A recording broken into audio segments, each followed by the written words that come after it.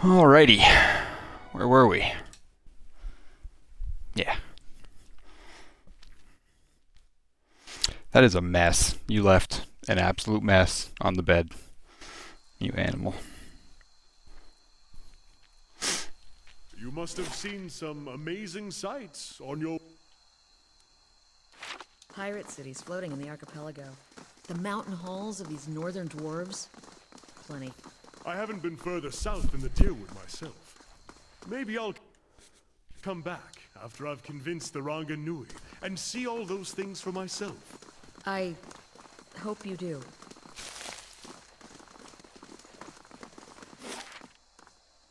Alright, we got the keep. That's a whole nother area. That's where the temple comes out. That's a whole area. Huh. Not much, and yet a lot here. Might as well go to the palace first, since we're here anyway. Politics, infighting, greed, and a shrine to Margaret as well. Cavalier Cohen. Their clergy belongs there.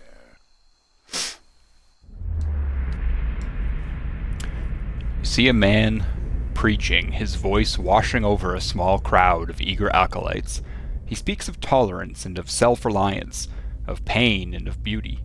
The crowd nods, agreement clear on the transparent faces, and the preacher frowns. He continues, speaking of the importance of anger, the strength of hatred and frustration. His frown deepens as they nod, enraptured. He calls forth one of their number, an older man. It is safe, the preacher says. No harm will come to him. Smiling, the man walks forward into the preacher's embrace. A shudder rocks his frame as he pushes away, a thin stiletto through his chest. He falls to the ground, and does not breathe long. The crowd groans, confused. The preacher's face is dark with rage. Do not trust blindly, he says. Do not take the world at its face. Terrible things lie beneath, and you must be prepared before you see the truth. The crowd thins, the body removed, the preacher silent. A few remain to listen, and to them he smiles.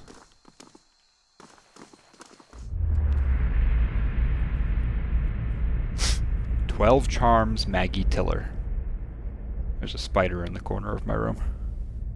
What's up, bud? You stay there. Won't have any issues. You see a small mobile stall covered with various goods and sundries. This woman is standing next to it, engaged in a lively discussion with a man who is holding one of the items she is selling. She has a light, friendly countenance and is trying to explain to the man how to control the item. He moves his hands around the top of it and mutters what sounds to be gibberish. After several attempts, he growls and thrusts the item back at her and starts to turn away. She stops him with a hand on his shoulder and holds the item up in front of his face. She traces a finger over the top of it, slowly and distinctly repeating the same phrase over and over. The object suddenly lights up, shining as brightly as a torch. The man's face brightens as well, and he looks up at her expectantly. She runs 2 fingers down the side of the object, and the light extinguishes. She hands it back to him and takes her place behind, guiding his hands as she whispers the words to say in his ear. Many failed attempts later, the man is able to light the object on every try. Elated, he hands it back to her as she makes her way behind the cart. While he searches for appropriate coin, she places the item on a shelf under the backside of the cart, and replaces it with another from a small box next to it. Money and goods are exchanged, and she watches the man leave, satisfied with his purchase. Then she scans the crowd, looking for her next mark. Some of these stories are so interesting, and some of them are okay. Alright, I shouldn't be going this way. We're soldiers, we used to be blacksmiths. Oops.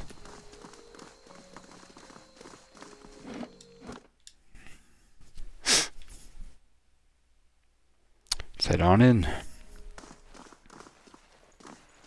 Sidley. The young woman wears a simple but well-tailored uniform. She watches the comings and goings around her with quiet attention. Any news to share, or are you just here to see the ducal palace? What is the Ducal Palace? It's the seat of government here in Defiance Bay. This is where Duke Admeth Hadrit declared freedom from the Diran rule some 150 years ago. She lowers her voice and grins. It's also a hotbed of regional politics. Trust me, the gossip here beats what you'll find in any tavern or brothel in the city. Ah, Deerwood politics. It changes too quickly to be worth keeping up with. Better to strike up conversation in the taverns than try to loiter inconspicuously in the palace corridors. Looking for news? Who are you? I'm a page here at the palace. I deliver messages and run errands for the Duke and his advisors. The pay's not great, but I can't think of a better introduction to politics. What goes on in here? She laughs. Where to start?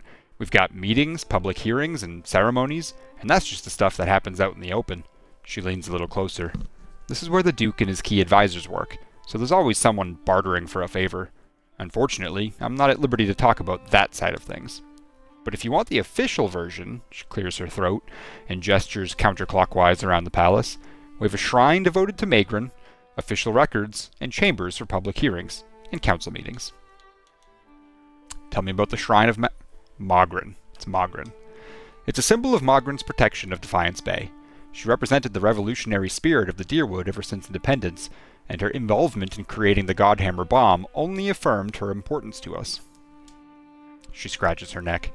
That's also where the first of the sacred fires burn, but Firga, the Tranquil Ardent, has trouble keeping them lit. What kind of records are stored here? It's mostly dull official stuff.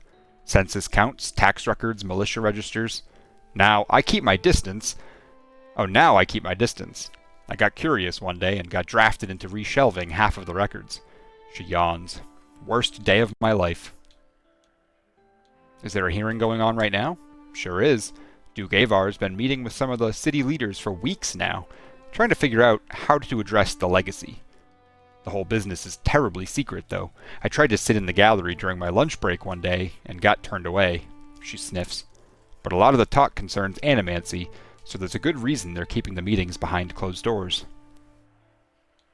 The legacy? Widewind's legacy. That's what a lot of people call the rash of Hollowborn. The theory goes that it's punishment for meddling in animancy. Why is animancy so controversial? She laughs. Where to begin? Traditionalists think it's a crime against the gods. There's no question that poking around in souls is risky, but the more progressive elements believe it's our only shot at restoring healthy births. And it doesn't help matters that animancy research often involves old Engwithan relics that were illegally looted from the ruins in Ir Glanfath. She makes a quick twitching motion with her index and middle fingers. So what do you think about animancy? Me? I think the real danger of animancy is confusing a real scholar with an expensive fake. We get a new case here every day. Some poor couple in the Gift or Copper Lane who spent every copper they had on a miracle cure for their unborn child. It never works. She shakes her head. Breaks your heart, but there's usually nothing we can do for him. I see. Anyway, the legacy is what the politicians have all been whispering about lately. Tell me about the current Duke. That would be Avar Wolfgren. Don't let the title fool you, though. Other dukes have been elected since independence. Some find Duke Avar rather coarse. He's a frontier noble. Personally, I think a rough-and-tumble type is just what Defiance Bay needs. See you later, then.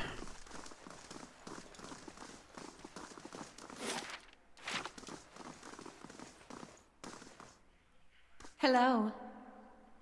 Firga. The woman's head is bowed as her lips move in prayer. Just as you approach, you catch her glimpsing at the statue near her. She notices you and forces a smile. Praise be to Magrin, and welcome to her temple. How may I be of service? You seem upset. What's wrong? Her shoulders slump. This is about the fires, isn't it? She puts a hand on your shoulder. They're just symbols. You can't put your faith in them. The fires? She sighs. The sacred pyres all around town.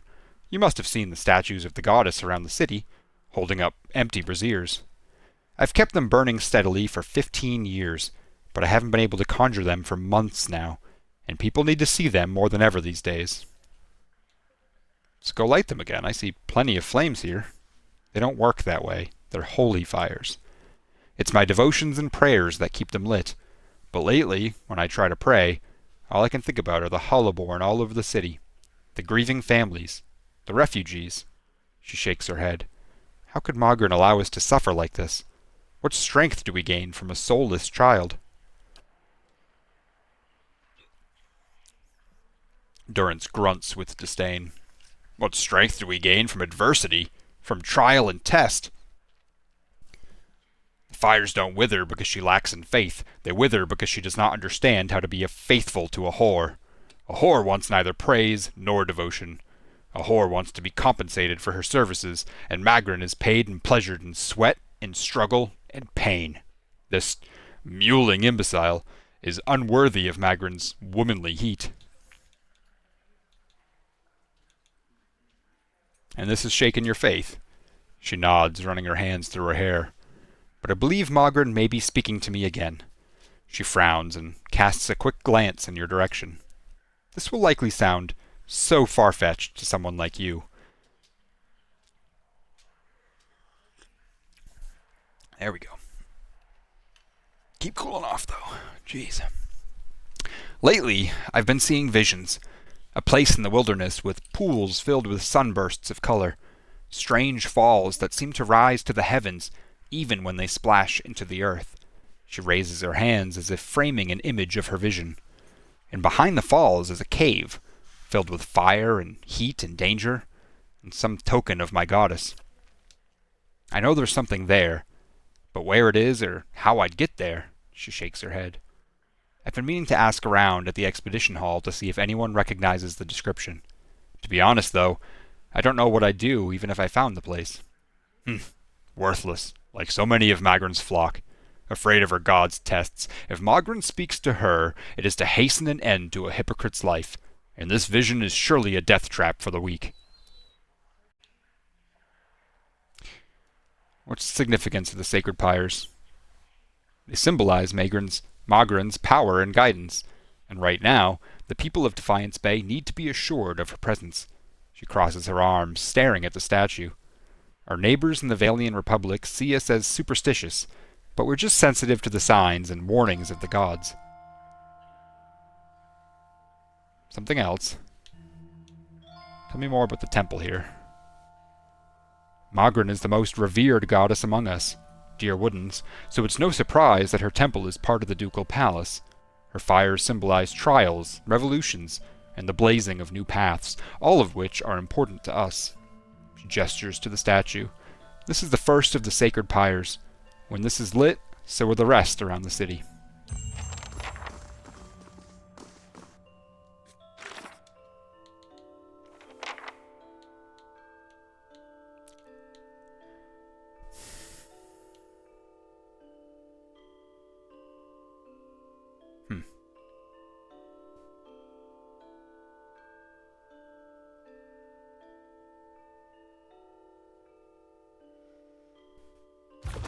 Okay. Searing Falls. A stone figure of a warrior gazes toward her raised hand. It's empty, but the palm and fingers are blackened. What else we got? Go that way, up to the hall.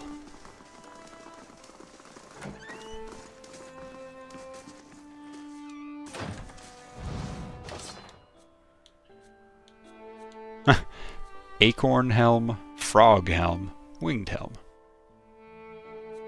Interesting.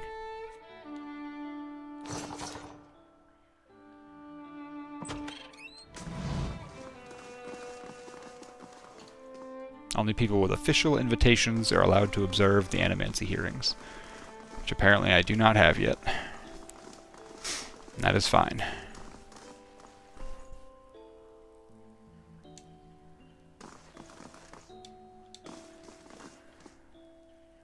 Oh.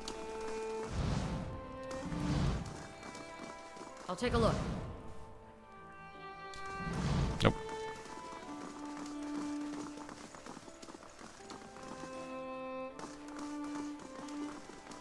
Not gonna risk that. I'm on the trail. That one I will. Those lost in the flood. I never expected to see a massacre such as this in my lifetime. I was in my study trying to pack up important documents for the evacuation, never dreaming the Adirans would act so drastically. It was my wife, Steelyx, who first heard the cracking of the levees. We climbed to the roof when the water reached the top of the stairs. My 3 children, Nath, Labessa, and Kier, we held. The water reached our chests, and the only thing that kept us from getting swept away before it subsided was holding on to the chimney that we had just repaired. Other families were not so lucky. When the waters finally subsided, the roads were littered with debris, mud, and rotting fish. Half the district had been swallowed by the sea. Bodies floated in the tide along with what was left in the homes. We burned the citizens we found. The poor souls have nobody else to remember them by, so I'll document them here. I'm not sure if they had loved ones who survived the flood, but it is better their names be written down, rather than washed away with so much else in this horrific flood. William Bloody Bill Thistlewood, Butcher. Albel Nordenbring, Professor. Raidwolf, Spearman. Star Hampshire, the Devoted, Priest. Kilrath Crimsonblade, Swordmaster. John Graham, City Garrison. Krotok, Prize Hunter. Valeru, Archivist. Edvar Solanaris, Poet. Magistrum, Tactician. Claude Nothalus, Teacher. Eric Lunovan, Astronomer. Jareth, Archer. Dethok, Undertaker. Dog, Fisherman. Zan Tadi, Monk. Alvir, Herbalist. Jord Len, Tanner. Canthrok Conlon, Alchemist. Zatordan, Mage. Gavinius, Knight. Galorian Dragonheart, Politician. Ariana Gemstar, Appraiser. Vigoro, Artist. Kalen Hallowed, Assassin. Lauren Polakis, Physician. Minius Moranus, Duelist. Amanthor, Bodyguard. Dragicus, Traitor. Fenrir, Protector of the Order. Kron, Sellsword. Oberon, Smith. Marzagal, Barrister. Aaron Cole, Miner. Urith, Infantry. Lilith, Lighthouse Keeper. Excerpts from the Sermon of Struggle. Choice is a luxury we earn through peace. Struggle is our fundamental nature. Even when our war banners sit idle, mankind foments strife. Friends argue with fists, lovers kindle jealousies, merchants compete with lies.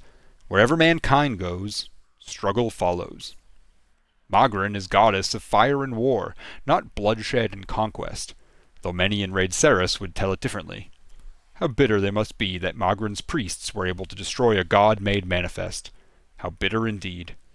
We who worship Magrin are not addled barbarians or cloistered mystics. We are soldiers, armorers, watchmen and bodyguards, artisans of conflict, and protectors of our families and flags. We do not salivate for battle. We view war as unwelcome, but struggle is our fundamental nature. We do not pray for strife. We pray for the wisdom to resolve it quickly. We do not wish for war, but when it inevitably must be fought, we find divine ecstasy in discipline, efficiency, and excellence. Magrin, guide us to the battle that is just and fair. Let us be your fire that burns away the profane, leaving only the righteous. If struggles is our fundamental nature, let victory be our inevitable state of grace. I feel like I read one that was similar to that, like maybe from a different perspective. It could have even been that one, but it sounds different. Yep. Jeez, he spotted me quick. Okay. Steady does it. Also stealing, yep. How do you do?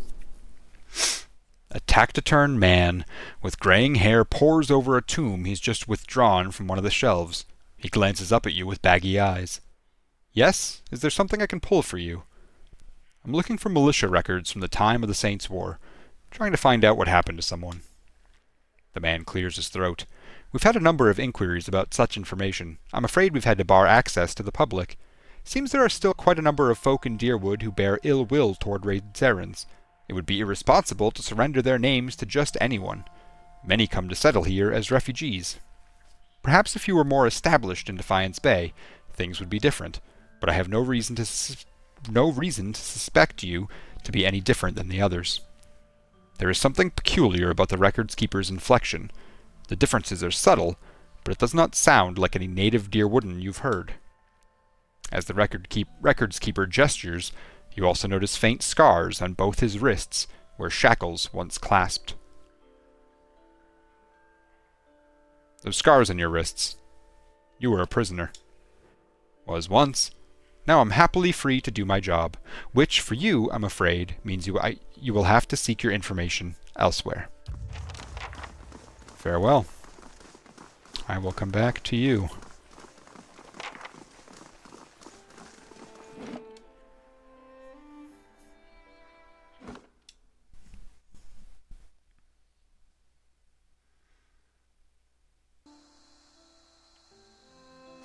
Sagani, does your... Yeah, Anyway. let's do that. It's your hand. I'm gonna pet him. Alright, Ader.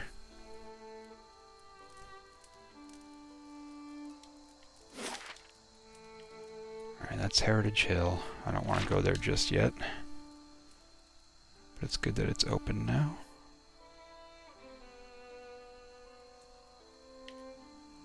Hello, Ravadav. You see a trio of Orlans, bright and gaudy, their instruments weapons as they compete with one another in brutal disharmony. Behind them, a troop of performers roll, jump, and gesture, teeth flashing with exquisite sharpness as they enact some bizarre pantomime. The smallest, one moment seemingly a child and the next an old man, thrusts obscenely at the crowd, eyes glazed behind his rictus grin. The crowd jostles uncomfortably at his display, dissatisfaction in their midst. No money is thrown, no praise given as the performers continue their display. The crowd disperses uneasy, and the man-child's grin grows obscene as he watches them go.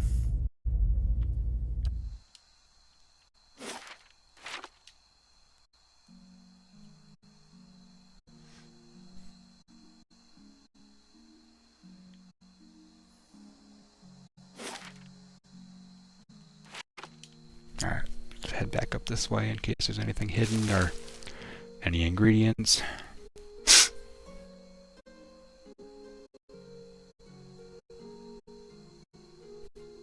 Are any more of these guys? Who are you? Lyranor. You see a dimly lit street lined with buildings. Most of them are dark and quiet, but one at the edge of a canal is bright and noisy, defying the night. This Awamoa stands in the dark, huddled against the cold of the shadows, keeping away from everything. He stares at the door of the lit building, intently studying it. There is a sign hanging on the side of the building. It is barely legible in the dark, but it appears to read, Goose and Fox. Movement from inside the building perks the Awamoa up. He pulls his cloak closer around his face and his breath speeds up, catching slightly. His excitement is palpable. The main door to the establishment opens, releasing a cacophony of laughter and shouting. Light spills out into the street, illuminating a solitary figure in the doorway. The Awamoa stands, bringing his right hand up in front of his face, palm down, fingers extended. The figure exits the Goose and Fox and stumbles off into the darkness, swaying slightly as it walks unsteadily down the street.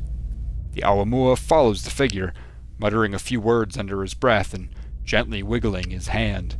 The tips of his fingers start glowing lightly, steam rising from them against the cold air. He increases his pace, intent on catching the figure disappearing into the night. He shakes his hand once more, and the tips of his fingers burst into flame, the flickering light revealing a manic glee in his eyes. He closes on the figure, nearly hyperventilating with happiness, and whispers a name. Caron. The figure jumps slightly and begins to turn as the Awamuas extends his hand, leveling his fingers directly at the figure. Megnod.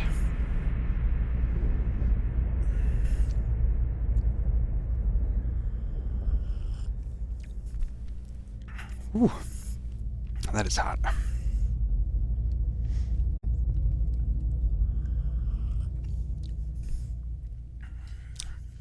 I don't think the honey melted all the way.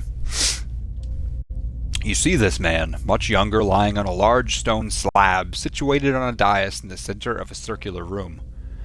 At 7 points around the dais, older men in black robes prostrate themselves over ornate runes worked into the stone of the floor, chanting in a low drone.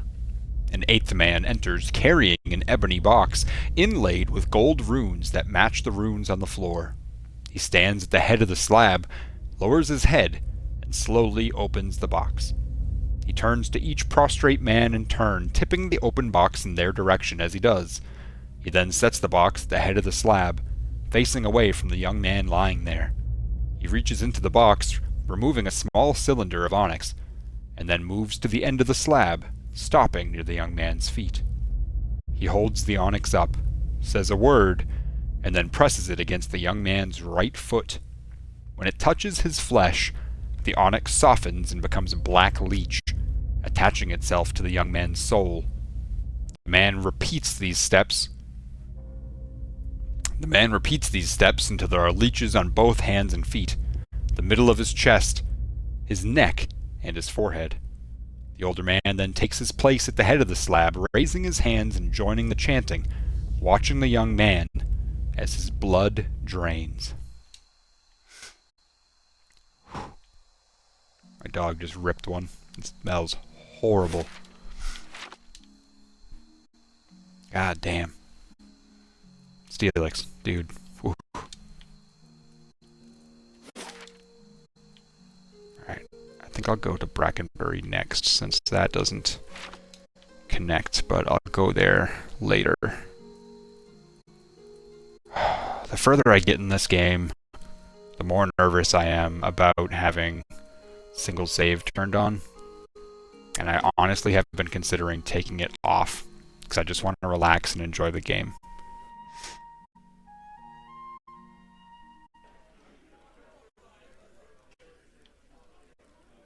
Greetings. Justiciar Aldmar. Aldmar gives you an appraising eye, judging by the scars on his face. He's lucky to be able to do that much. Every day we get more from the hinterlands pouring into Defiance Bay. Keeps us busy on the watch, it does. You look like you've recently arrived yourself. Who are you? A soldier of the Crucible Knights, and proud of it. I help keep everything running at the keep, so that Commander Cliver can focus on more important matters.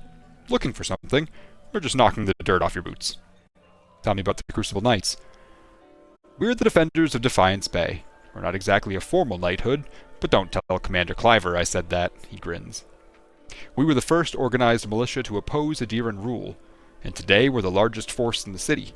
Our soldiers undergo years of combat training, and our officers are required to have their souls read by that critter out in Dunreed Row. What's this about Dunreed Row?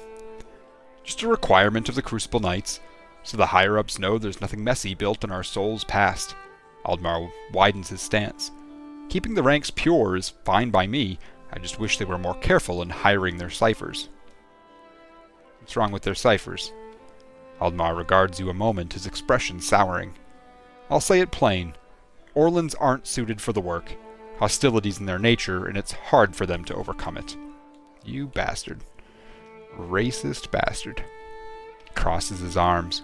All I'm saying is that these ciphers ought to be supervised by other folk. That's reasonable enough, isn't it? You know, if people treated us better, you wouldn't have to worry about us being so hostile. Aldmar shrugs. I'm just speaking the truth. Nowadays, it seems that's the biggest crime of all. What goes on in Crucible Keep? This is the headquarters of the Crucible Knights, so it's where we store arms and armor, as well as where many of our soldiers bunk. Commander Cliver's in the back, making plans. As usual, he scratches his scarred cheek. You'll find the forge at the west end of the building, along with our master smith, Dunstan. There's also a shrine to the golem, if you're the praying type. Thanks, I guess. Ugh, what a dick.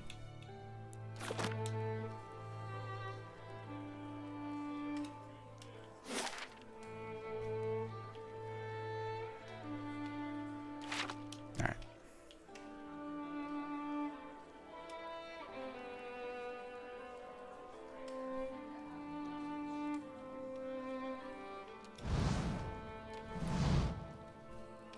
I haven't been doing this a lot. Forgot about it.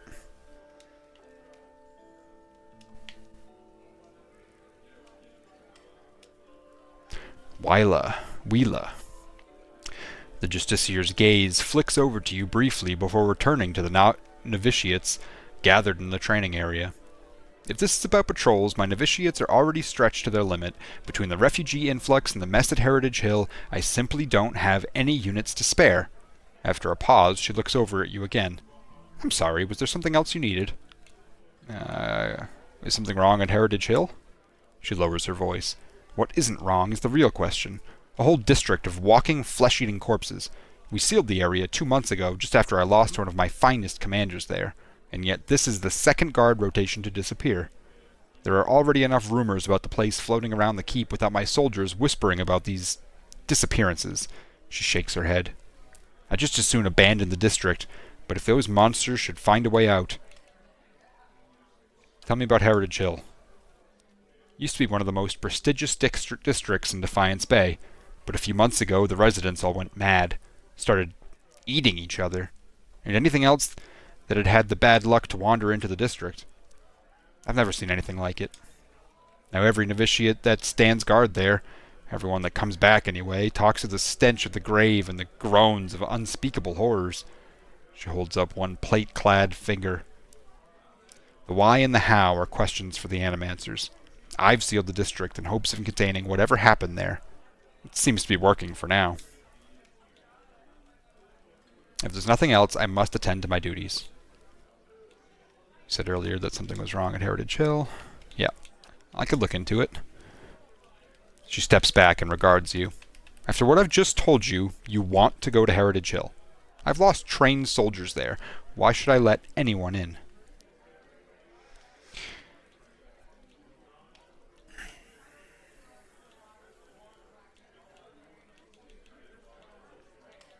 And what's the harm in letting me try?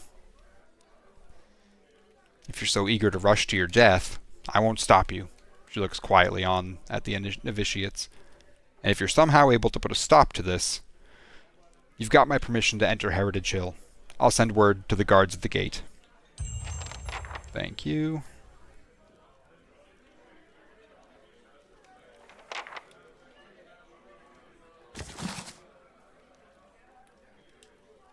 Yep, I have read this. Keeping quiet. Margaren's fire casts light in dark places. This is the symbol of Abaddon, a colossal smithing hammer imposed over a circular gear. It's smooth and bright with buffing oils. Huh.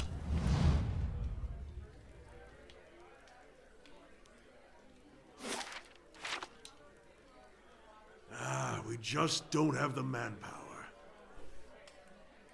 A lot of experience here, just from Strange walking place around. For a shrine to Abaddon, Crucible Keep. Maybe it made more sense at some point before it gathered all that dust. And the only thing the Knights of the Crucible worship these days is the nobility, as far as I understand it.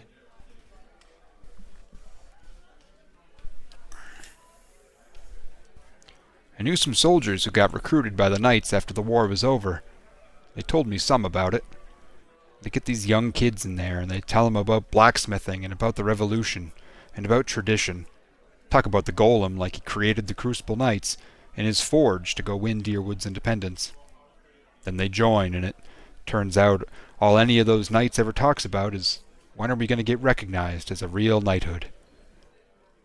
When are we getting our titles and our land? Their High Justice wants to be an earl. Says it's Abaddon's will.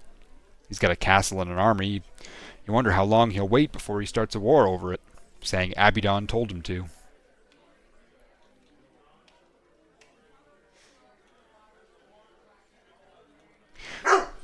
Steelyx.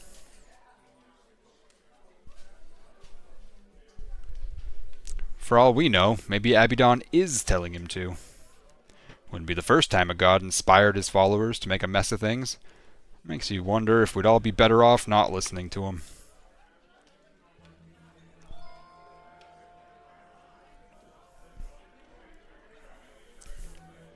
That is still insanely hot.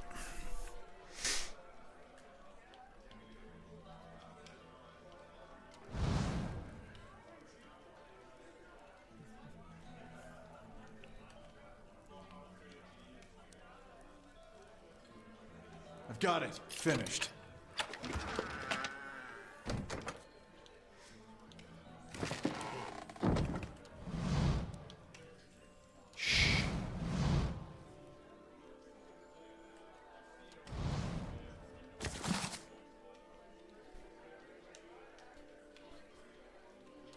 I've read that. Oops.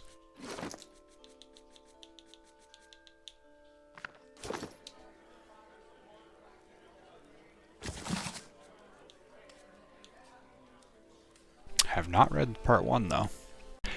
In recent years, the Knights of the Crucible have evolved as a group.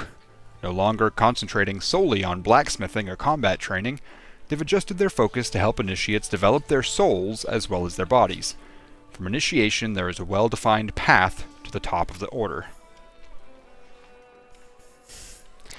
Squire. When a candidate shows sufficient prowess in blacksmithing, or recently at least the drive and potential, he is accepted into the order as a squire. Once he is part of the order, training begins immediately. Lessons are divided into 2 main sections: body, commanded by the Lord Marshal, and soul, overseen by the Grand Crucilar. At this point in their progression, the only uniform the squire is allowed is a simple cloth uniform, displaying the knight's colors. Novitiate. After sufficient training, each squire is given a 3-part test. He must repair a broken piece of armor, he must recite the canticles of Abaddon from memory, and he must be able to land a blow on a novitiate in combat. If he succeeds at all 3 of these tasks, he is promoted to the position of novitiate. At this point, he is given his first official piece of crucible armor, a brigandine. His training now doubles, as only the most valiant of candidates makes it through to the next level. Justiciar and Templess. When a novitiate shows he is ready, decided by his teachers and trainers, he must make a decision. His training and advancement from this point on will focus on one of the 2 disciplines, body or soul. Novitiates that choose body continue military training as a justiciar under the Lord Marshal. Novitiates that choose soul are given clerical training as a Templess under the Grand Crucilar. Justiciar or Templess, the newly appointed is taken through the ritual of the arm. He is given his plate armor and symbol of Abaddon. He is then taken to the smith's forge, named after Abaddon, and is tasked with forging a small nail out of iron. He affixes this nail to his armor under Abaddon's symbol, and will wear it there for the rest of his life as a Knight of the Crucible. At this point, the knight's training is fixed, and if he chose body, that is the path he is on until the end of his days. If he chose soul, there is no deviating from this course. That is why the choice is only presented after he has been through many months of training. Edict of Arrest. This edict calls for the arrest of Eorn, whose recent actions have led to the death of a Knight of the Crucible. It requests reporting any information to Justiciar Aldemar. It is signed Commander Cliver. Unwanted. Find Eorn. Recall meeting in Orlin in the Copper Lane Catacombs. Aldemar might want to hear it.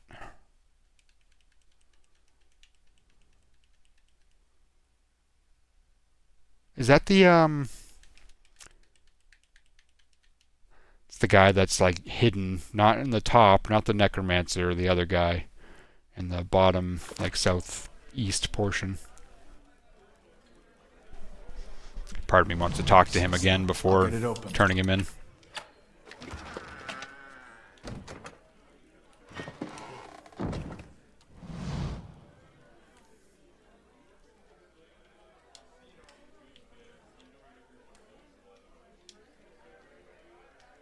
This map shows the environs surrounding Defiance Bay.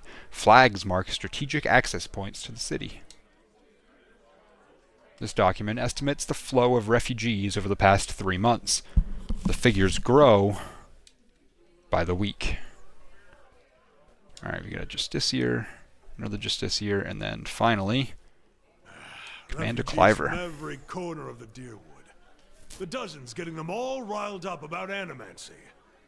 At this rate, we'll need twice the soldiers to patrol Defiance Bay. Yes? Can I help you with something?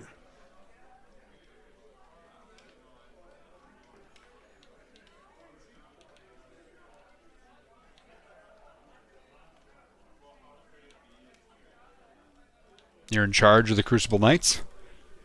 You're in Defiance Bay, anyhow. The High Justiciar is the leader of our order, but he's currently stationed at Fleetbreaker Castle. My job is to oversee our forces in Defiance Bay, and to keep the order. And keep order for the Duke. Is there anything else I can do for you? Tell me about the Knights of the Crucible. He crosses his hands behind his back. We're the only professional army in Defiance Bay, or in the Deerwood for that matter. We defended the city in Hadrian's Day. We've improved our training since then, but Dunreed Row can certify that many of our officers come from good Deerwooden fighting stock. Now we're responsible for patrolling the city and keeping the peace. With so many refugees pouring in from the countryside, that's become more important than ever. Unfortunately, that's earned us some enemies, particularly among the dozens and some of the more enterprising families in Defiance Bay. Tell me about these, enterprising families. House Dominel, namely. They're one of the city's oldest noble families, and its largest criminal organization. Their patriarch, Gedmar, has been trying to take advantage of the turmoil to expand his operations. We've kept on top of him, and he hasn't been too happy about that. What do the dozens have against you? He snorts. They're demagogues and troublemakers. They forget that Defiance Bay is one of the largest cities in the world, and not some frontier outpost. Most of them are mercenaries on a good day, and street thugs the rest of the time. Needless to say, they've no patience for law and order. I see. Is there something else I can do for you? Why don't you have enough soldiers? Fleetbreaker Castle. The High Justice has summoned almost half of my novitiates, and more of my justiciars to a keep on the other side of New Hailmar. It's not for me to question the High Justice's orders, but it's left us short-handed. And mark me, we're just a couple sparks away from anarchy.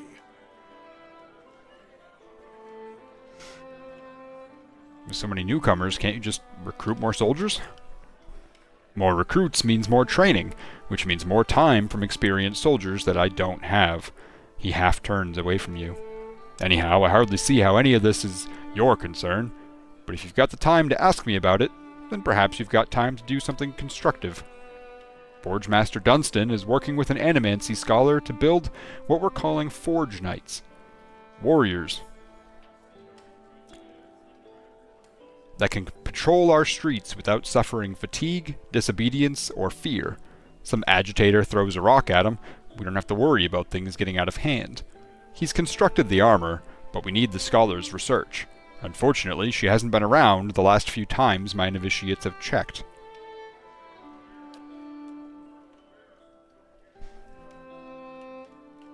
Vienna lives with the rest of the Scriveners out in Copper Lane, but I haven't the soldiers to spare at the moment. Go to the Scrivener's dormitory and see if you can find her. When you get the research, just bring it to Dunstan. This is his area of expertise anyway.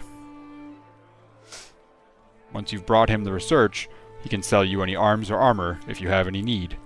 He forges and repairs all of our equipment. You won't find a more capable smith in Defiance Bay. Huh. That's what the other lady said too. This painting shows a row of warriors standing atop the walls of Defiance Bay while the Deerix ships sail away.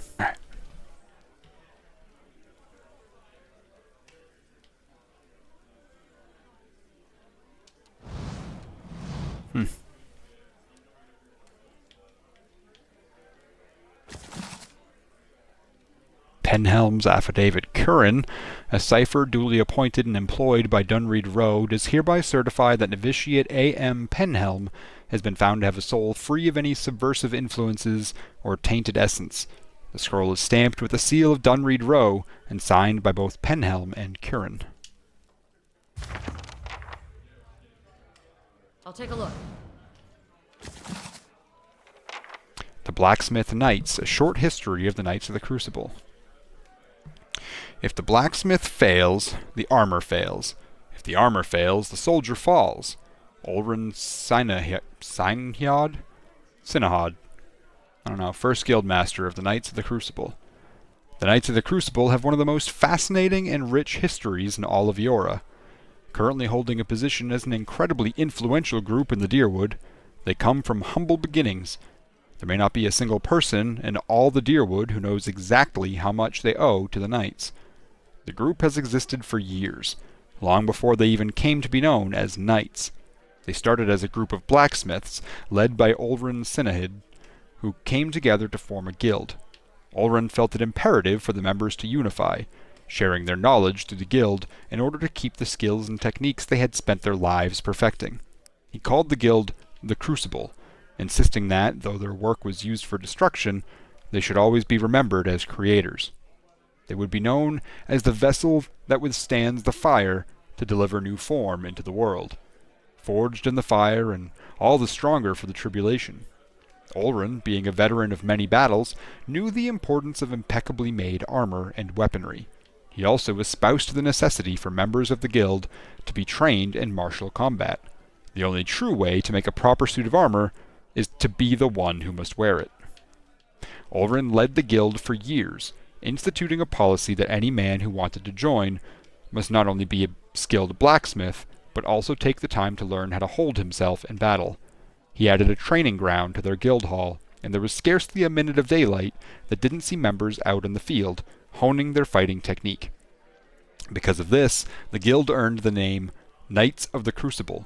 They became a de facto militia for the Deerwood, an honorable group that many turned to for help. They were known to be fair, ethical, and quick to respond. The knights chose Abaddon as their patron, dedicating their works to his name.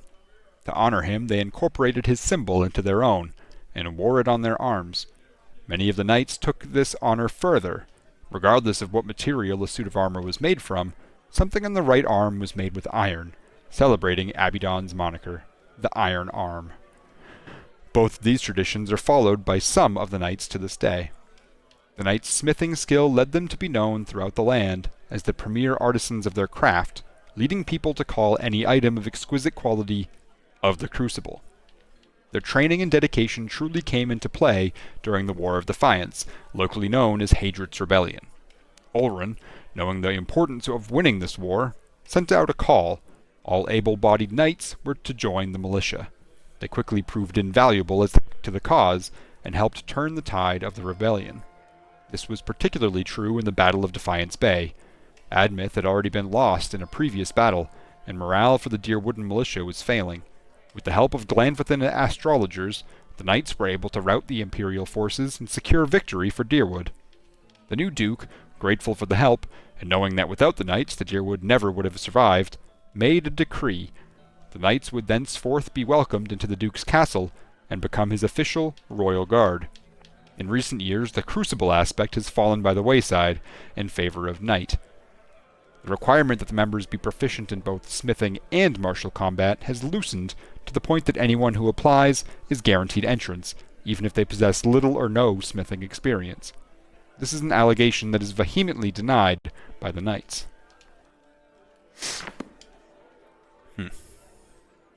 I'll get it open.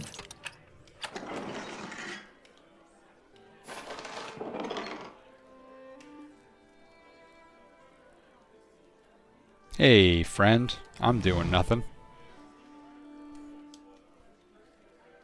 This is a record of active patrols and reported crimes in Ondra's Gift. The latter far outnumbers the former.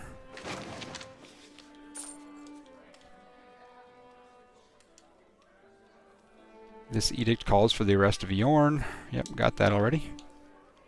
The Light of Dawn, a Raid Seren morality play, Part 1. Charity and Generosity. But first, more tea.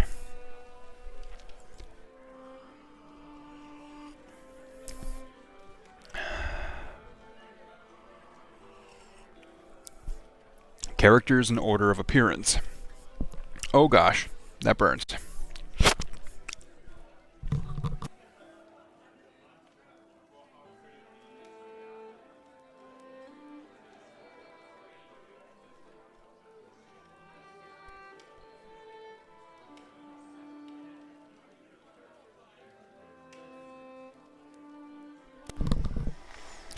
Man, male, a ghostly being. Female, a ghostly being. Beggar, starving man. Injured man. Setting, empty field. No trees or buildings in sight. A man lies on the ground, center stage. He wakes slowly and looks around. Two ghostly beings approach him. A male from stage left, a female from stage right. Man, where am I? What has happened? Nothing has happened. How did I get here? You did not arrive. You are just here. What is going on? You are traveling. We will travel with you. They both reach out a hand to him insistently. He looks at them, not sure what to do. After a few moments of deliberation, he takes male's hand and allows him to help. Aside to female. His soul is strong. This decision will be easy. Female, aside to male. Such arrogance surely will be your undoing. They walk to the end of the stage and encounter a beggar, holding out a bowl. Will you help the needy? Will you hear the call of charity? What will you do for those less fortunate?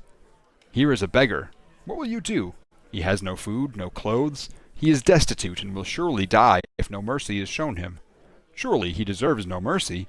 Look to his legs. Do they not move? Look to his arms. Can they not work? Look to his eyes. Can they not see? Surely he can provide for himself. Male and female together. What will you do? The man ponders for a moment, then reaches into his pocket and drops a coin in the beggar's bowl. Thank you, kind sir. May your charity come back to you in turn. Male and female together. Why did you give alms to this beggar? I saw a man in need. It is not for me to say if he deserves mercy, only that I need provide mercy if I am able. If I have the means to help, I help. If he has the ability to provide for himself and does not, that is on his head, not mine. If I can provide the light of dawn to a man in need, it is my duty to do so. Male. He knows charity, even disguised as a beggar. His mind is open. Even those with an open mind can be closed down. Let us continue our journey. They walk to the other edge of the stage, leaving the beggar behind. They approach the starving man, who puts out his hands in supplication. A crust, a morsel, please. Surely generosity will not allow you to stand by and let someone starve. This man is starving. What will you do? He is on the brink of death. Only an act of generosity will save him. What need has this man that he cannot provide for himself? Why should you turn over that which you earned to one who has done no such act and who deserves nothing from you? Man and female together. What will you do? Again, the man considers what he will do. He reaches into his pocket and retrieves a piece of bread and gives it to the starving man. Thank you, good sir. May your generosity be returned to you tenfold. Why did you give food to the hungry? I saw a man who was hungered. It is not for me to say if he deserves a morsel, only that I need provide a morsel if I am able. I have the food to spare, so I give. If I can open a man's eyes to the light, it is my duty to do so. He knows generosity, even disguised as a starving man. His heart is giving. Even those with a giving heart can be greedy. We will continue our journey. It's an interesting one.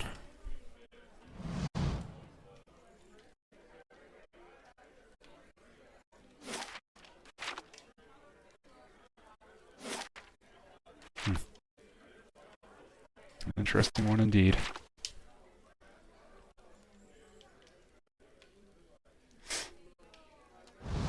Got it. Finished.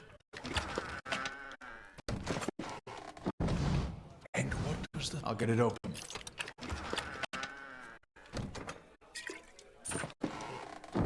Finished.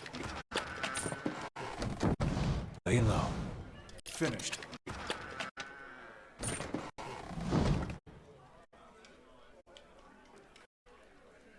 The thick grime cakes the bottom of the tub. The towel hanging from the side gives an awful stench.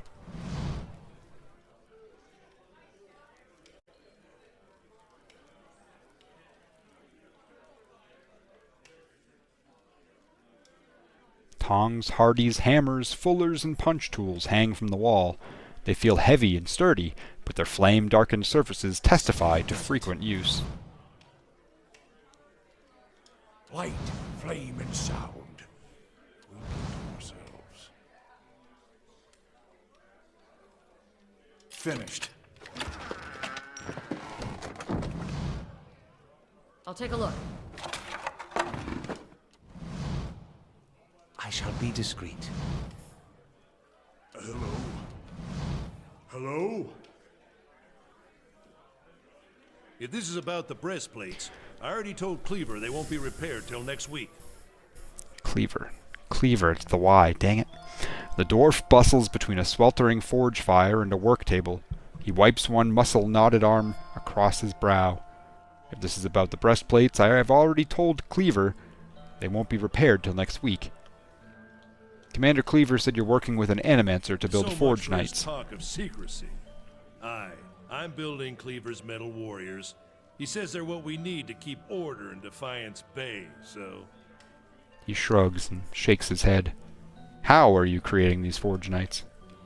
Suits of armor and souls. Cleaver's had me repairing and reinforcing unused armor for months now, just so we can fill them with some poor sod's essence. He wipes his shining brow. As long as that scholar girl's got her numbers right, infusing the armor with the soul won't be that hard, but that's not what bothers me. Do you disagree with Cleaver about the Forge Knights? I disagree with him on near about everything, and this is no exception. These Forge Knights won't solve our manpower problem.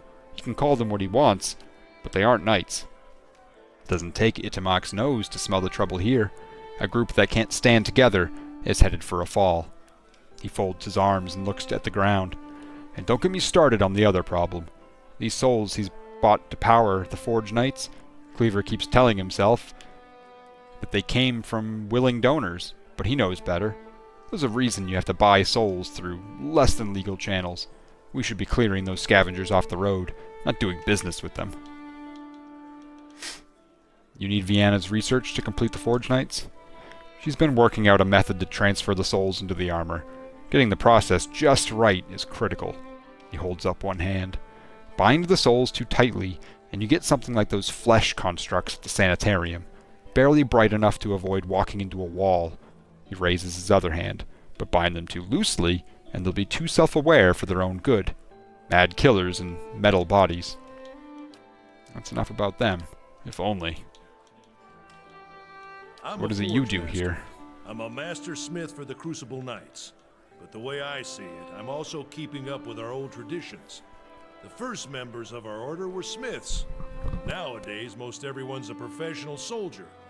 I suppose it's to be expected, but I think it's important we keep up with our roots, too.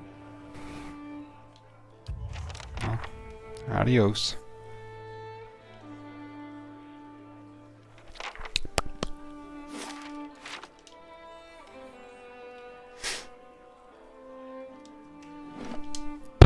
Yeah.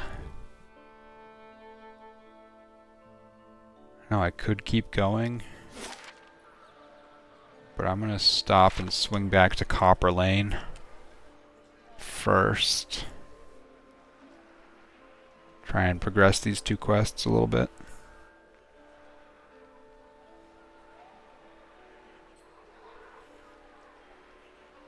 Wait, who are you?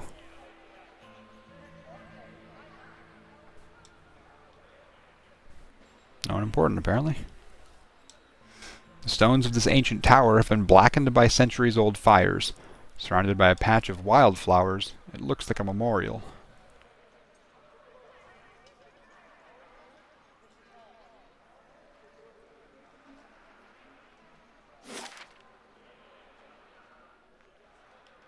Too far. There we go.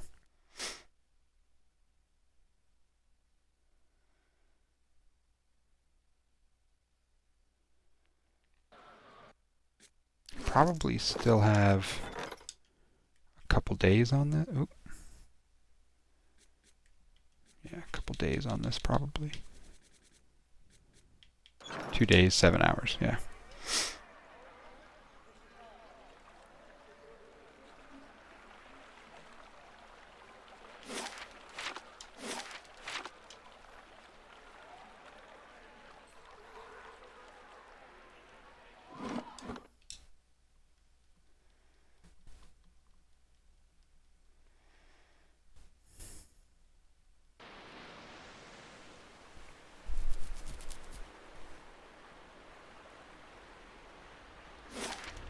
Where was this guy? He was down there.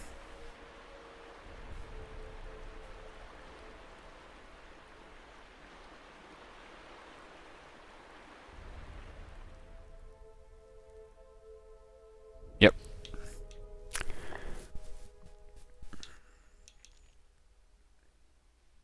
The Crucible Knights have put a heavy price on your head. Yorn's mouth falls open and his eyes widen. After a few moments, he turns away, his brows furrowed. I thought they'd want to keep things quiet, at least. I didn't think they would. Yorn sighs heavily. Very well. It's true, I've been hiding from the knights down here. But it isn't what you think. He ducks his head. It was an accident. It's been hard for me here in Defiance Bay. I suppose I thought if I got involved in city business, if I made the right friends, it would get easier in time. And it did, really. I made a name for myself, a place. People actually listen to me when I talk. Well, they used to. People can get very passionate about these things. We were discussing, I think it was the shipping agreements, of all the things to fight over. But this one night, this man, he got very angry. I think maybe he'd had a little too much at the inn. Yorn pauses. And I guess he didn't like an Orlin talking back at him. I struck him. He came towards me and I hit him, and he went over like a tree. I guess he struck his head or something on the way down. Yorn lowers his gaze and shrugs helplessly. Turns out he was a knight. The Crucible Knights won't care how it happened. They just want me gone. They won't let me live long enough to see the rope. Please. He looks at you with a pleading expression. I just want to get out of this city. The second I can get money for passage, I won't trouble anyone again, I swear it. I'll live quietly, but you can't. Please, you can't tell them I'm here.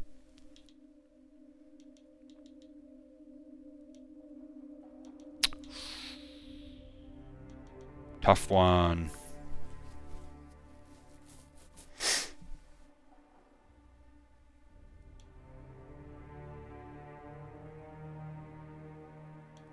Part of me wants to arrest him because, I mean, he did kill a dude. Even if it was an accident. But also, Orlins are treated like crap around here, and I'm tired of it. So... Here. This should be enough to buy your passage out of the bay. Yorn stares at you in disbelief. But this is... His face twists as he struggles for words. They said you were a kind soul, but I wouldn't have imagined. This will see me out of the city, and well away. I'm not sure I could ever thank you enough, but here, take this. I hope it's of some use to you on your journey. You have my lasting gratitude, friend. I should get ready. Rabbit fur gloves. Maybe that was worth it.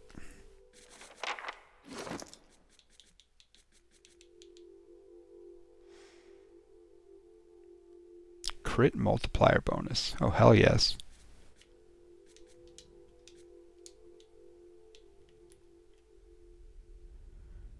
Action speed, spells and abilities. Yeah, we'll give you that.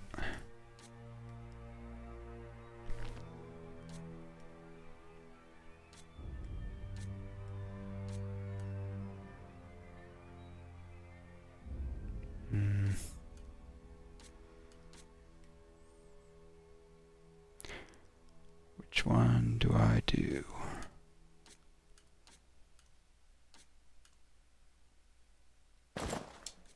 Let's give it to you.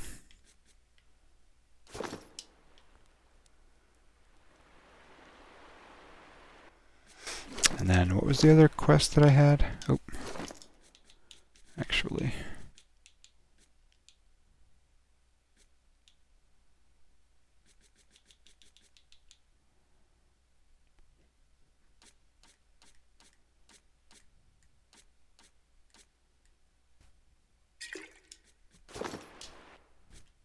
And then...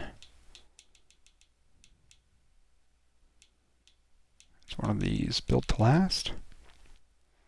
Scrivener's Dorm, Copper Lane. Okay.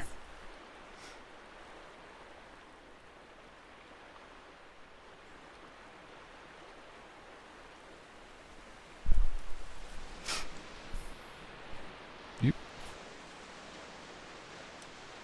Vicious, foul-smelling sludge ebbs in the trench. Cute.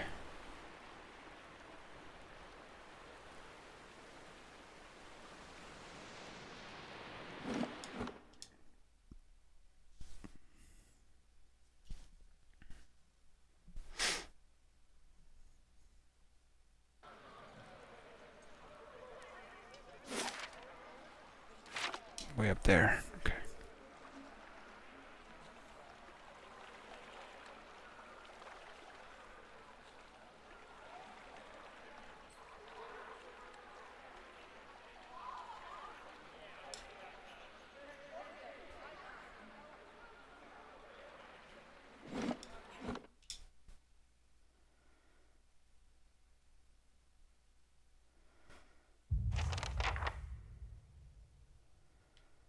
Hail and well met. Your skin's still green, but you've lost your ducks. I'm looking for Vienna. I like Vienna. She's always talking about metal men, which is strange since I'm pretty sure she doesn't eat snowcap. His brow wrinkles. I don't talk about metal men either. And I do eat snowcap. Huh. Anyway, she's not here right now. Flew away to Ondra's gift to meet her friend Bessia. No, Klessia. Yes, Klessia. Klessia is the friend she's gone to meet.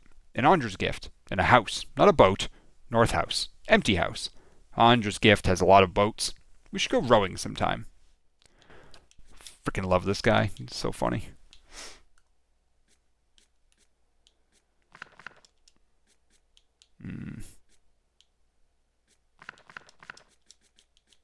Don't know why those were there. Didn't like it.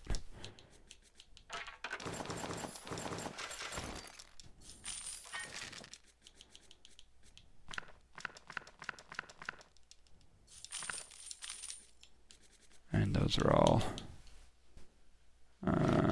that can go. That can go. Is this not what I thought it would be? Ah, yeah, it is kind of a drug. Snowcap mushrooms are known to be dangerous for improperly treated samples are akin to poison. Once properly prepared, however, they can propel individuals into a trance-like state in which it is claimed many have received visions and portents of significance. The mushrooms feature primarily in important Glanfathan rituals, for their elders hold the secrets behind their safe use.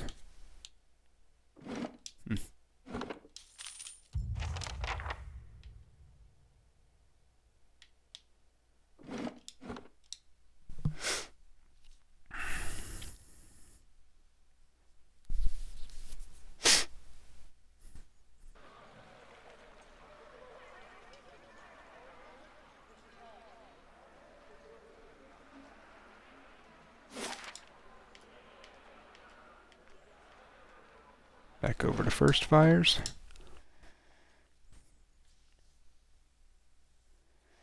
I need to brush you, buddy. Oh gosh, yeah I do. Look at all that. Let's do that tomorrow and go for a walk. What do you think? Good plan.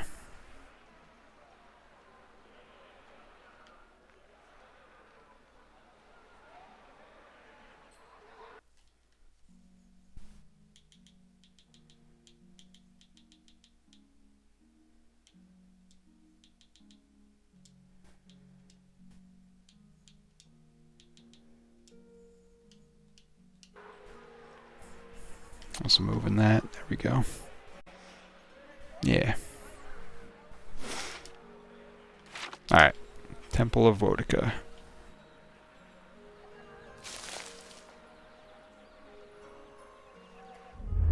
There's a freaking Come ghost. pay your respects to the queen that was. Who are you? Lord Ardwellen Rugfold III, and pleased to make your acquaintance. I came to the Deerwood on one of the first ships from Adia, and unlike the yokels and hut dwellers around here, I still keep to the old ways.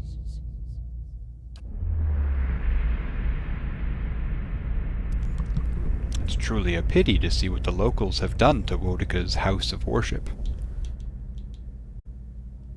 What are you doing here? Worshipping Wodika, the exiled queen and oathbinder. I come every day to offer my devotion. I'd love nothing more than to book passage back to Adia, but it is my emperor's wish that I serve in these barbaric lands. And so I do. You know you're a ghost, right? I beg your pardon? Is this some sort of joke where you come from?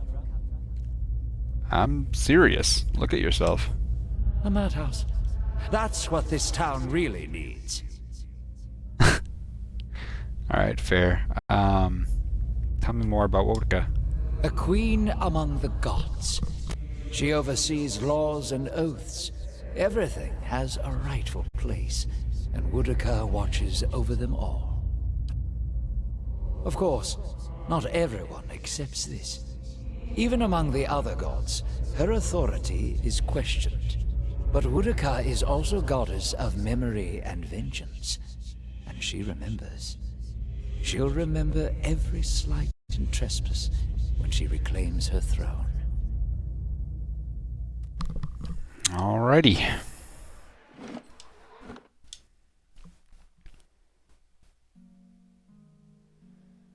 Now this, I'm pretty sure, just goes into the... Yep. Okay. Already been through all this. Just needed to make sure.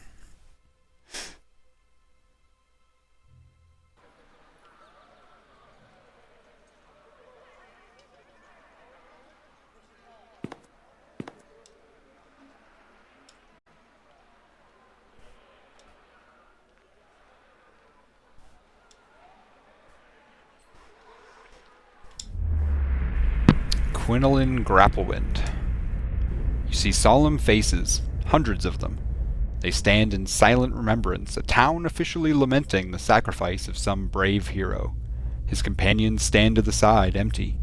The official tells their story, the saving of the village, the story of the one lost to the trolls in the battle as best he can. But the faces of his friends say far more about the veracity of the speech. Finally, it's over, and the villagers move back to their lives. The adventurers mill about for a time, talking, remembering, before heading back to the inn for the night. They mourn in their own ways, tears, anger, zvef, broken bottles. The leader of the group stays quiet, gaze inward.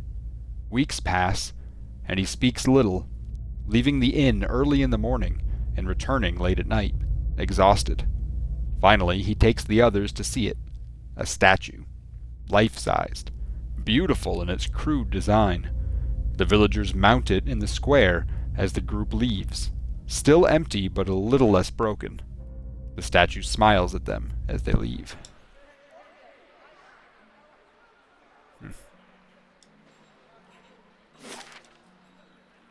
Alright, that's the way to Ondra's. All these circling feet heading nowhere. That's the embassy. Heritage Hill has all the zombies, I think, so let's check out the embassy and then we'll swing down to Ondra's.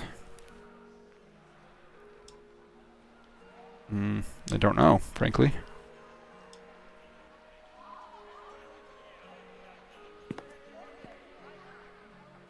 Keeping quiet.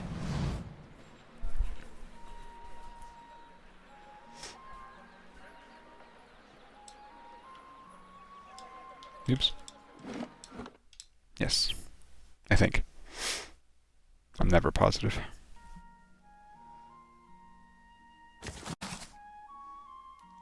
Galvin...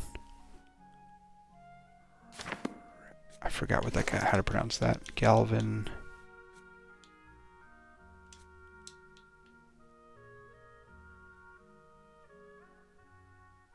Huh. It wasn't pronounced.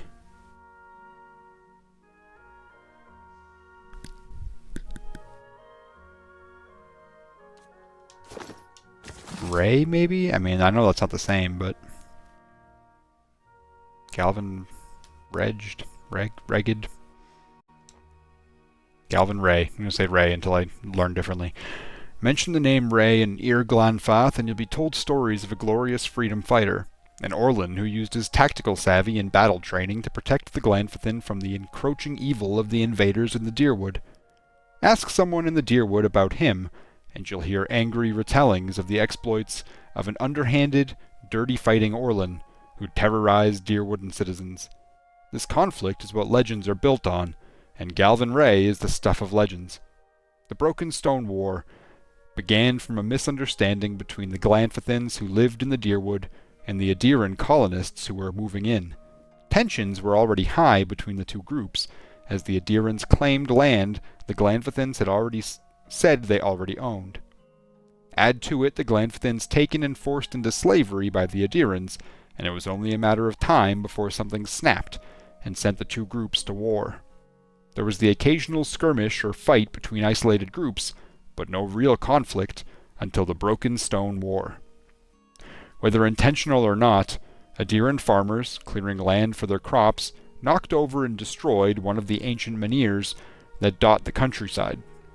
The Glanfathins, who revered the ancient structures in the Deerwood, reacted swiftly and violently, led by a particularly fanatical Fang by the name of Ray. While the war was short-lived, and the Glanfathins were ultimately not the victors, Ray and his forces were able to eliminate a significant number of colonists. After the war ended, Ray was appointed the Galvin, or leader, of the Glanfathin tribes. His leadership skill and prowess in battle earned him the respect of all the tribes of Ir Glanfath. Because all the tribes were unified behind him, he was able to move and coordinate their warriors in a way that organized them into such an efficient team the Adiran colonists lived in fear of his next attack. His name and reputation spread through both lands. Over 2 years following the Broken Stone War, Ray and his forces, using deception, misinformation, and straightforward guerrilla tactics, killed hundreds.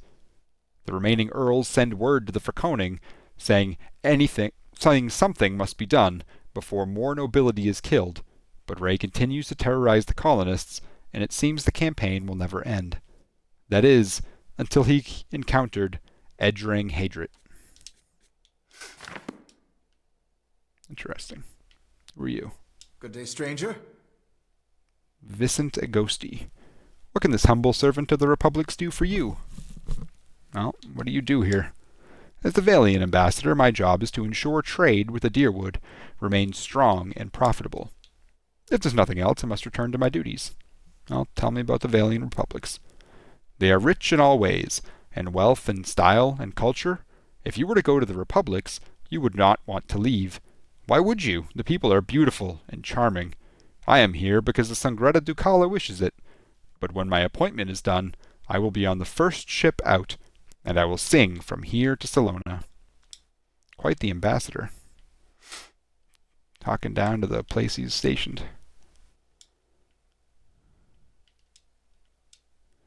These postings show current prices for a range of commodities, and they track the running exchange rate for the Valian Lush.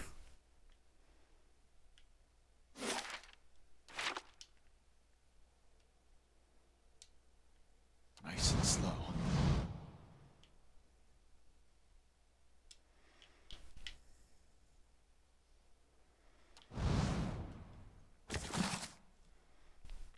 Selected correspondences of Giftbringer Aiden. Sing, O ocean waves, of Ondra's sorrow, of her unrecruited love for the unattainable moon. Sing of the ocean's sorrow so that we may forget our own. Each day the tides reenact Ondra's longing for the great moon. The waters reach out at high tide, yearning for the heavenly body, only to slump into low tide when the moon proves unattainable. You asked me once why I loved Ondra so dearly. how I could go from a life on dry land to being a devotee to the goddess of the oceans. I sing of the ocean's sorrow so that I may forget my own. It is Ondra's message that speaks to my heart. I have devoted my life to helping others discard painful memories. For that is the gift Ondra gave me. When I lost my young daughter, my wife and I were inconsolable until a gift-bearer offered to take my toddler's toys and cast them into the deepest waters. Truth be told, I and the other gift-bearers I know have never even spoken to Ondra. She is largely silent, and when she does speak, she uses floods and tidal waves instead of words. But we sing of the ocean's sorrow so that others may forget theirs. Ondra's story, the story of desire unanswered, actually matters to people like you and me. Magrin cannot steer you to victory over sadness. Hylia cannot force joy down a crying throat. Only Ondra can give us the strength to persevere when life seems without worth. And that is the answer to your question regarding why I love my goddess so dearly.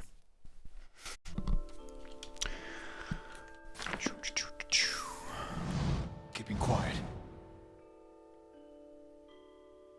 I've got it. Finished.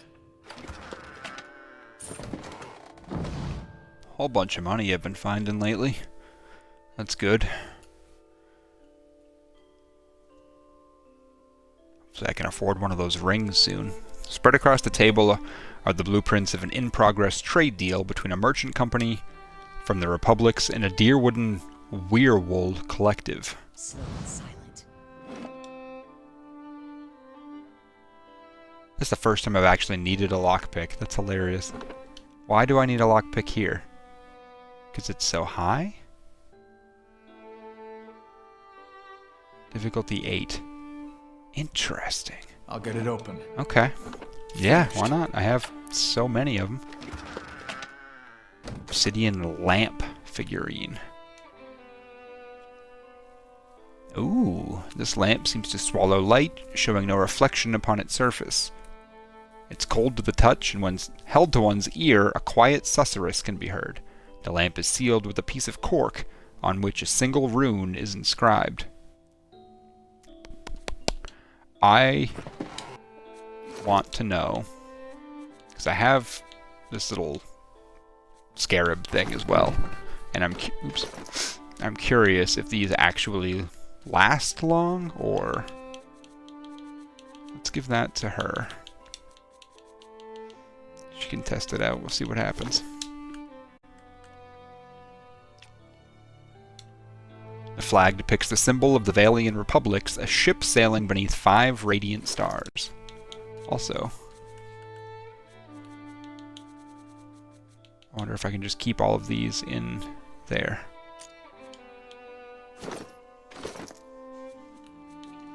Oh boy.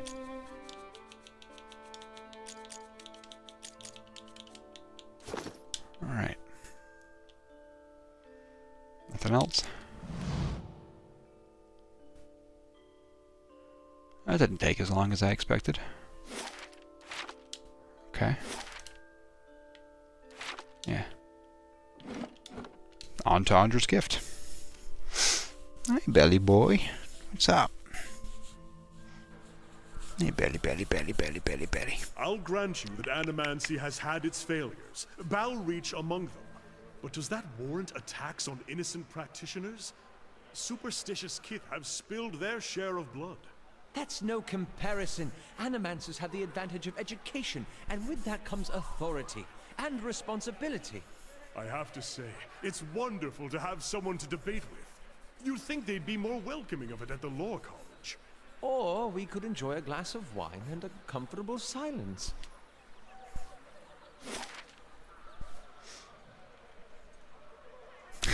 Slowly collapses into a pile.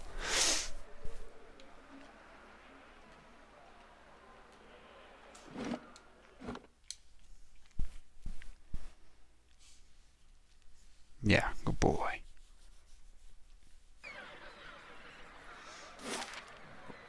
Oh, now this is a larger area. Okay. Well.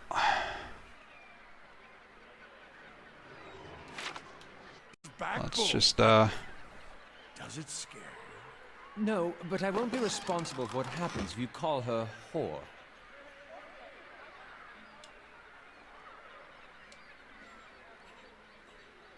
A local lad is reported missing. Okay. How do I want to do this? Do I want to left and right, or up and down, or kind of go in a circle going inwards? Ugh. Alright, we're going to go in a circle first and kind of go from there. I shall be quiet as a calm sea. Which is... no. Sure, Ondra's gift house. Okay. It's a drug house. Awesome. Found Thank something. you.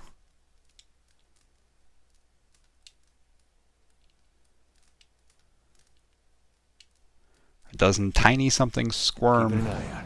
Tiny somethings squirm within the pot of rice. That is disgusting. Alright, well. Could rob the attics, but I'm not going to.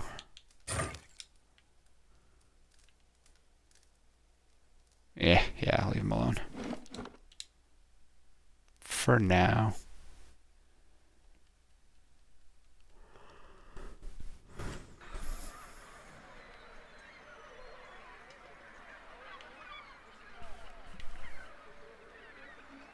Branwyn Gwyn. You see a young woman standing against the backdrop of a wide, grassy plain. Her face is all silver and shadow in the moonlight, and she looks down at the wooden raft at her feet. An older woman lies on the raft, her arms crossed over her chest, and her eyes closed in death. Her face is the same dark gray as the younger woman's, and her head bears the same curving protuberances. But that is where the resemblance ends. The younger woman takes a pendant from the older woman's neck and ties it around her own. The platinum medallion shows a crescent moon engulfed by a curling wave, the symbol of the goddess Ondra. The young woman pushes the raft from the grassy beach and into the tide. She stands in the surf and watches it disappear, a silvered tear rolling down her cheek. Asuna Hamiel. You see 4 flickering torches, the only sources of light reflecting across your tense faces. Harsh words crackle the air between them as they argue about their course, some wanting to return, some wanting to continue. They move step by careful step through the dank cave, noses pinched and eyes alert. One, a ghostly elven woman, is thrown into the air and onto the ground with a sudden snap, the victim of an unseen trap. The group is surrounded now, skeletal hands reaching from beyond the grave at the intrusion of life in their midst. The group scrambles for their weapons, but too late. The skeletons are already upon them. The fallen elf cracks her eyes open. One of her companions falls, about to be impaled by an ancient spear. Adrenaline floods her system and she screams into action, moving faster than anyone just unconscious has a right to. Eyes white with fear, she conjures a wall of fire, incinerating the skeleton and providing a momentary reprieve for the party. Breathing hard, they share a glance as the passage is flooded with flickering orange, and ready their weapons. This time, they are ready, and the skeletons last mere minutes before falling to the ground once more. That one was fun. Kolfedge's house.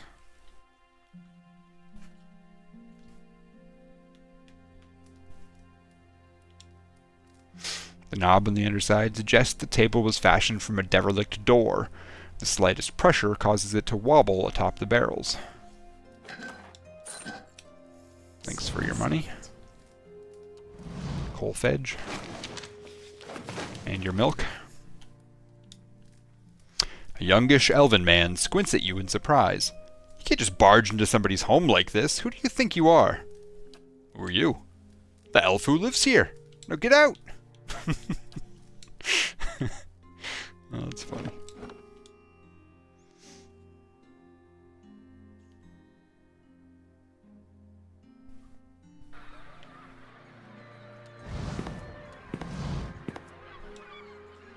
With its crooked and missing shingles, the roof resembles a prize fighter's gap-toothed smile.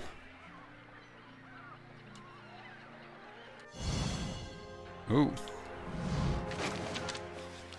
Svef, gold rot, bunch of money.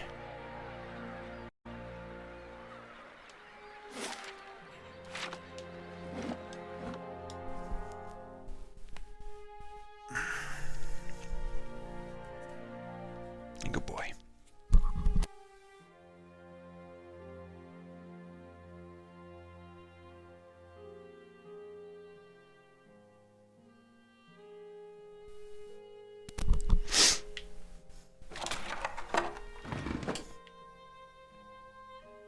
That might be my max. Yep, it is.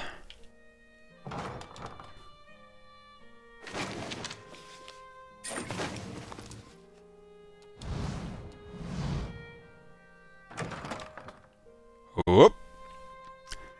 Dodwina. As you enter the room, you see several figures huddled together. They stand at attention, armed, but not in matched gear like the Crucible Knights. At the center of the group, one woman looms over another, holding a flail. She snarls at the cowering figure. You've got pages of research here. You expect me to believe this was just your scratch work. It's nothing, I promise you. Just my notes. Oh, that's the lady I was looking for. You hear a painful smack as the woman backhands her captive. We know you were meeting with the Crucible Knights. You think they're the only ones with power in the city? They call us the Dozens for a reason. Now I won't ask you again.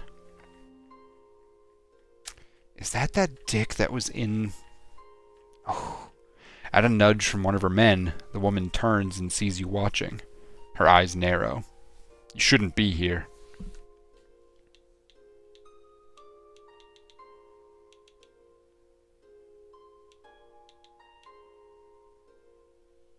Leave her alone. Oh, yep. Figured that would...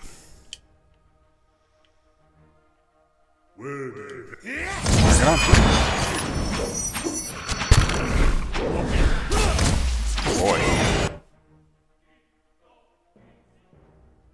Antelope?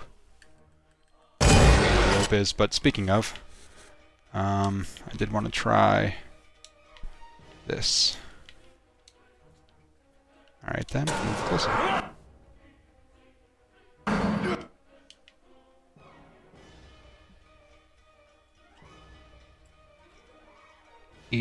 Ader knocked him out? Is he freaking possessed again? Or is the antelope not on my team? I don't know if why it would show me. Alright, let's go with that.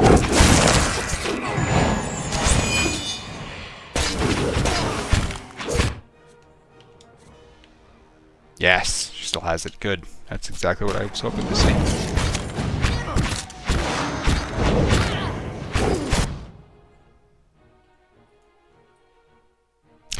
Again, not sure where these antelopes are coming from. Vienna's face is covered in bruises, and her eyes are wide with shock and relief. I don't know who you are, but thank you. Rapid, hitching breaths punctuate her words. I was sure they were going to kill me. She wipes a tear from her cheek, wincing as her knuckle grazes a bruise. What just happened here? I thought I was coming here to meet my, friend from the Republics. It looks like I walked into a trap. She shakes her head. The Dozens must have been watching me for a while. I've been working on a special project for the Crucible Knights, and they weren't exactly subtle about contacting me. Yeah, about this project. It deals with a rather rare branch of animancy. No offense, but I probably shouldn't get too specific without Commander Cleaver's permission. He commissioned it, after all. She laughs nervously. And you can see the trouble a little indiscretion has gotten me into. Well, tell me about yourself. I studied animancy in Ossia back in the Valian Republics. I came to Defiance Bay to research local advances, but instead of going to Brackenbury Sanitarium, I found a position as a scrivener at the Temple of Whale. I've had access to many rare manuscripts that most animancers never see, she shrugs. Of course, I've had to keep my head down. I've been careful not to let the head librarian, or my colleagues, know what I'm working on. Then let's get you out of here. She nods on a split lip. Commander Cleaver of the Crucible Knights is waiting on my research. Not that you haven't already done a lot for me, but... Bless you. Goodness. But maybe you could take it to him? I'd kept it with me to prevent it from falling into the wrong hands, but You can see how well that worked out. She nods at Dodwina's corpse. She took it from me when I arrived. She takes a deep breath. Anyhow, don't wait on me. I can make my own way out of here. Goodness. Hello. Love me some unique equipment. Vienna's research. These pages contain Vienna's research on Engwithan techniques for imbuing matter with essence. She appears to have developed a method based on her studies of animats. On the first page is a note to someone named Dunstan. The rope coiled around the chair feels painfully scratchy. The water in the pail is murky with blood.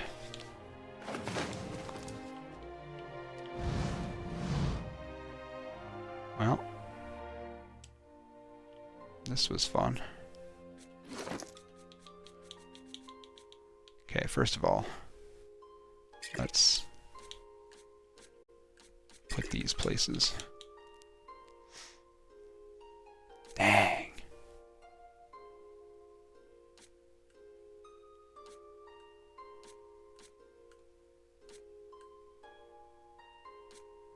I think the only person that's going to be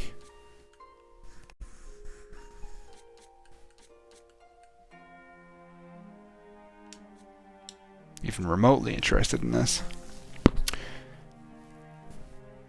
+1 move speed. +10 deflection against ranged attacks. This robust brigandine has been repeatedly reinforced by the Adrian adventurer who once owned it. Thickly padded, the armor was dubbed Arrowbreaker. Arrowbreaker. It served the adventurer well until her fame and fortune made her grow complacent, and she allowed an opponent to get too close. While Arrowbreaker protected her from projectiles, it didn't provide the same protection against a mace to the side of the head.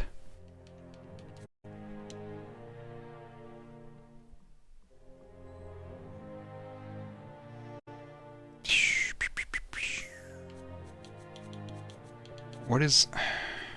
I hate losing the 5. Male armor is quite... blah, fine, +2 DR, so it'd be... He doesn't really get shot at a lot. Honestly? Yeah, I'm good.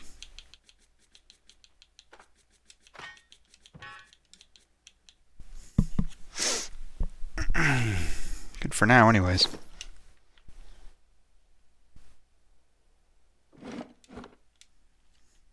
I also forgot completely about Brackenbury. So, I gotta go there before I go to, the zombie place, whatever it's called. Margrin's fire casts light in dark places. Heritage Hill. But, I have things to do first.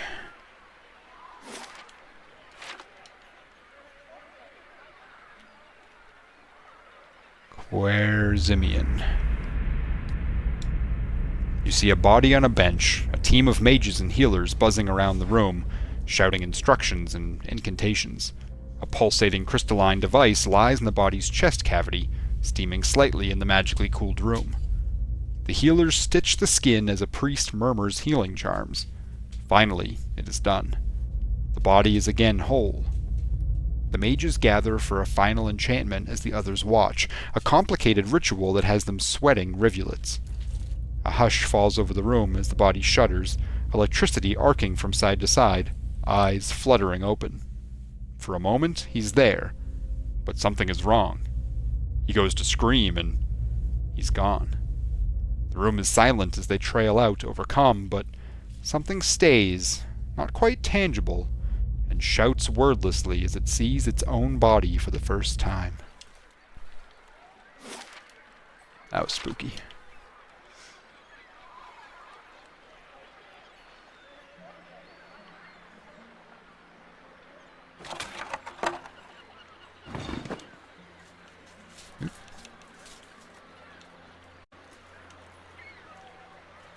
Just a couple of thugs, I guess.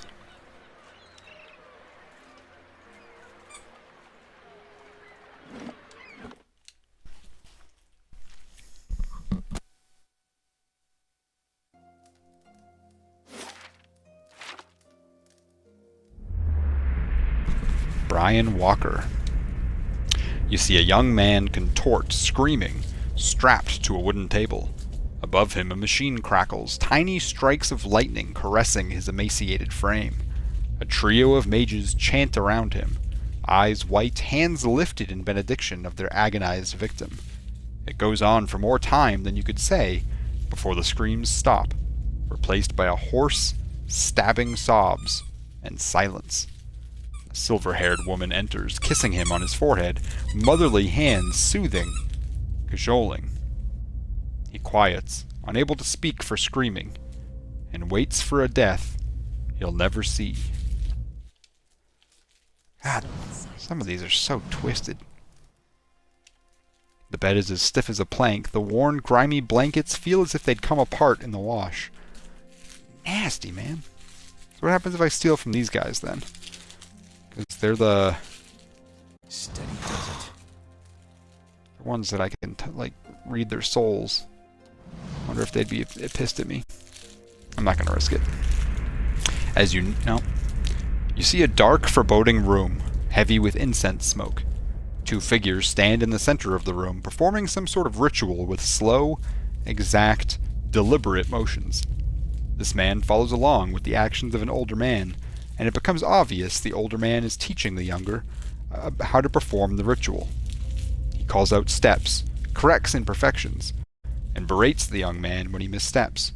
Watching the younger man's motions, you note he seems to be intentionally making mistakes, but what he hopes to accomplish with this you can't discern.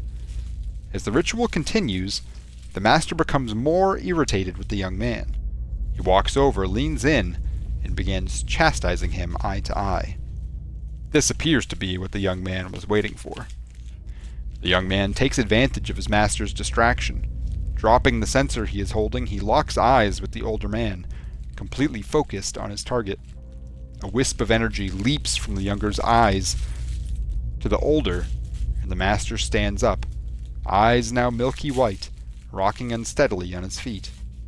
The young man never breaks his gaze on the older, slowly circling him, almost seeming disappointed. He stops toe to toe and looks disdainfully into the blank eyes. "Is that it?" he whispers, staring his master down like a snake. "How did I ever think you had anything to offer me?" He blinks and twists his head to the side, turning heel and striding from the room. Bright blue mist flows from the master's eyes and mouth, wrapping sinuous tendrils around his body. It slides across his arms, working its way to his abdomen, down over his legs. The mist speeds up, moving faster as it circles the master's body, glowing brighter as it does.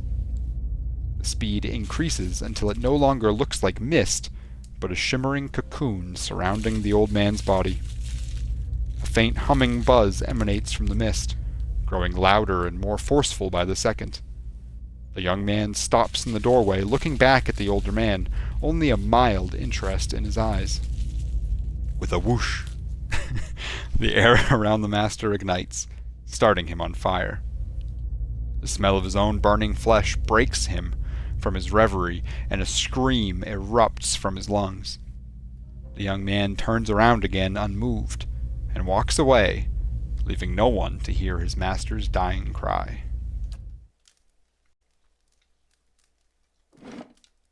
Jesus.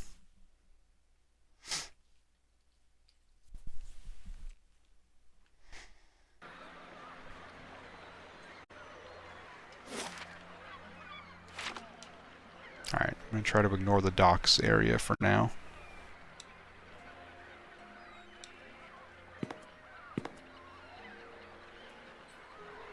We'll go there, though. Got it. Finished. Easy enough. Ramshackle house.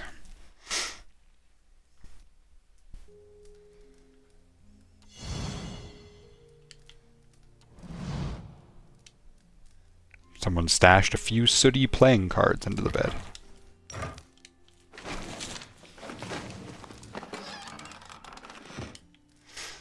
Chicken, rice, a couple pearls. Nothing special. Hi. Excuse me.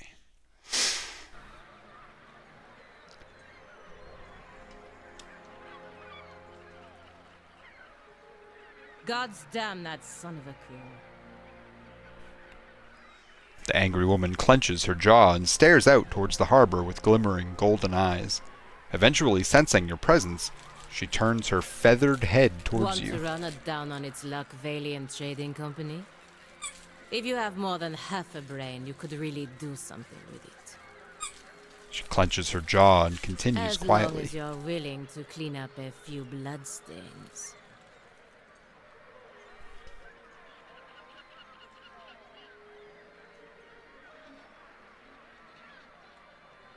Enough silver and gold, you'd be surprised how well you can clean up just about True anything. enough.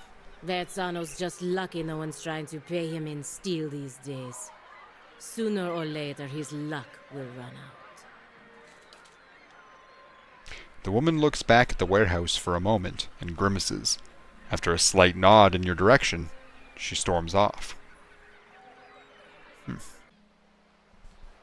Okay. Ooh. What you doing? O'Madden McNeely.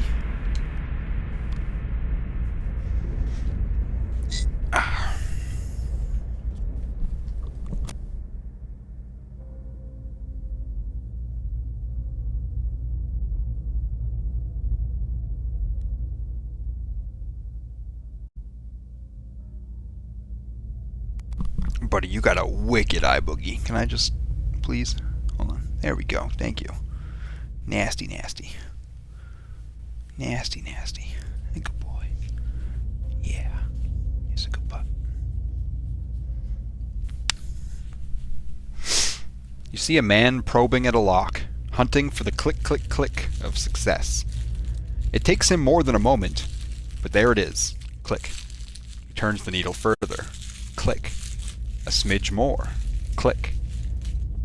His smile is all smug self-assurance as he pushes into the well-fortified building. He shivers as he steps over the threshold, pupils contracting briefly as the door swings shut of its own accord behind him. Click, click, click. Locked. He moves through the silent building, no subtlety to his search. He pockets nothing, despite the slack-jawed ache in his face as he passes over jewelry and potions alike. Nobody stops him as he slinks from room to room. He is alone, uninterrupted in his search. Finally, in a dingy, dust-encrusted room, he finds a trapdoor, carelessly hidden beneath a fraying carpet. The lock is rusted, old and crude, and breaks with ease as he takes his sword hilt to it. He whistles through his teeth at the collection before him, hammers of Ondra, obsidian blades, dragon-scale armor. He replaces his sword with an enormous symboled blade of black, and takes as much else as he can carry. Dropping the trapdoor back down, he hears a wailing, piercing screech. Panicking, he tries to run, but his collection is too heavy. He curses, dropping all but the sword, and scales a bookcase to a barred window. He smashes the glass with his sword, and begins to bash at the old iron bars. Shouting in the distance renews his desperation, and with a great clang the bars fall from the window. He squeezes through the opening, every inch of his exposed skin cut with glass, and runs, the obsidian blade on his back glowing gently in the dark night. Or somnus. You see a man lying on a mat, restless in sleep. He tosses about, unable to claim total peace. Behind his lids, eyes dart about, and small moans of distress escape his lips. He rolls around, moving from lying on his back to his side, to his back again, sweat standing out on his forehead. The door to his chamber slowly opens, the weak light from the hall outside falling across the sleeping man's face. This man, much younger than he is now, steps lithely into the room. His feet rise and fall as he crosses the floor with calculated precision, never once making a sound. He approaches the man on the mat, slowly raising 2 daggers as he does. He stands over the man, staring down at him, intense hatred burning behind his rocky features. He doesn't move, a statue poised to strike at the man's bedside. The man's eyes fly open, blinking in confusion, trying to drive the sleep from his mind. He sees the boy standing over him, daggers at the ready, and the blinking stops. Terror replaces the confusion, and he only has time to say one word. "You!" Before the boy is on him, he drops, planting a knee on the man's neck, and plunges one of the daggers into his stomach. The boy leans over, tilting his head back to reveal a large black scar that cuts across his neck from the right side of his jawline to his left collarbone. The man gurgles and makes a muffled coughing sound, trying to speak through his crushed windpipe. The boy looks at him again, locking eyes and holding his gaze as the man slowly slips away. He then lifts both daggers and brings them down into the man's eyes. Damn. Sorry. Alright, that's Doc's. Good day, stranger. And model. I feel like I've heard that name somewhere previously.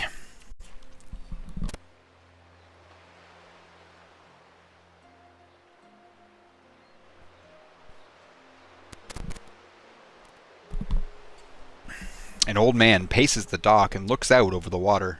He's fussing over something large and round, which he constantly shifts from one hand to the other. You're not certain whether his wide-eyed, gape-mouthed expression marks surprise or fear. It seems he isn't either.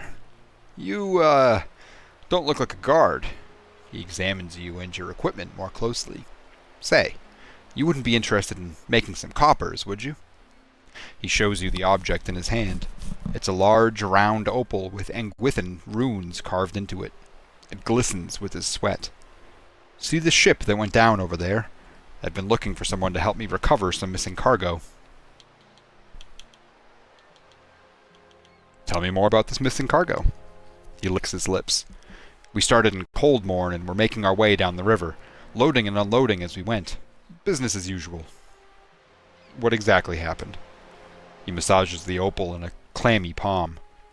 When we reached Aina's Rest, we may have agreed to, take on a few crates from some place called Cleaban Relag. A couple of the lads snuck a peek at the cargo, saw suits of armor and a broken scepter. He shrugs. Don't know why anyone would want a broken thing, but these animancers will buy dirty stockings if you say they came from the ruins. He closes his hand around the opal in a white-knuckled grip. We were almost to Defiance Bay when the screaming started.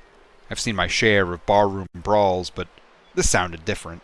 I was topside with the captain, but he and the first mate went below decks to see what all the commotion was about. When they didn't came back, I looked into the hold. He shudders. I saw one of those suits of armor, walking around all by itself. It was covered in blood. When it saw me, it started running for the hatch, so I closed it. He squeezed his eyes shut.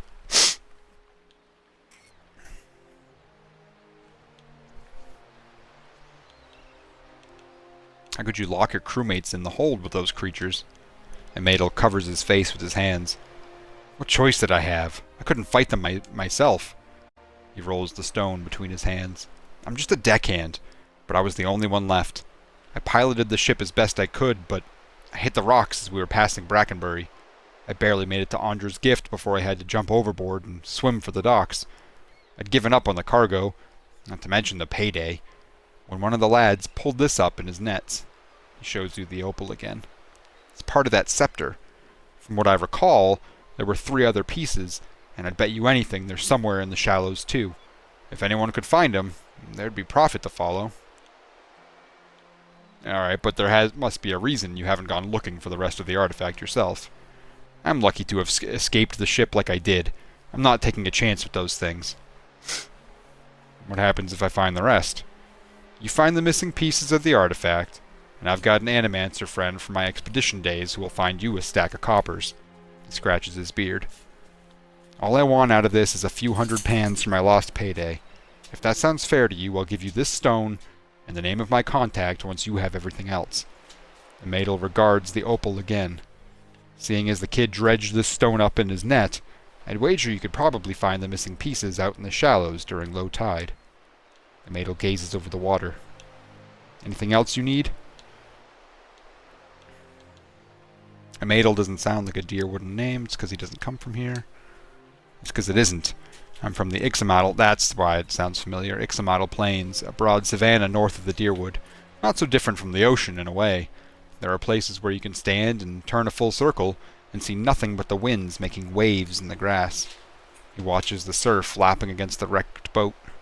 But at moments like this, I wonder what business a plainsman like me had taking to the water. More about that Engwithan relic. You have any idea what your animancer friend wants with this relic? She was always tinkering with these things back when we were young. I used to think she was the fool retiring to some dusty study in Brackenbury. But after that horror on the boat, I'm thinking she made the wiser choice. What can you tell me about Ondra's gift? He scratches his sunburned scalp. We've got docks, fishing, and steady ship traffic. All this, he waves at the listing shanties crowd against one another. This sprang up around the docks. It's the poorest district in Defiance Bay, but one of the liveliest. He grins. And for lively, nothing beats the Salty Mast. You'd do better to ask a younger man than me if you want to know about that place. He nods towards a large, round building to the east. And how's business? Spits into the water. I'll be glad to sail with captains who are more careful about their cargo from now on. I don't give a worm's wings about the Duke's trafficking laws, but I'm too old to fight ancient horrors. He takes a deep breath of the salty air. I just want to enjoy my twilight years doing an honest day's work. Guy's just trying to get his money back. I'm not gonna give him too hard of a time. The ropes dangling from the cranes sway in the ocean breeze. Good day, stranger. Cartugo. That's a cool name. Come take a look at my wares. Exotic goods shipped straight from the Republics and Old Valia. Sure. Show me what you got.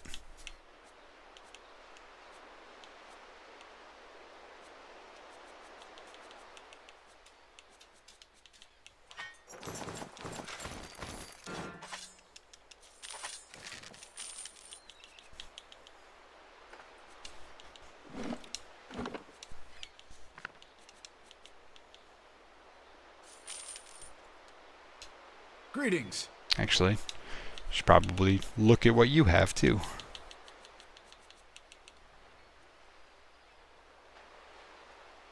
Touch of rot and spreading plague. Second chance. Might resolve in constitution +1.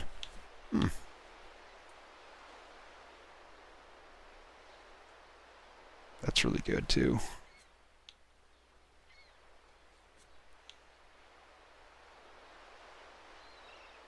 Constant recovery? Is that a... Yeah. That's the warrior thing. Fighter thing.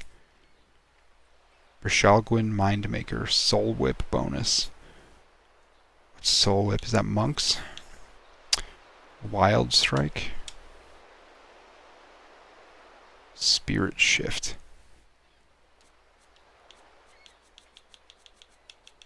Dragon Meat.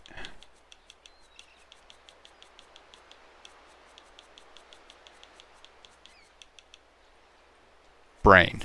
This guy just has a brain hanging around. Alright, these must be all ingredients. Oh, a couple animals too. Alright, I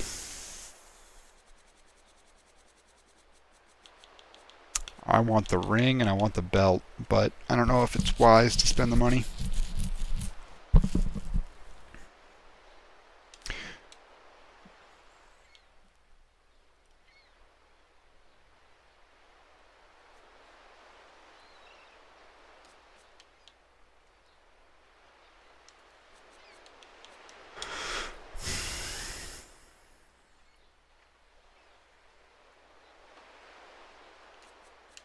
I'll buy the belt. Oops.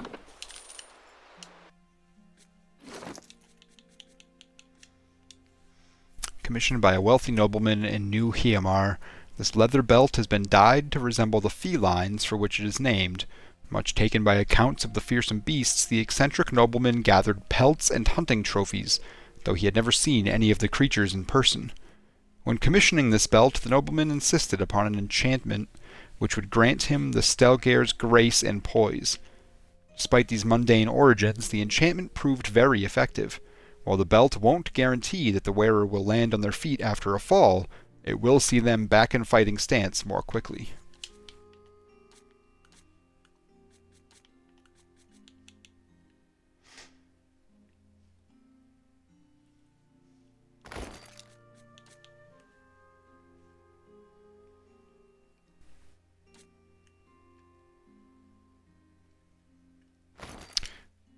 Whoops.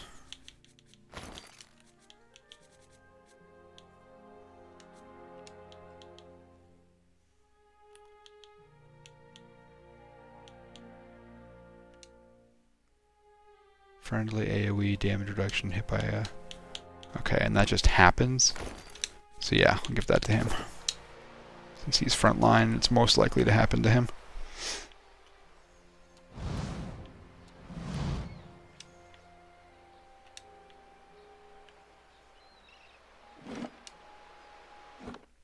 Let's check out the trading company.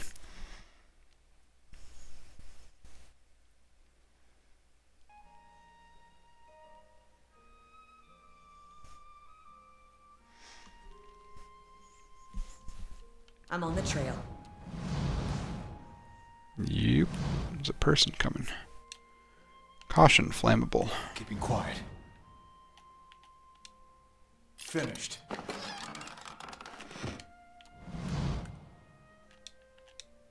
I'm putting in my time now, so I'm going to return home wealthy and successful. Sure. Fire casts light in dark places. Yo, don't go anywhere.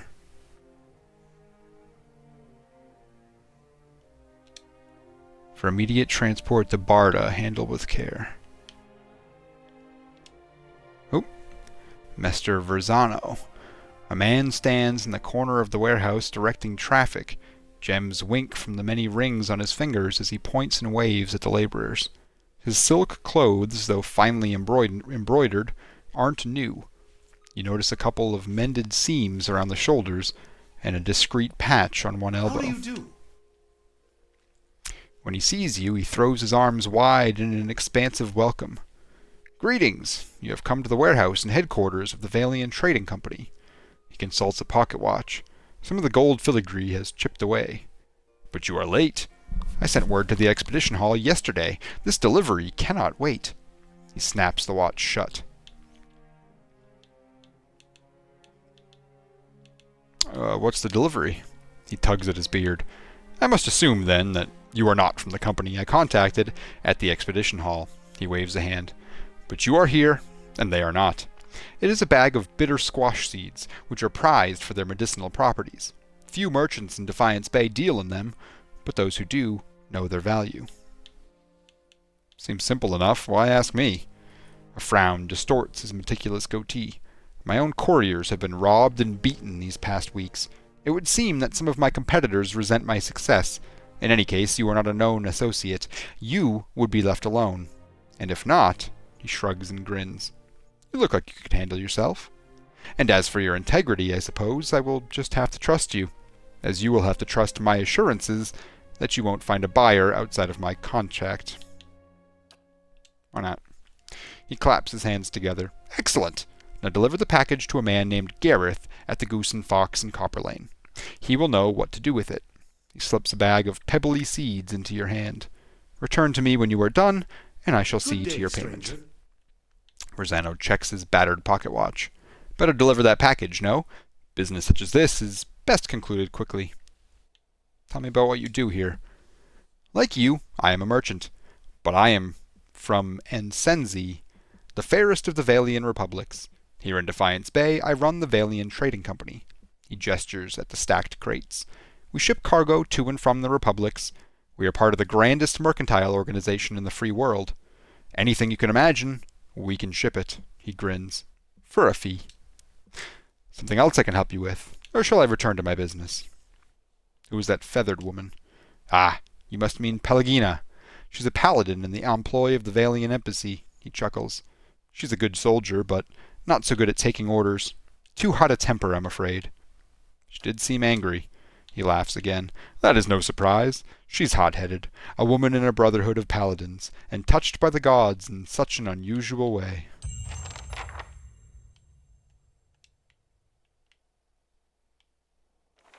Slow and silent. Live specimens do not open. Dang it.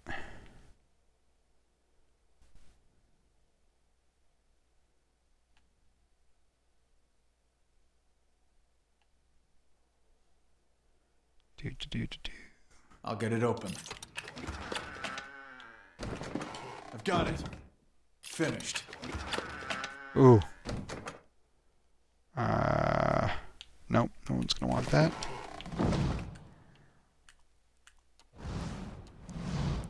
Thank you, everyone. Alright, and then... a shipping manifest listing the cargo of the Principa me Chiamana, 400 shark skins from Rawatai, 20 bales of blackwood from the Living Lands, and 6 dozen barrels of Adira ale. Esteemed Mester Verzano, while your ambitions would dignify any son of the Republics, your methods do not. The Dukes have asked once that you see to your business interests of all the Republics. They are not given to asking twice. Vicent Augusti.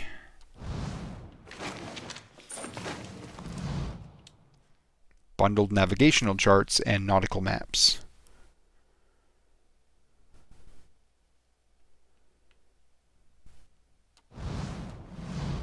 Hail, traveler. A young woman stands behind the counter, watching you with quick, intelligent eyes.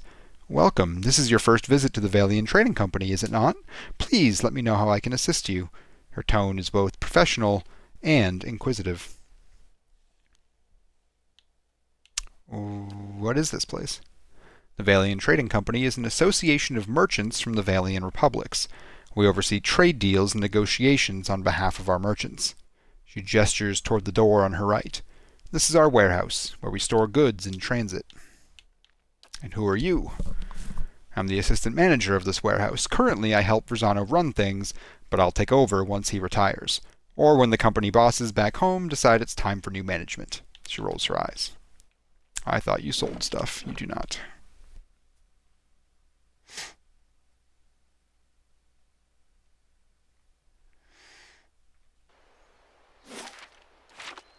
You've been on your own I didn't for even see that 5 door. years. I've had Itamok. But you can't talk to him. My standards changed around year 2.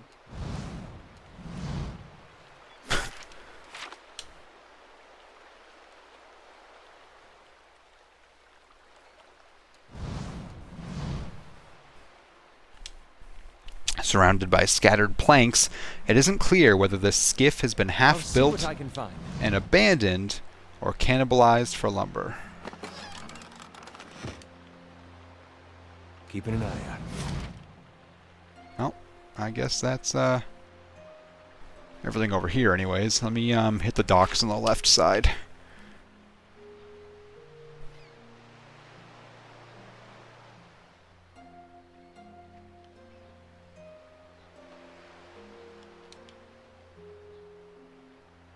Nothing.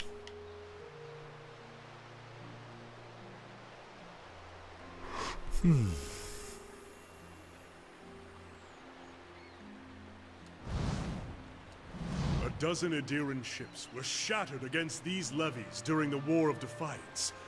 Best to heed the astrologers, I find, where tides are concerned. Place gets my blood beating in all the right places.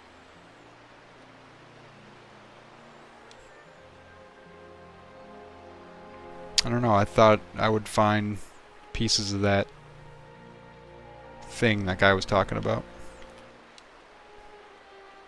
The scepter. Merceno. This young, lanky sailor is wringing his cap anxiously, sweat beading on his furrowed brow. His eyes widen as you approach, and he takes a few steps forward. If you've a moment, you're not from around here, right? You don't look like you're from the docks. He looks around nervously. I could use your help. You're a sailor? Yes, sir. I signed on about half a year back. The pay's decent, and the sight of the sun coming up over the sea, I wouldn't give that up for anything. He sighs. I just wish I'd asked around about the captain first. What's the problem? Oh, thank you. They weren't lying, saying you're a kind-hearted sort. Who's saying this? Oh, reputations, that's right. Okay. He runs a hand through his hair nervously. It's the captain. Or rather, not the captain himself, but his chest. His sea chest. He keeps all his valuables in there, tucked away safe. I was unloading it with the rest of the things when... What with us staying in port a couple days, and... He coughs. I may have gotten a little distracted. Marcelo nods towards the buildings nearby. I wasn't gone long, just an hour at the salty mast. When I got back, the chest was gone. He sets a pleading look on you. It really hasn't been that long. Whoever took it can't be far. But the shift's changed, and I'm on watch. I can't sneak off to look for it, and the captain will kill me if he hears of it. I'll get strung up on the yardarm.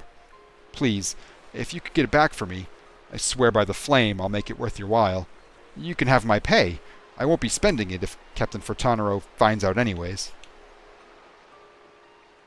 Any ideas where the thieves might have taken the chest? Well, the chest itself is pretty heavy. Nobody I've asked has seen it carried around either. I figure they must have snuck it off somewhere nearby, just out of sight. They can't have gone far. There's a pretty good lock on it, too, so I'm hoping they haven't got it open. Unless they take an axe to it, I suppose. Oh, gods. He takes a breath. If they've got it open, I really am done for. We'll see. I've got it. Finished.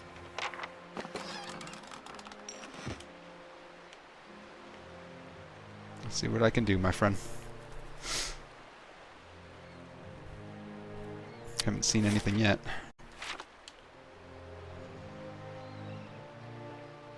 I've a shiver, won't leave my spine.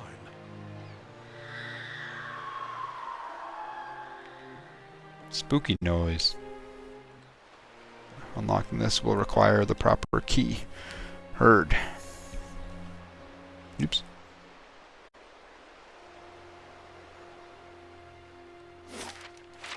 Greetings. Nia. As you approach, she eagerly turns to you.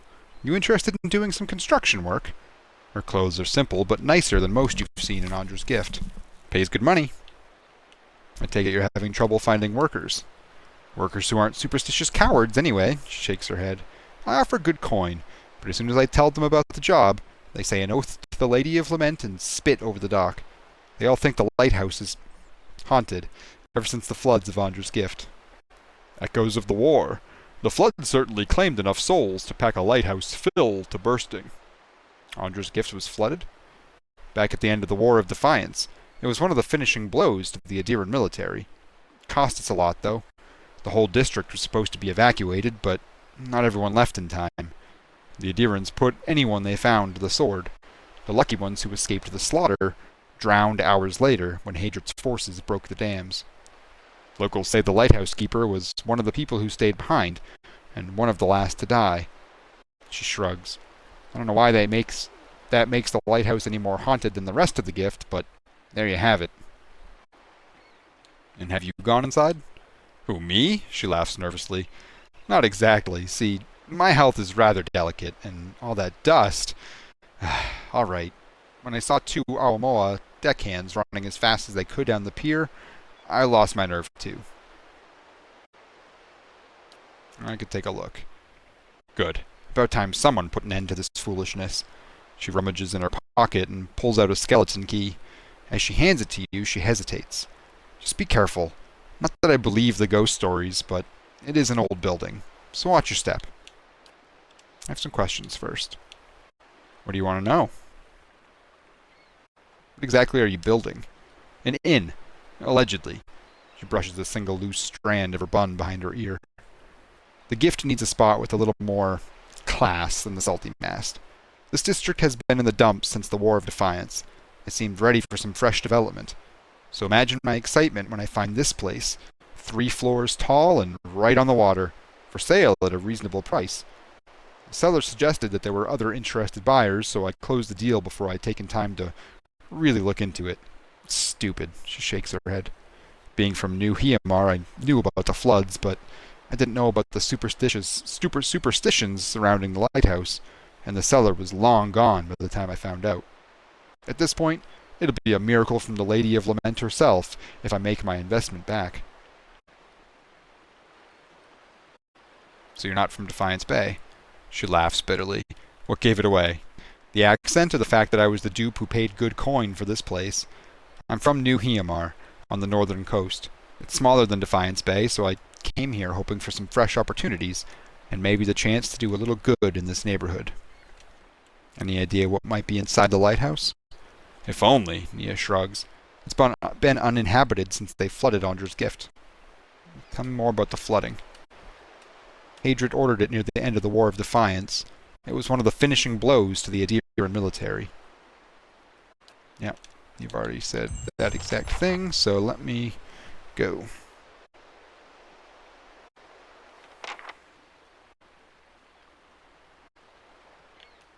Swing.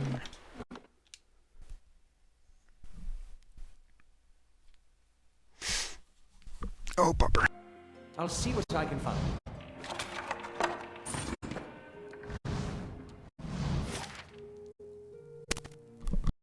Oh, this is way bigger than you'd think from looking at the outside. The glass is completely opaque with grime and salt. A patina of filth and dead barnacles reaches almost to the ceiling. Uh-huh. Volume. Whoa. Okay. What the fuck is that? I don't like the positioning here, so how about we use this guy?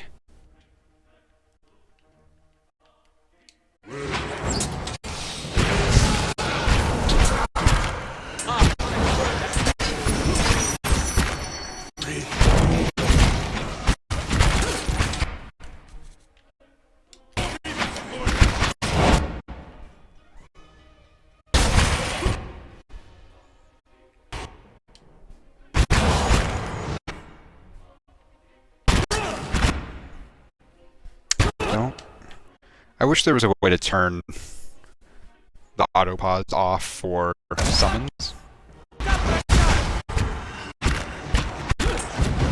Good shot at this. Like, that one was helpful. Oh gosh, he might die. Nice.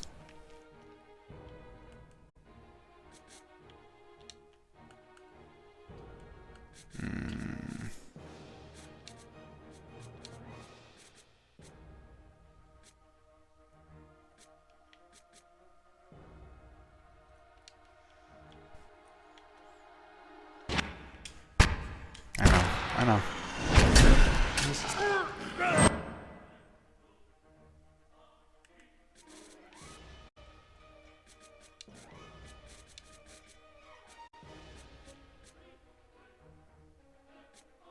It's not.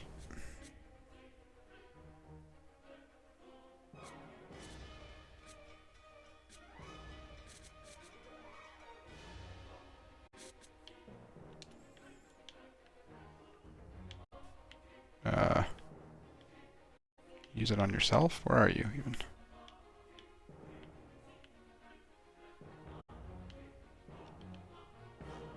I don't see him.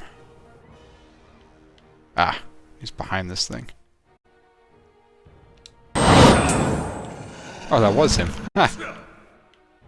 Ah, that's fine.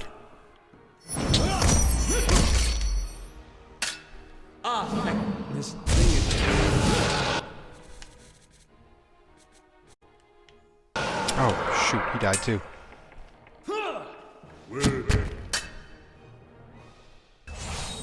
Come on, finish him up. Careful! I will clearly be taking a rest after this, goodness.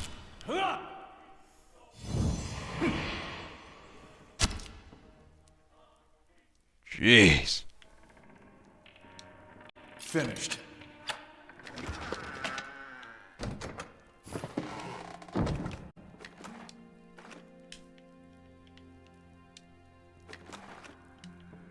Slow and silent.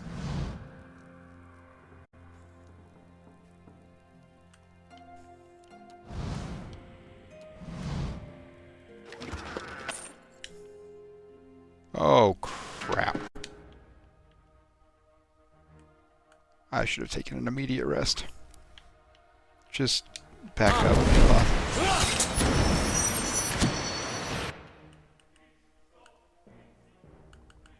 Oh, gosh.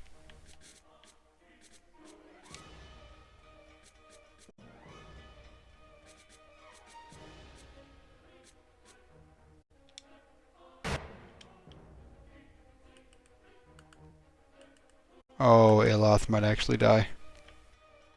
Because he didn't get out like I told him to.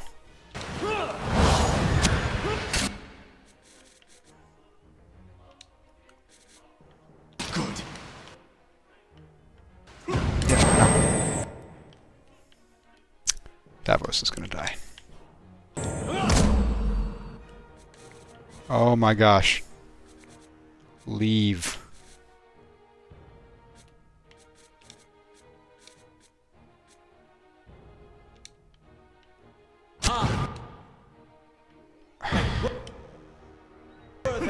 Aloth is dead.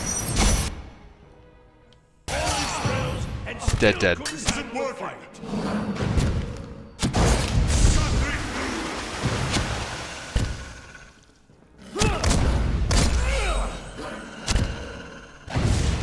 This isn't working.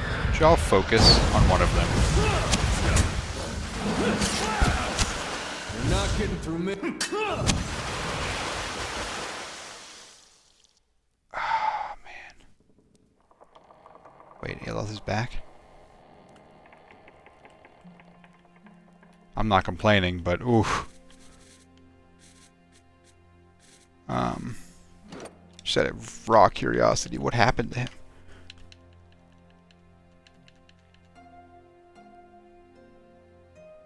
He took frostbite first. Now he's maimed. If he dies now, he's dead. So let's go ahead and camp. Not allowed in this area. Fantastic.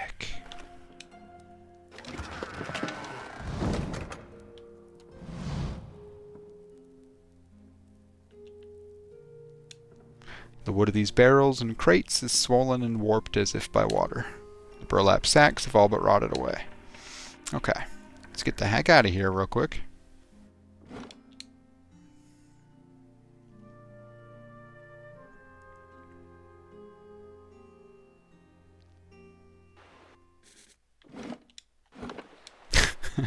Alright, let's go over to the place first, I guess. Oh, let's talk to Nia. Good day to you. Have you figured out what all the fuss is about? No, not yet. Working on it, though. Goodness. That was brutal.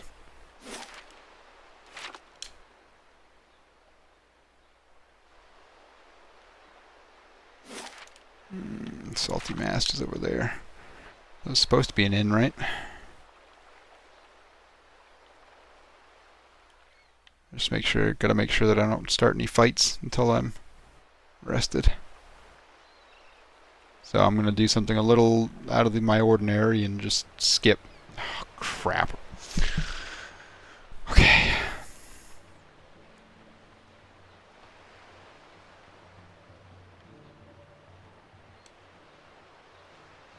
This man's fancy clothes are ripped and blood flows from a fresh cut above his eye. He tries to push himself up, but his arm is shaking. He winces painfully. Let's help him up. Thank you, he gasps as he rises. My head. What happened? He carefully dabs at his bloody nose with a silk handkerchief. I was just on my way to the club. He slowly stretches out one leg, grimacing at his scraped knee. It's a rough part of town, but the ravel's never been violent. Even a night with a collie isn't worth this. He limps away. Okay.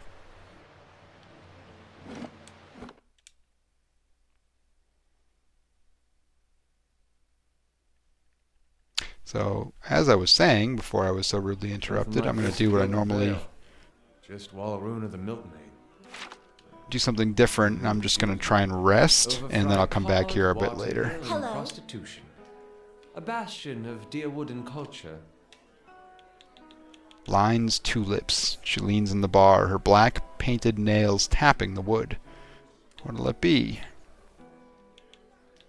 You can't give me a room, can you? What can you tell me about this place? She arches an eyebrow. Every foreign sailor and visiting villager knows about the Salty Mast. It's the most famous brothel in Defiance Bay. She points to an Awamoa woman. You want to know more? Just ask Maya. It's not exactly why I'm here.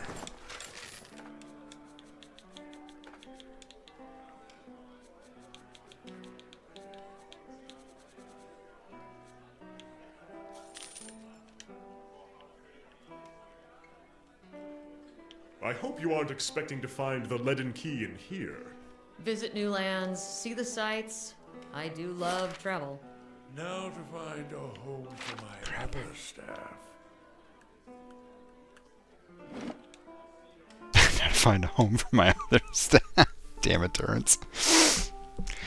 Okay, so what? Copper Lane? I think I gotta go to Copper Lane. But I'm carrying that weird item, so shit, I'm gonna get interrupted. Aloth is gonna die. This isn't gonna be pretty. Wonder if I have a way to heal him.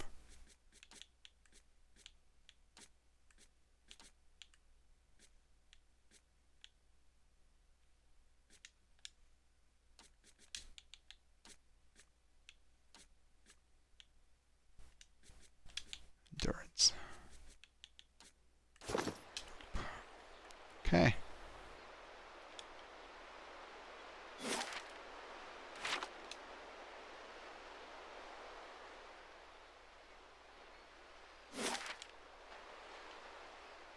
Yeah, that was where the...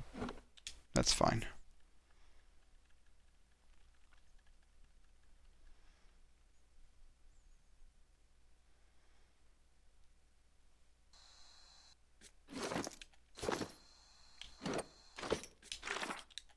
There we go.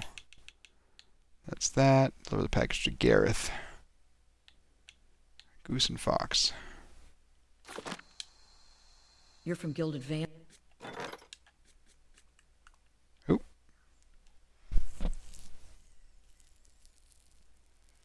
Southwest of Gilded Vale, travelers have reported a collection of angry spirits gathering near a circle of cracked Audra pillars. Ah, I knew that these guys would come in handy. Okay. You do you.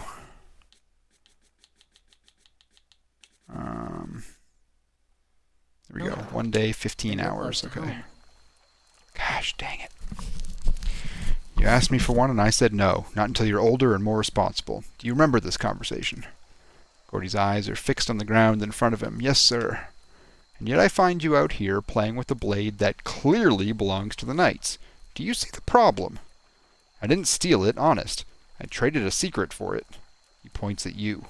Ask him. Amar turns to you. Is what my son says true?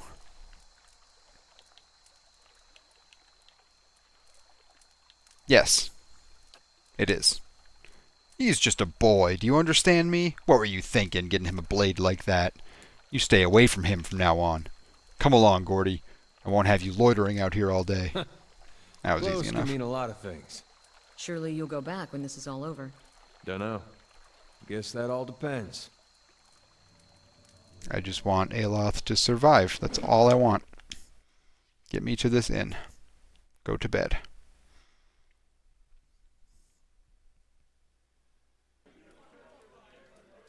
It's not too much to ask, right? Ah, thank you, sir. Oh, God, okay.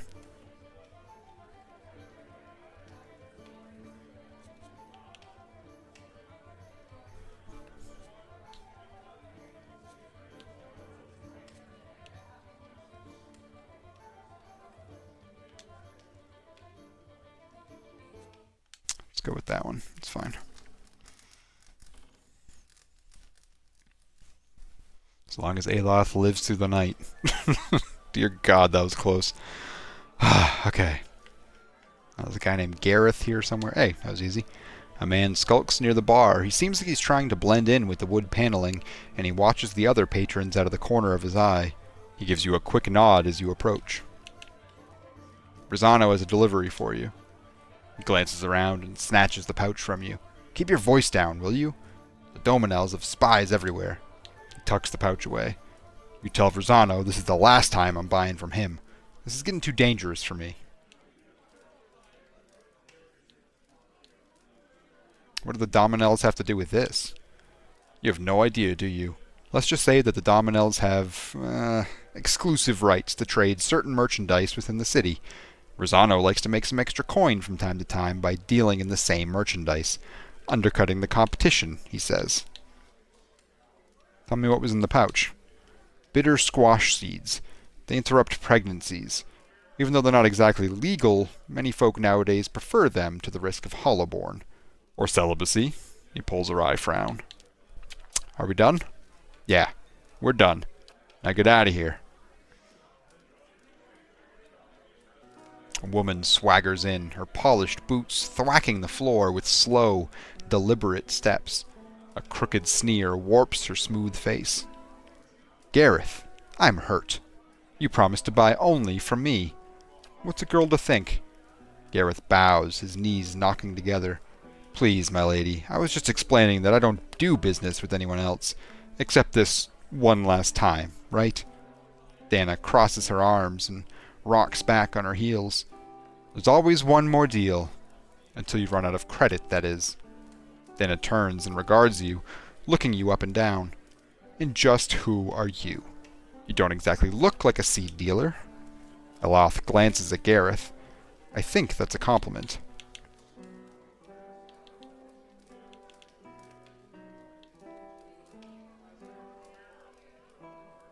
I'm going to stay silent. You've got pluck, but don't try to hold out on me, especially not when I'm inclined to let you off the hook. Rosano put you up to this, didn't he? That old fool's on a sinking ship, and he's determined to drag anyone who gets close enough down with him. She eyes the trembling Gareth. Gareth here knew better, but I'll give you the benefit of the doubt. In fact, I'll also give you a chance to get even with the imbecile who's been playing us both. What do you say to killing Rosano? Why would I want to do that? Why wouldn't you? He's used you to do his dirty work, and without telling you anything about what you were carrying, or who you were crossing. She taps a finger to her jaw, and her voice slows. Of course, I'd always also consider it a personal favor, and House Dominel is never stingy with friends. She glances at Gareth. The loyal ones, anyway.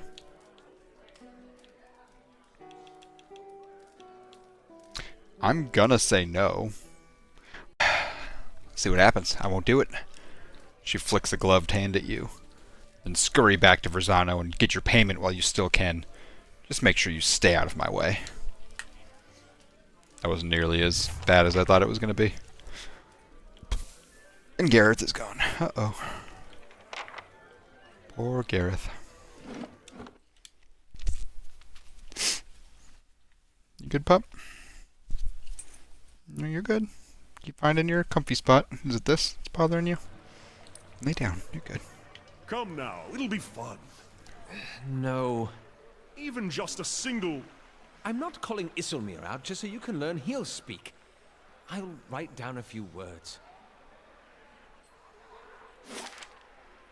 Okay, first things first. Stopping in first fires so I can drop off that, whatever it was. Oh, the research. I've never been to Nasitok. Is it very cold? What creatures wander the tundra? How are your leaders chosen? Do you always ask this many questions? Well, that's just to get us... Get out some parchment for notes. Ask whatever you want. If I don't know, I'll make something up.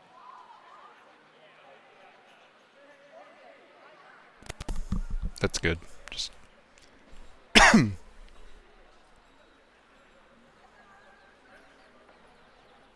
So far, I'm not a fan of the dozens. I mean, I haven't heard much good about the Crucible Knights either, but at least they don't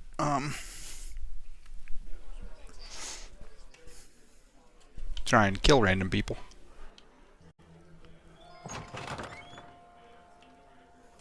That I know of yet.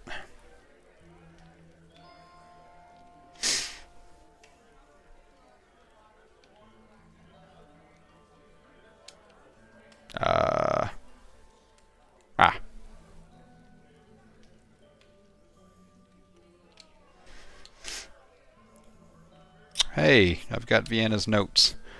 He nods. Well done. Bring them to Dunstan at once. When you've finished, I may have more work for you. That's right, I was supposed to bring them to Dunstan, not Vienna. That's my bad. Dunstan's this way. I suppose Cleaver sent you down here to get me working on those Forge Knights, eh? No, I think this is what you've been That's looking what for. Cleaver's been looking for anyway. If you found it, I guess I've got to start. You don't sound too happy about this. I'm not, and I've made it clear to Cleaver that this is a mistake. Trying to harness souls like this. It's a crime against the gods, and it's bound to earn us more trouble than it saves. But Cleaver's given me his orders, so I've got to build these things as best I can. Anyway, Cleaver's told me I'm to sell you any arms or armor you might want. You won't find better anywhere in Defiance Bay. Now, I can promise you time that. to see if that Valian was worth all that blood and copper.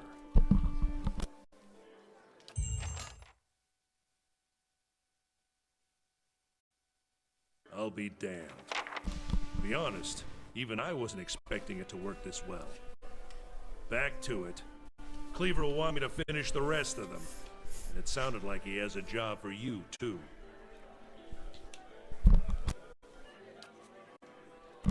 Before that, show me what you got for sale. Hello.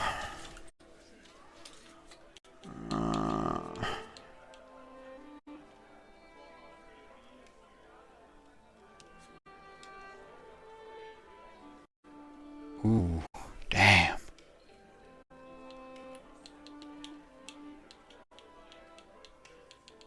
I want to know what disorienting does. But that looks really good. That looks really good.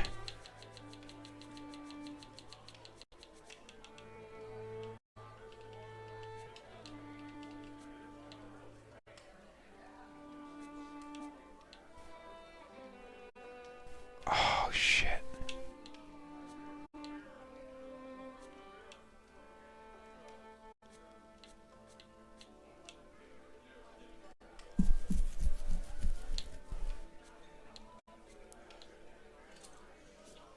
Dang. Some of these are real good. I wish I could select, like, other characters to see what, you know, the comparison is.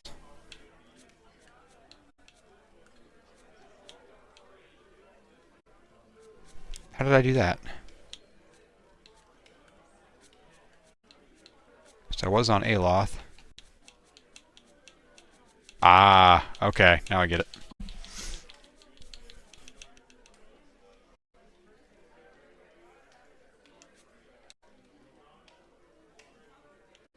Consecrated ground. Friendly AoE 9.3 endurance. That's not... I mean, it is a little helpful, but it's literally only 9.3 endurance.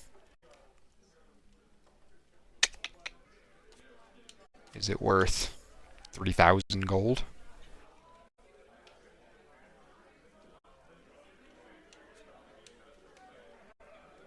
Five damage reduction. Grants Firebrand.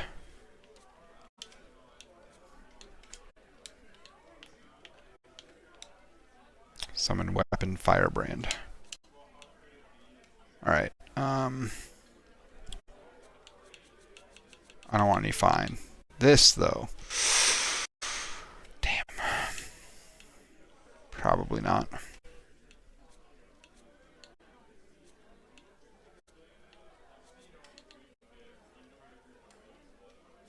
Yeah, I don't think I want to waste any money on any any exceptional things. Unique stuff, yeah, sure, but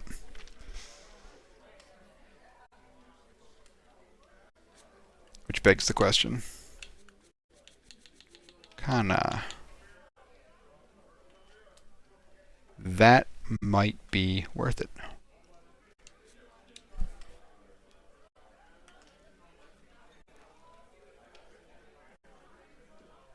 Plus 30 defense against prone attacks, 15 against push, 14 DR. Dang, that's good.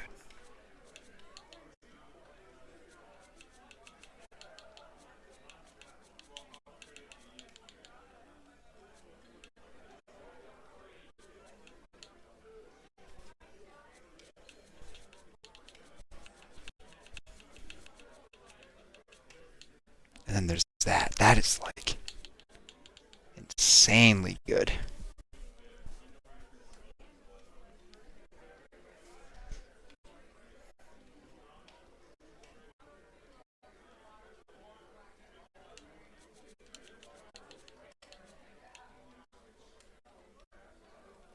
Yeah, I'll pass. I'm nervous about spending money with how hard it is to come by, or how hard it has been to come by.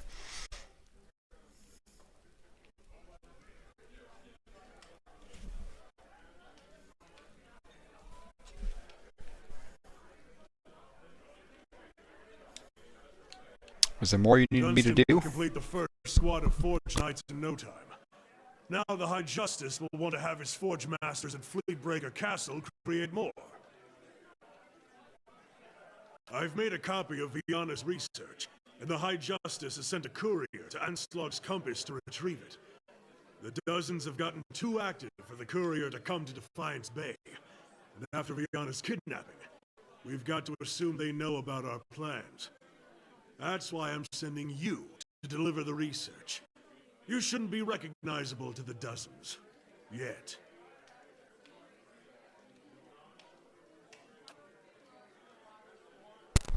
High Justice? Sounds big.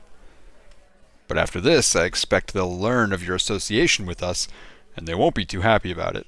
Neither will the Dominels, he snorts. They're trying to expand the family business, and they resent us for standing in the way. I do need to think about it.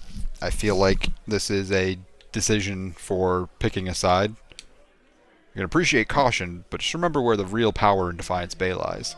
We're doing the work of the Duke, after all. Yeah, that's going to be a major decision.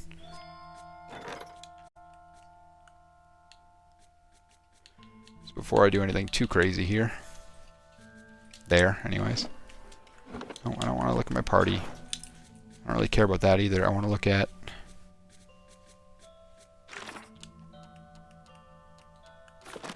Nope. Reputation.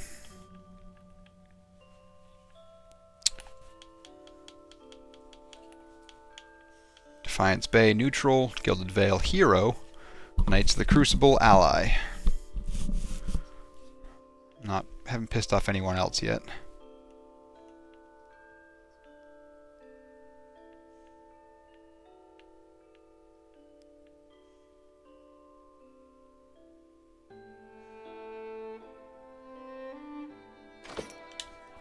Alright. I'm surprised the Dominels aren't angry with me yet. But they're about to be. I'm not siding with the Dominels. I probably won't side with the Dozens. But I do want to at least see... Hi. I want to finish their first quest and go from there. Make a decision.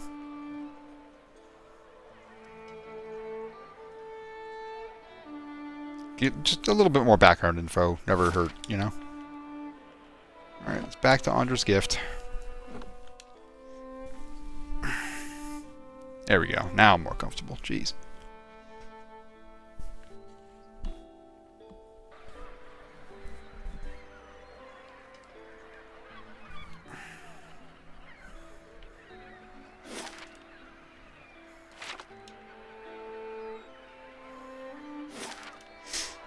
Alright, I was at the lighthouse. I guess I should go back there and finish that first.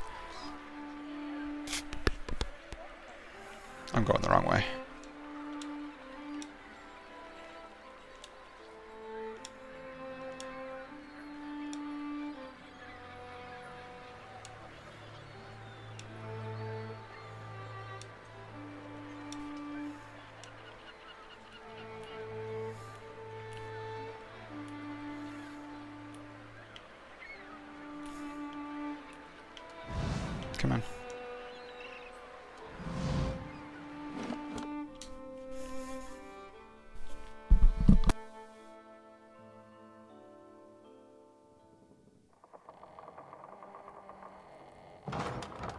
Nice and slow.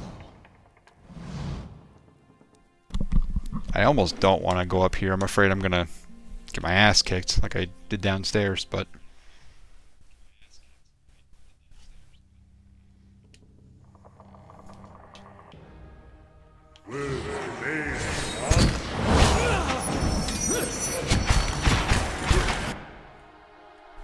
This was a terrible idea. Okay.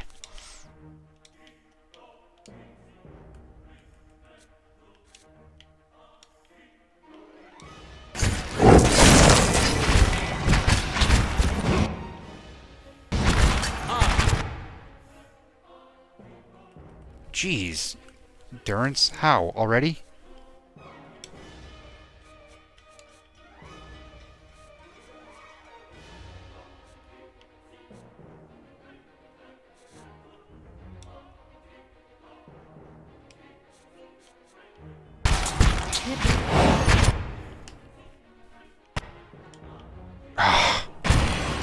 Gods. Okay.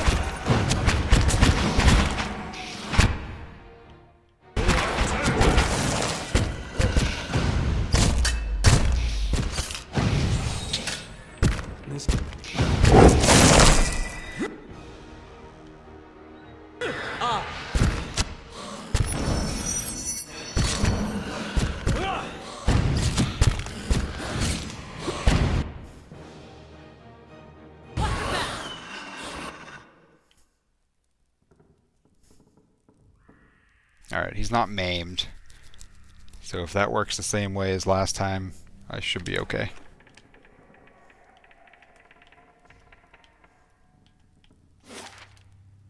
Should not be up here. Steady does it. The compounds and fluids in these bottles have separated into distinct layers.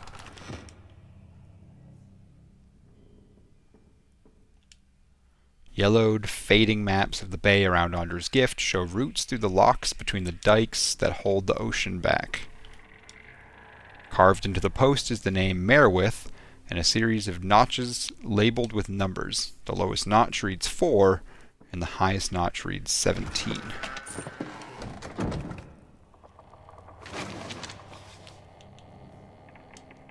Years of exposure to the wet, salty air has made this key dull and rough. The notice is stiff with age and salt. Adiran reinforcements advancing. Immediate evacuation of Ondra's gift by order of Duke Hadrit. Selected correspondences of Giftbringer Aiden. I have read that. I'll see what I can find.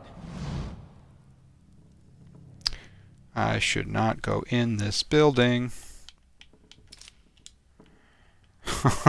Why do I do this to myself?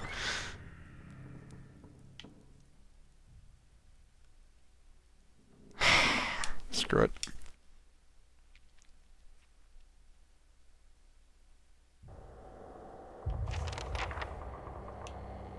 Oh.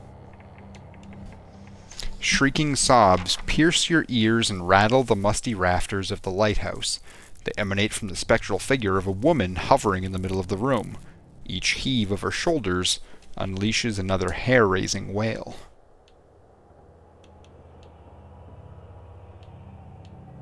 Observe. You're close enough to notice that the spirit's head is tilted back. Even as it looses blood-curdling howls, the faint movements of its head suggest that it's looking forward toward the windows and scanning the horizon. The Cian Gula's ghost hands are stained with something dark. At first you think it's blood, but it's as black as ink. Nice and quiet. Ugh.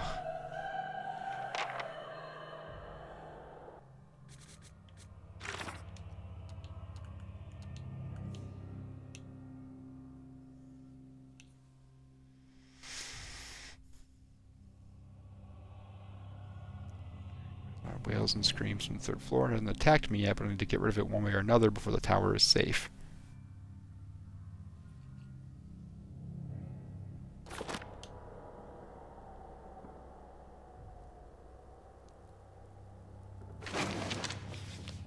Logbook. The logbook expels a thick plume of dust. 6 Phonaton 2672, foggy, port full, 158 days since sighting the Red Dream. 12 2672, heavy rain, 2 fishing boats at sea, 164 days since sighting the Red Dream. 1 Taraton 267, dark clouds, a deer and ships on horizon, 173 days since sighting the Red Dream. What does that logbook do?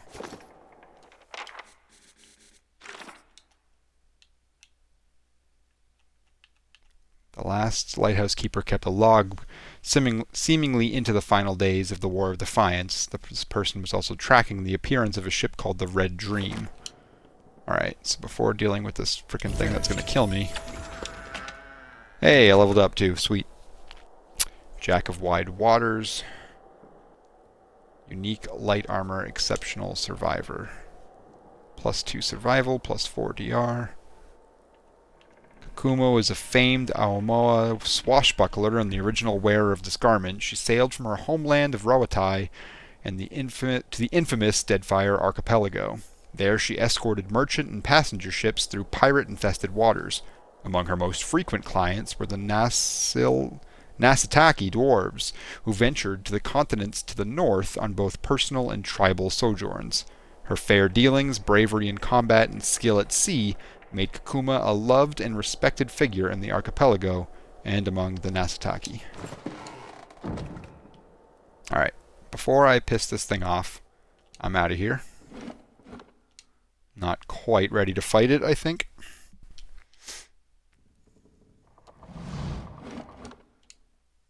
Especially not with Durance being injured.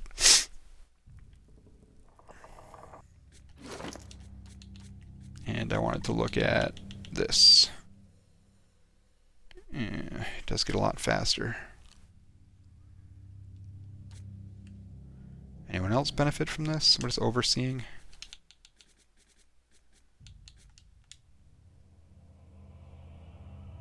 Recovery speed -30.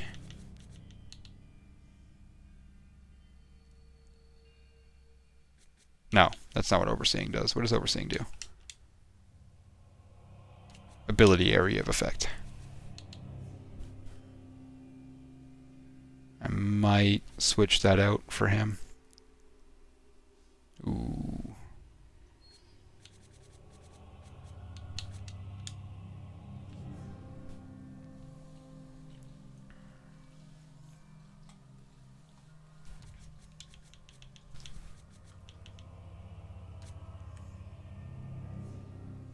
Jeez, he needs that too.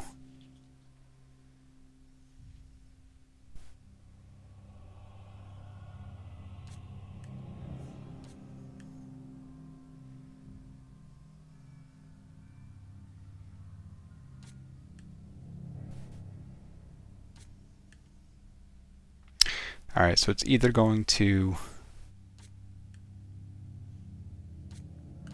Ooh, you know what?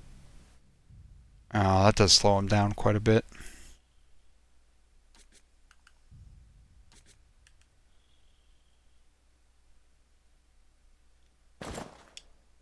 Let's do that. You can have lower constitution, which sucks, but... Oof, that's a huge drop in health.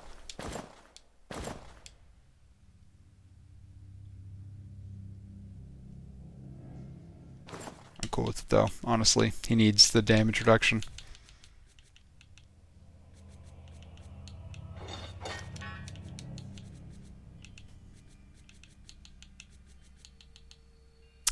And then...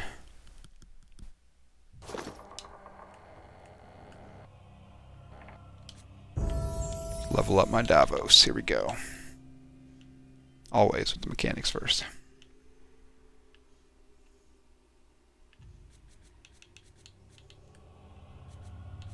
Alright.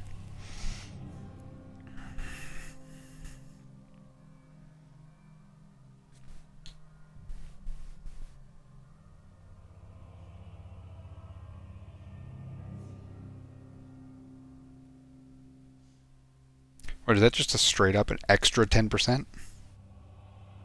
Ugh.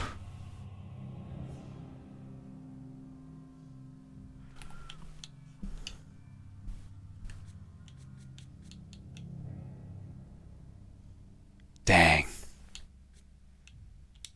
It's hard to do anything else with him.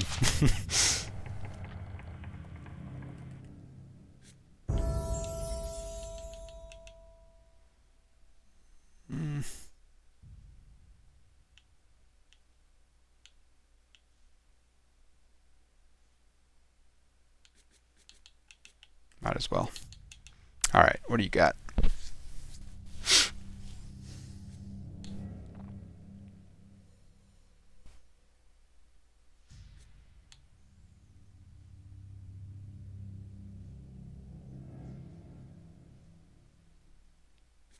No. That's a maybe.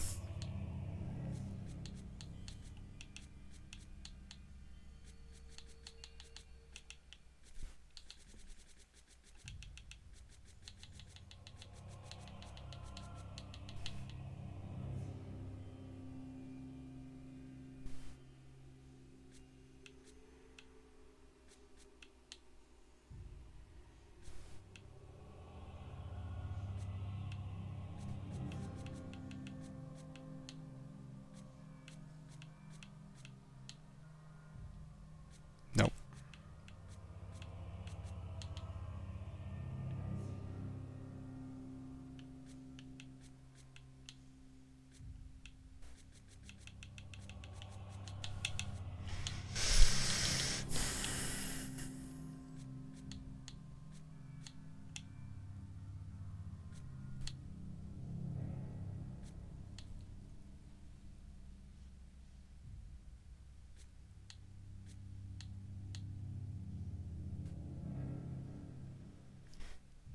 That's a maybe. He does need some kind of defense. He's severely lacking right now.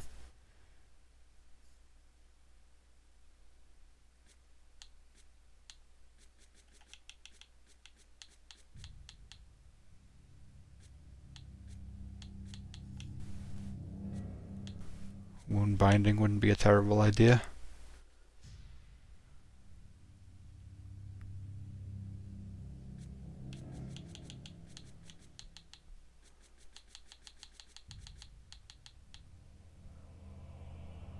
Or veterans recovery.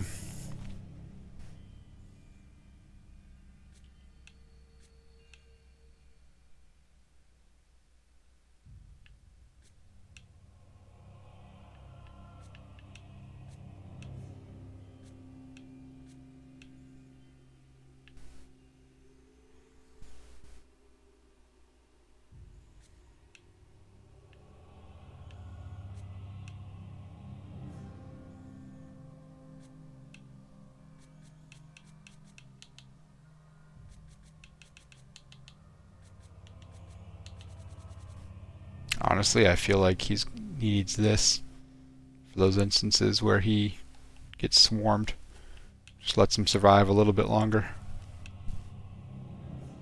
Or that, honestly.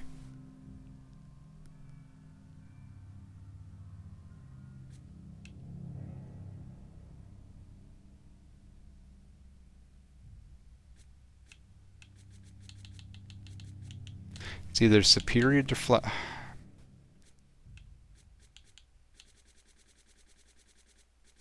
Yeah, let's go with superior deflection. He needs the defense. He does. It's probably not the best choice, but it's the one I'm going with.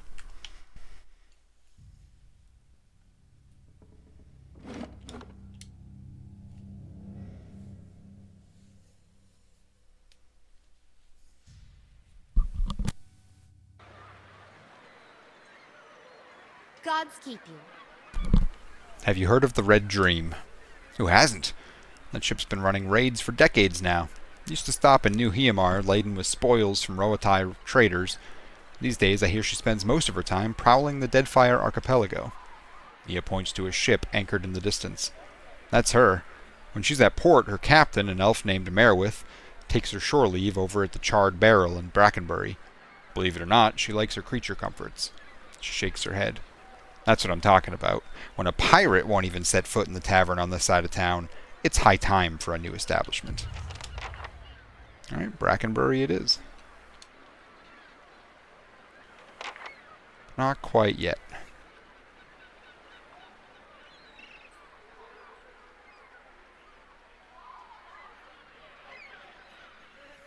Oop. Let's go talk to this dude. Give him his... well, not the seeds. Hail, traveler.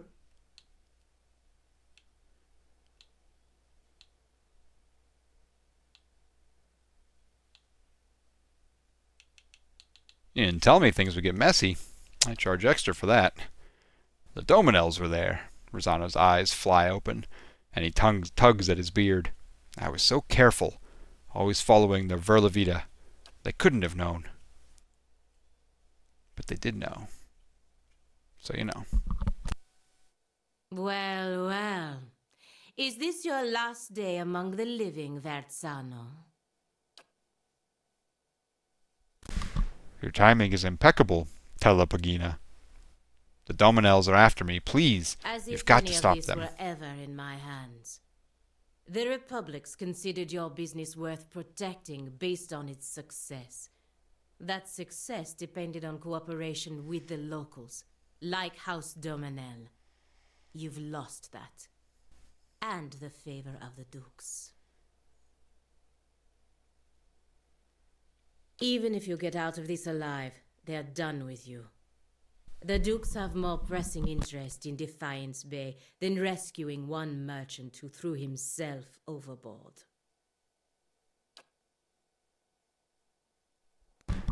Rosano falls to his knees and clasps his hands together. Have mercy, Pallegina. I don't stand a chance against the Dominels. He bites a trembling lip. I've brought failure and shame on myself, but you can't mean to watch your countrymen die like a dog. Verzano. Why are you wasting your precious breath on me? My orders come through the ambassador, and through the ambassador from people you should be honored ever gave a moment's thought to whether you live or die. You don't seem like the sort to petition the gods to keep him out of hell. So why not cry mercy to the one person in this room with the power to grant it? She turns her attention to you and raises her feathered eyebrows expectantly.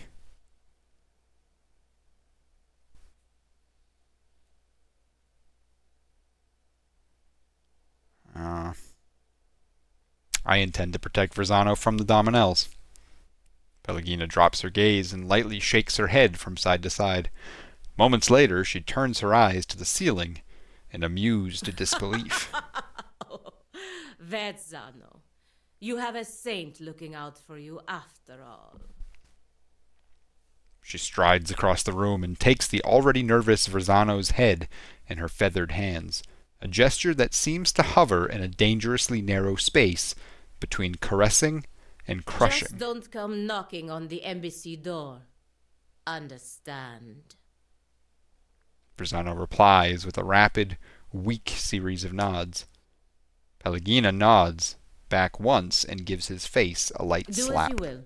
He's no longer my concern. Okay. Whoa. Oh, God. See? With frickin' Durance right in front of everyone again. Donna saunters through the door, flanked by a squad of Dominel foot soldiers. She lets her gloved hand rest on the hilt of her weapon. A sneer curdles on her face as she looks at you. It seems I was wrong to overlook your blunder. Rest assured, I never make the same mistake twice. Great. Excellent. Perfect. Golden Bird stream. You won't. I won't what? Ah, crap. I can't do this mid-battle, can I? Oh, I can! Sweet, good, cool. Let me take a moment and pull this off real quick.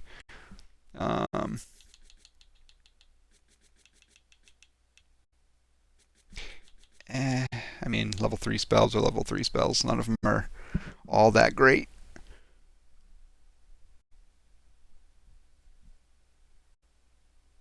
That one, maybe. Okay. And then what do you got?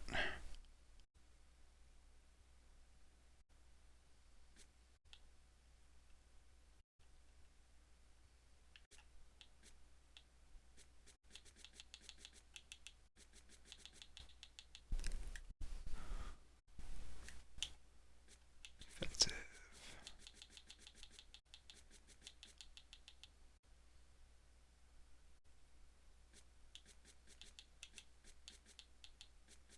I don't feel like...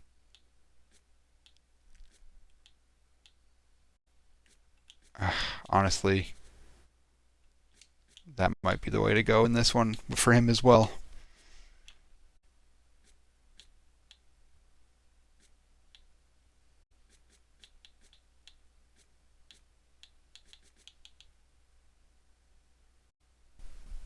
Although Grimoire Slam, it's the push that I'm really interested in there.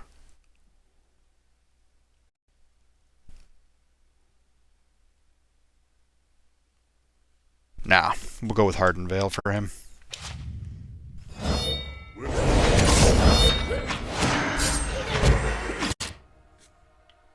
Yep. One of them had it, but apparently I only got to do the one. Okay, cool. That's fine. Don't mess around this time, Durance. Don't let...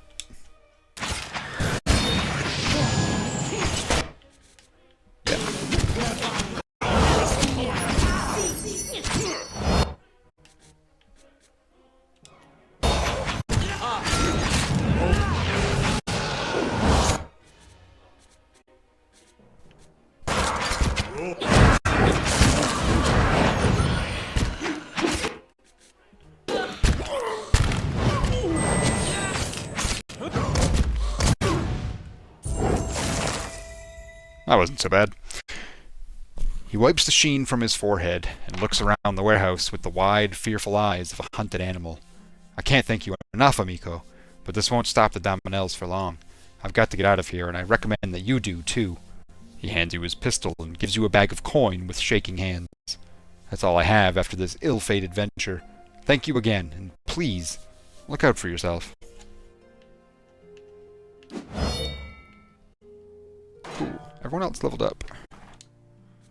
Alright, fine, fine. Maybe? I feel like that's something that I'm good on.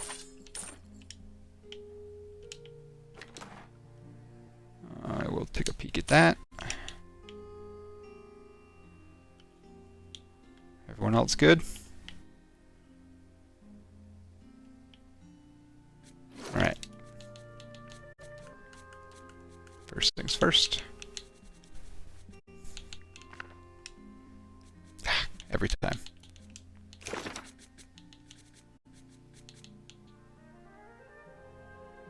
Draining touch. Don't really care, but I'll learn it just to say I have it. Bizarre, perplexing, visual, distracting, confusing enemies. Dulling senses and wits. Cool.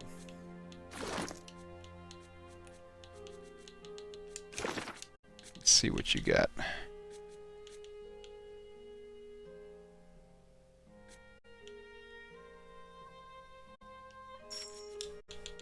Let's do...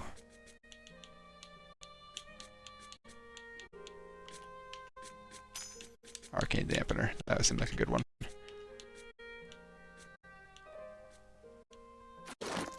Rest of those I'm good on. Forgiveness, unique pistol.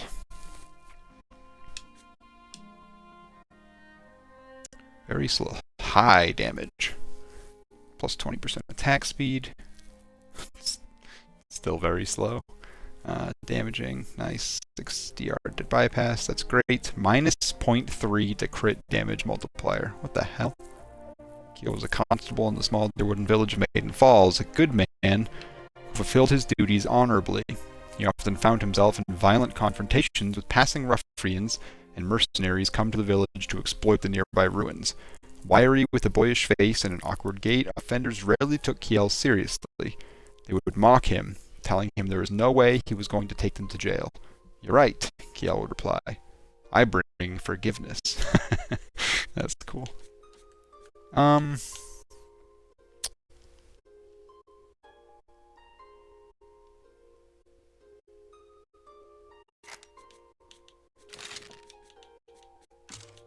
Yeah, you can take that for now. I mean, you're not probably ever going to use it, but it's better than the bow that you're holding on to. This would be for potentially you. Yeah, you already have it. No one else cares. And that's that.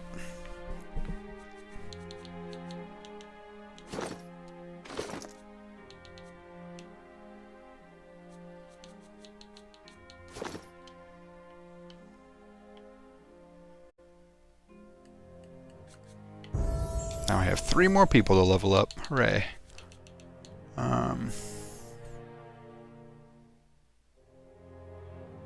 Give him another point to athletics. Yeah.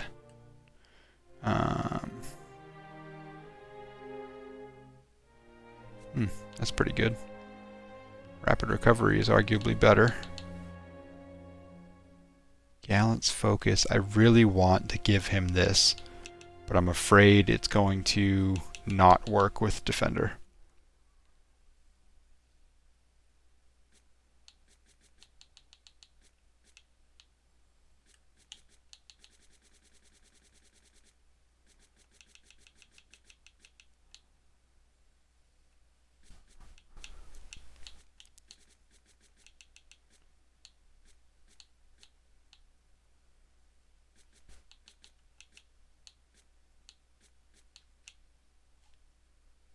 You're okay, pup. You're dreaming. You're dreaming. It's okay. This period deflection for him isn't a terrible idea, but he seems to do pretty okay for himself anyways. So honestly, if I'm going to do anything, probably wary defender.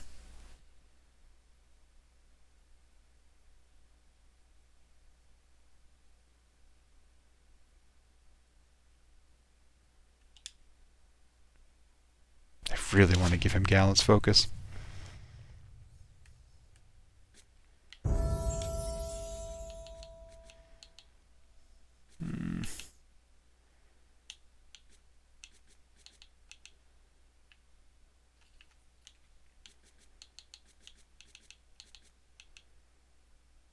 Yeah, you're good with that. Oh boy. Is this... Okay. This is high every third, right? Requires 4 phrases chanted. Now, does that do... Oh, they're so complicated.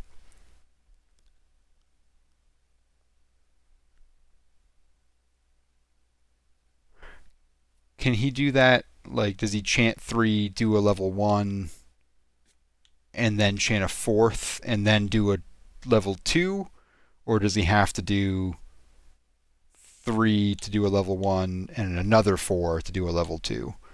Because that could change things on how I look at this. Charmed AoE is fantastic.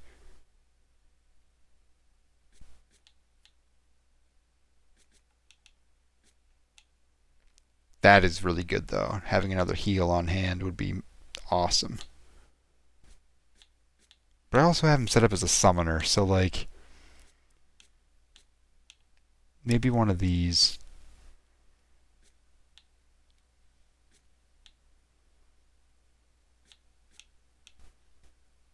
My son, do you see your sisters across the moor? Will-o-wisps are cool, man.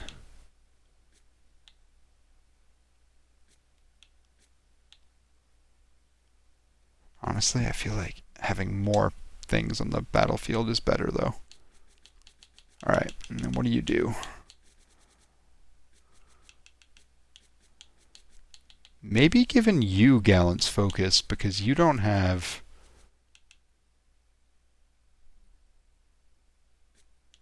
That's not a bad idea. I don't think he has a modal.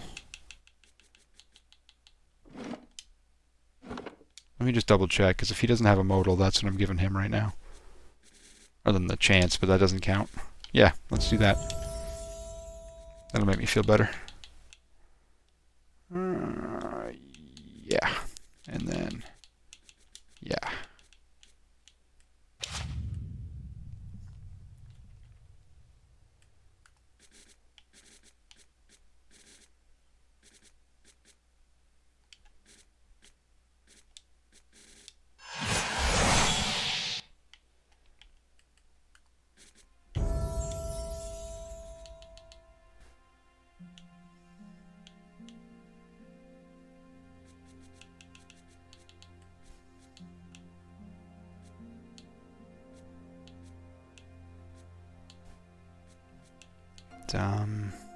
Good.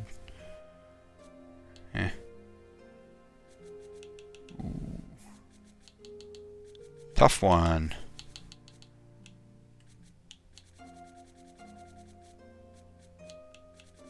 I've given her marksman, right? Yes.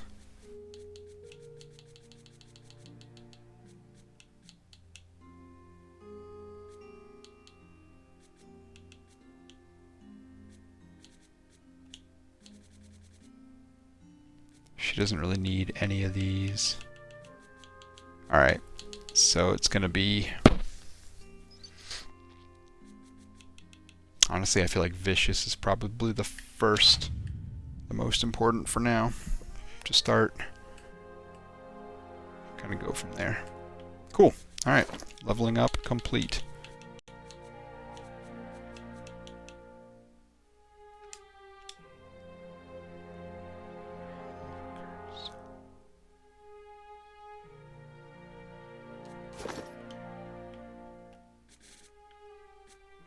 That's where I am. So, hold on. Need you to deliver our haul for Kerned. Unless you know the words. It's only found in the gift after dark. Okay, heard. Court of Spirits. Locke was prepared to fight a mob of angry spirits in the circle of Audra pillars, but quickly discovered that the Shades simply wanted resolution to a number of old disputes. Surprisingly cognizant for spirits, the Shades presented their cases over several long hours. Locke acted as the group's arbiter, handing down decisions and putting the spirits to rest. After the last pair of bickering Shades faded into the beyond, Locke discovered that the remains of previous trespassers, including a fine belt of meditative chimes on the belt of an unfortunate monk. Cool. Alright, thanks. Well done, Locke. 1 day, 1 hour. Did that go straight into my inventory, or is that somewhere... Looks like it's somewhere at the...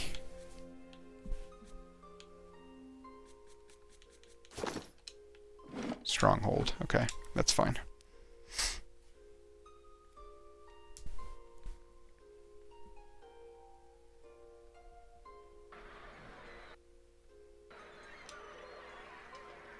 Well, certainly not dark.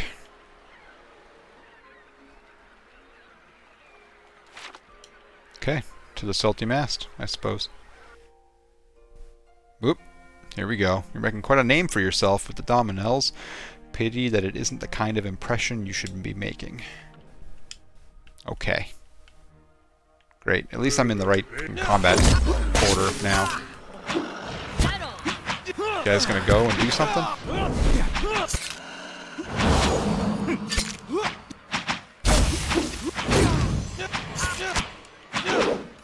Maybe go, Aloth. Thank you.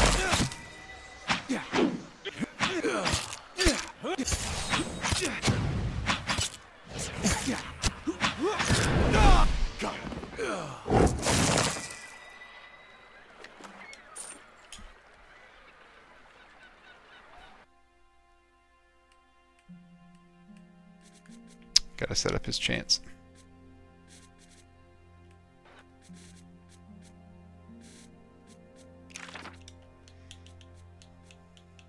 Nope, his chance don't change. Never mind.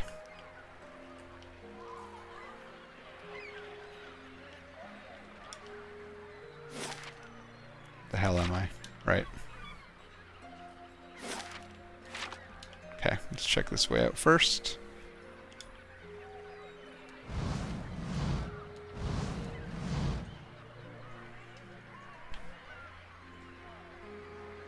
Nice and quiet. Keeping an eye out. Walder, 3 fingers. 4 people stand gathered around what appears to be a wooden chest. Ah, okay, that's the chest he was looking for. One of them, a grizzled and rough-looking character, looks up at you and then sneers. Took a wrong turn somewhere, did you? Best turn around and walk on. There's a sudden snapping sound from the direction of the chest, and a second, smaller man lets out a frustrated groan. Damn it, that's the second lockpick. He looks up at you and stills. Oh. Walder rolls his eyes, then turns to you. You've walked down your last Oh, he didn't even give me a chance to try and scare him away or anything. Well, lost, buddy.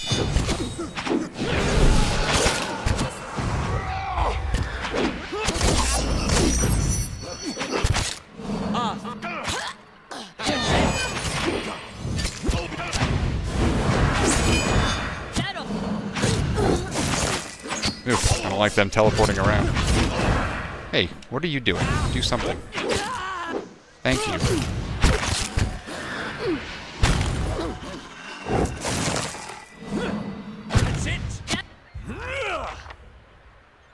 Damn, that was a strong hit from Eder.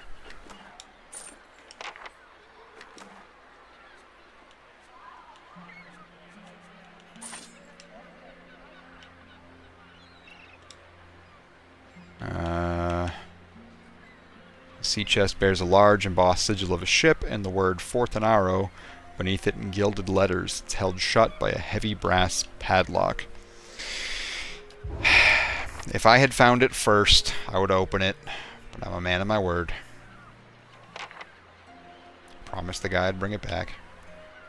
Whoa. Whoa. Found something. Okay.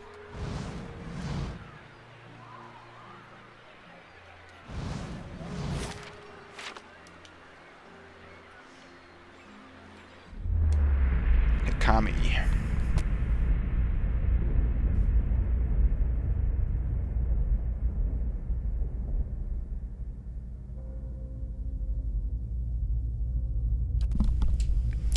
You see an elven woman, her colorless complexion almost invisible amidst the falling snow.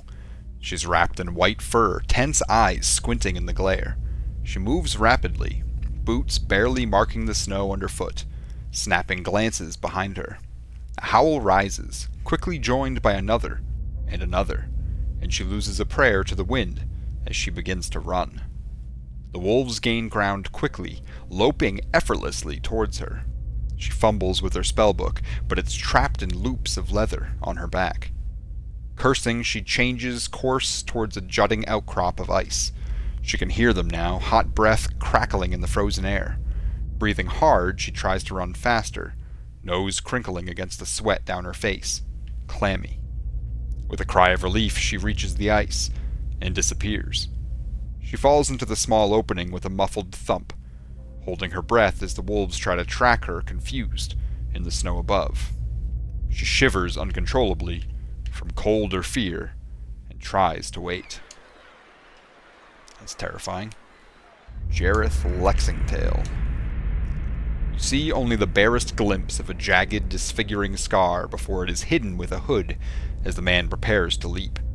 One window to another, scaling a trellis with soft, gloved hands, he moves promptly through the upper stories of a careless city. The afternoon is lethargic, empty, and he quickly hits 3 targets: a scroll hidden in some noblewoman's cabinet, a bottle of dark red wine from a blackened and dilapidated cellar, a pouch of coins from a Svef-wasted, overly rogued young elf.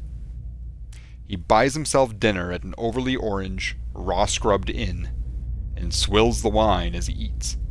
but his eyes are on the door. He is barely finished when it closes behind a sour white elf, red eyes demanding answers. Unperturbed, he kisses her on the cheek, discreetly placing the scroll in her pocket, before returning to his meal, a significant deal richer for the gold in his hand. Neat.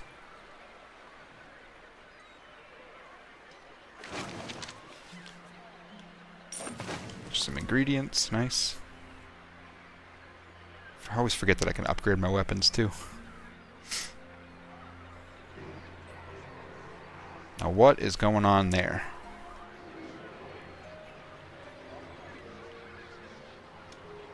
Mud squelches underfoot. Crabs scuttle out of the debris. Cute. Nope, nope. Don't go anywhere, eater. I'll go back to that in a second. That's what? That's the salty marsh? Yeah. I can actually explore down here. Okay.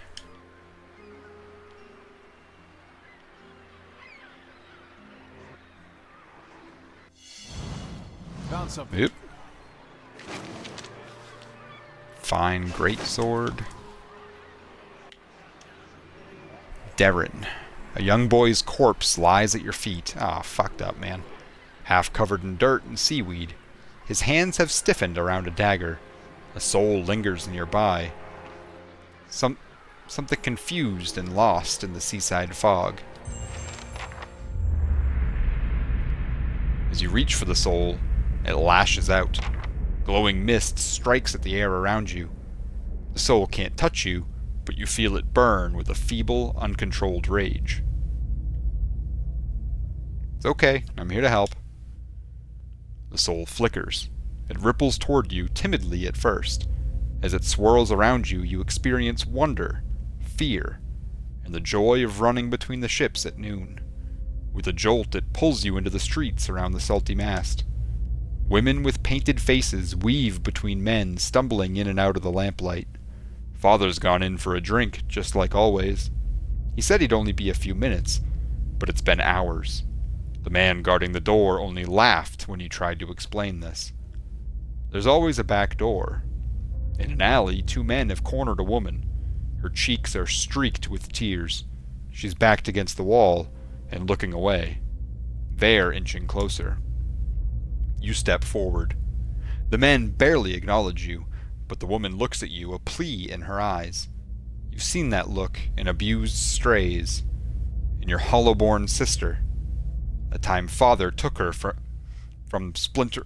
Jesus Christ, that time father took her from her splintering cradle into the filled wash basin. You were brave that day. Jesus Christ, man. A knife is in the thug's belt. It's in your hands, and now it's in his thigh. You're small and fast, but not fast enough. Fingers bite into your arm, and a muddy boot sails towards your face. Then everything is muffled by cold, brackish water. The soul retreats from you. It pulses with a question. You did a brave thing, kid. Gods will reward you in the next life. Darren's soul absorbs this thought and ebbs in the ocean mists around the dock.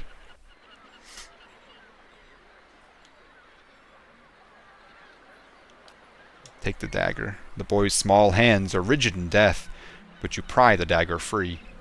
It looks too large and too expensive to have belonged to him. The letter B is carved into the pommel. Alright. Looking for a B.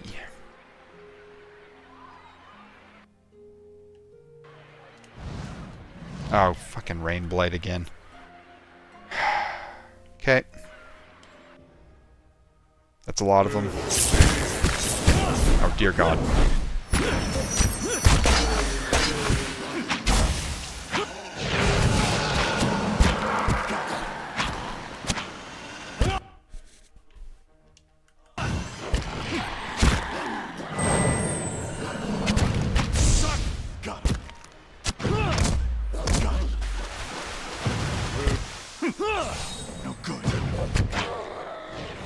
Alright, these ones went down a lot easier. Thank God.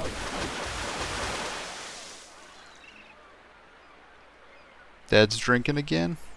Story of my life. Yeah, tell me about it. Oh, great. Got a couple bots in the chat. Fantastic. How you doing, Skylar?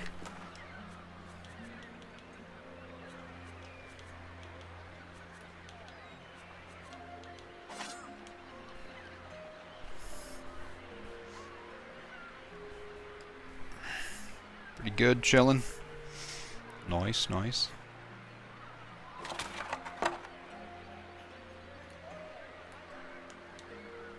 Looks like the top portion of a scepter.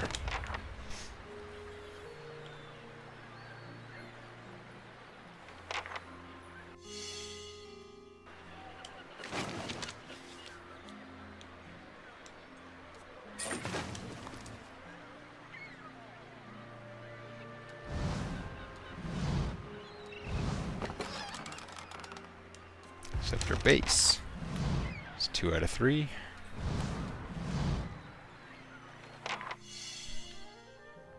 Found something.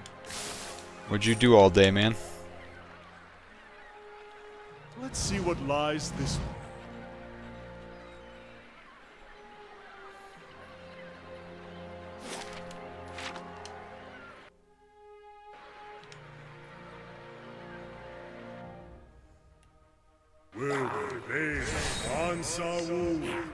This is important. Come on, dude.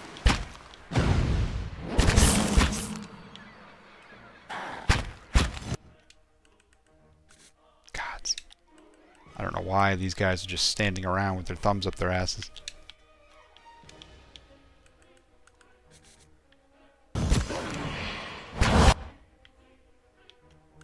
I know.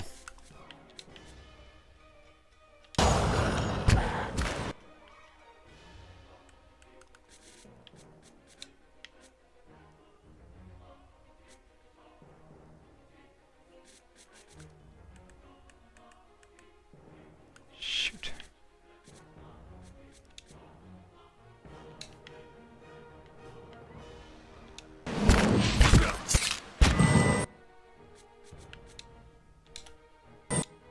Can't get a good shot with this.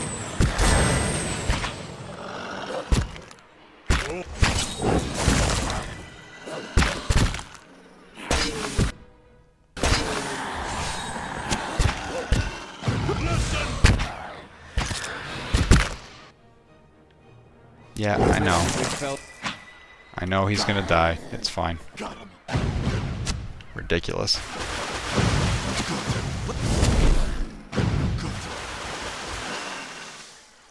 Ugh. It's been happening more and more where my guys just don't know what the hell they're doing and they stand around with their thumbs up their asses. I don't want to do that. Brought Arya out, got my hair cut finally after like 6 months. Nice, dude. That's good. Where'd you go?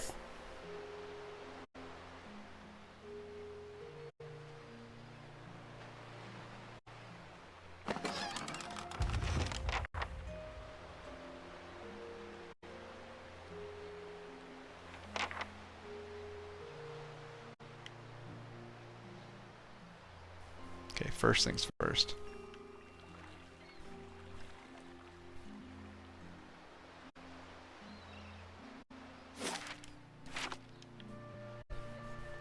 I've been going to the same barber for years now.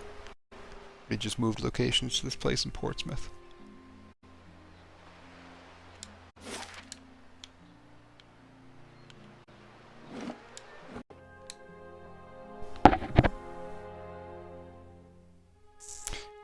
Does this game have turn-based mode like too? I don't think so. You can pause it and kind of give everyone actions to do, but then they just start doing their stuff again afterwards. I haven't figured out how to do a turn-based. I feel like you told me about your barber before. You always have pretty nice haircuts though, so I won't push Danielle on you too hard.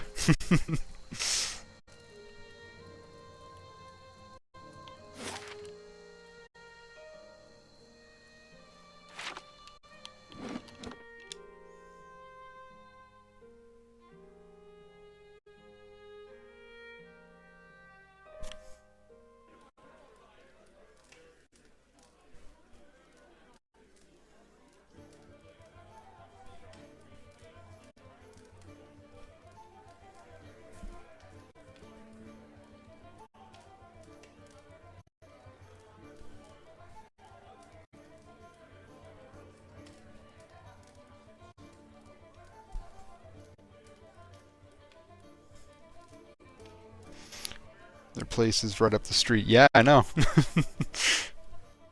I drive by your house a lot lately. Well met, friend.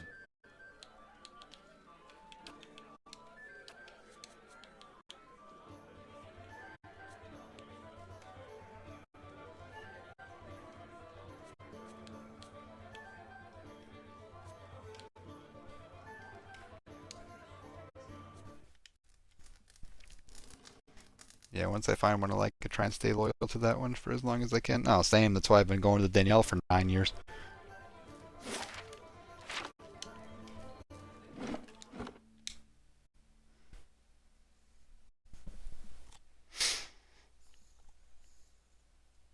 And since he moved, he was worried about losing a bunch of people he normally saw. Oh, that's fair. I mean, you said he was in Dover before? So many ruins to uncover, places to see. Indeed. Though after 5 years, I'll be ready for a break. It is true. You have been at it far longer than I. Where will you go next, when you have all the world to choose from? Home, of course.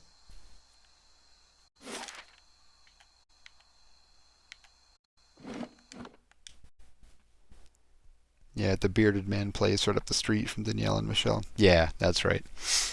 Yeah, so I mean, at least that's not like too far of a transition for most of his clients anyways.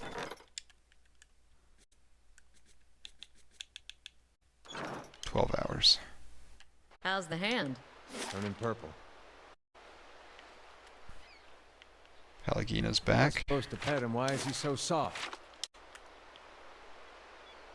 Huh.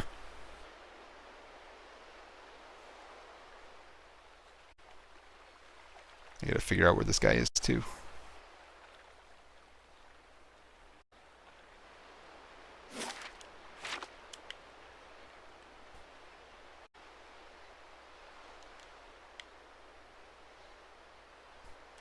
Welcome.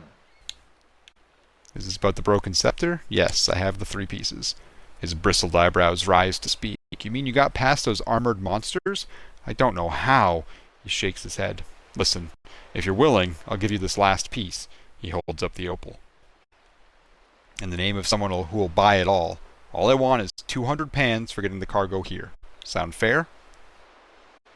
I want 200 pans for locking the rest of the crew in the hold and sinking the shit now. Give me that opal. Yeah, we've got a deal, man. He accepts your money and gives you the opal. It's still warm from his hands. You'll want to go to the Brackenbury Sanitarium and find Nan's. She'll know more about this artifact, and I know for a fact she's bought them from our crew before. And Magdalene gazes out over the water. Anything else you need? Nope, not from you. There's something else here, though.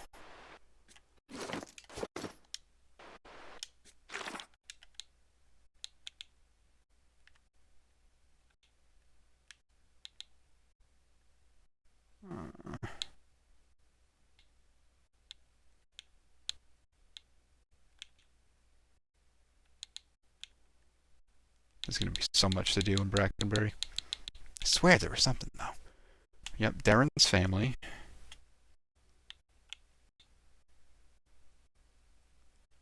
Marceno. That's who I'm looking for. He was here-ish?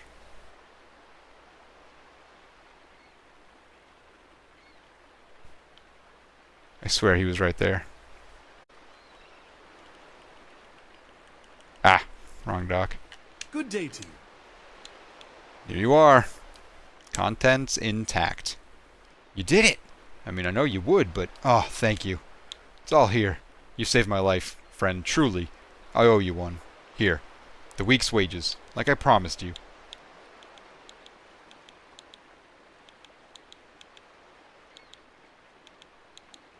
Just try to be a little less careless from now on.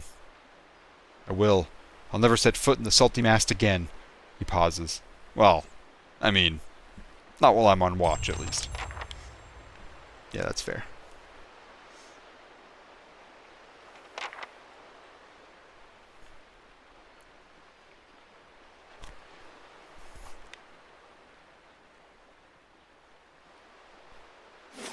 Is this one a lot different from the second one? I can barely remember. I know I've only gotten like a couple steps into the second one.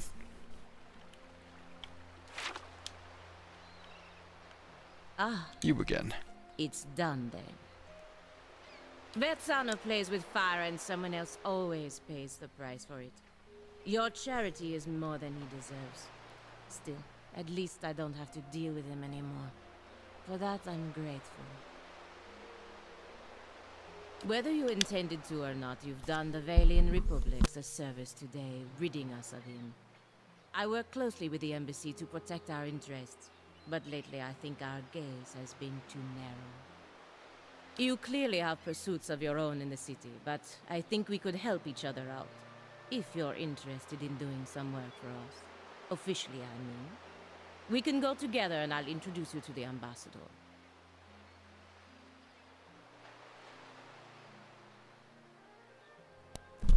Not right now. I need to figure out which one of these folks I'm getting rid of. If she's going to draw my team. Yeah, it seems like there is more voice acting in the second. That's fair. There's a lot of reading in this one, that's for sure.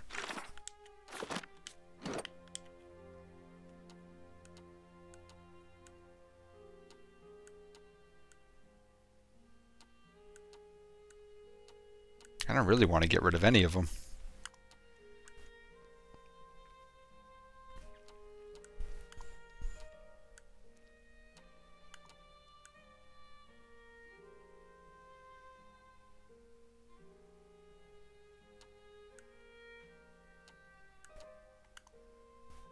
If anyone, I think I'm going to get rid of him. He is interesting, but not very helpful. Like, story-wise, I think he's wicked cool, but I don't think he's a very useful character. And I hate the way that the chanting works. That's just bizarre to me. So yeah, let me do that. Let me get rid of... unequip all of his good stuff.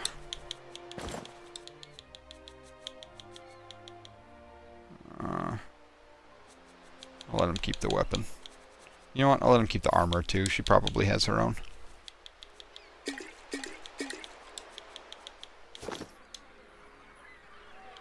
I'll need you with me if I'm going to get... Safe travels. Although I have no idea what she does.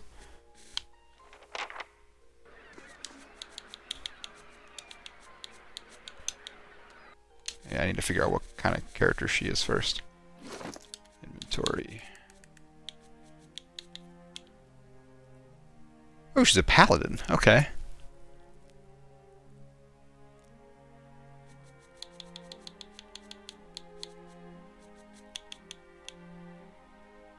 Huh. Also has a two-handed weapon. Cool.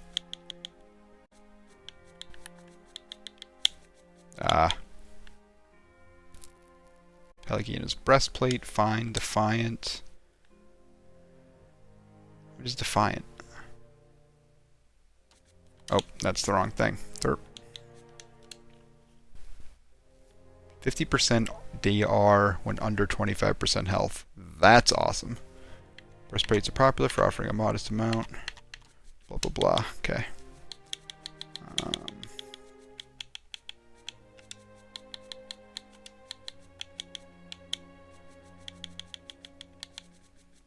That's the weapon she has. Nope. Nope. Nope. Oh, I'm an idiot. I unequipped all of this stuff and it went into his inventory and then I got rid of him. Shit. I do that far too often.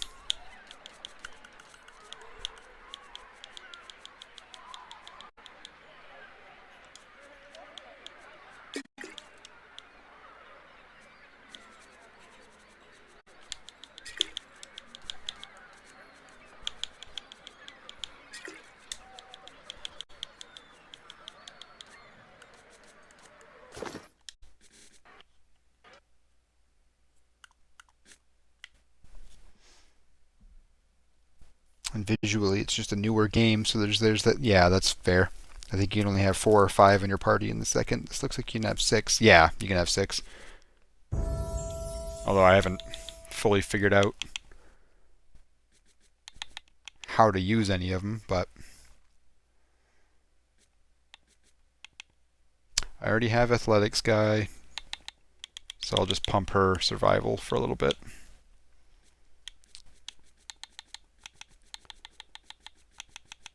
I probably should have looked at her spells.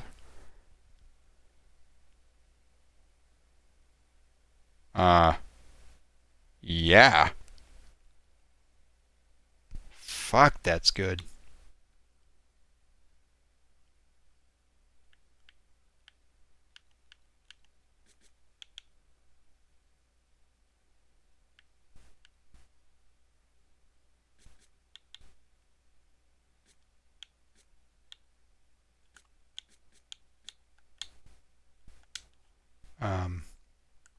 Okay.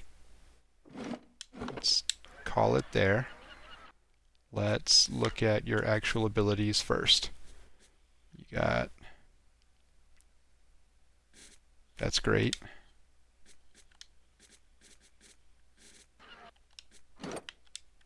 What else do you have?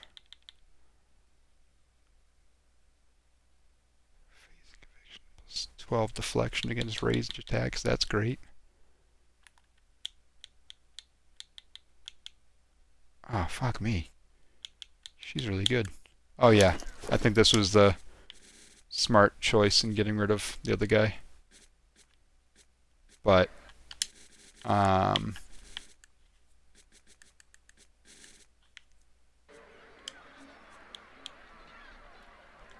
Flames of Devotion, Sworn Enemy.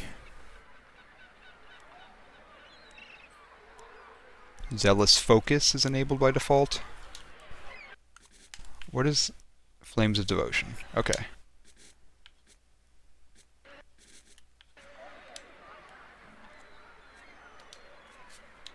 Support. Lay on hands whenever an ally is below 50% endurance. Use Liberating Exhortation whenever an ally is subjected to a hostile status effect. Uses Reinforcing Exhortation. Allies being attacked more than 2 creatures. Uses Reviving. Uses Hastening.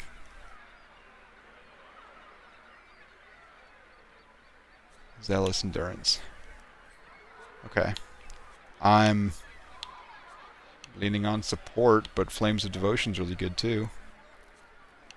So maybe we'll keep with aggressive, and then if I need to, I'll have her be the one that I manually select stuff with.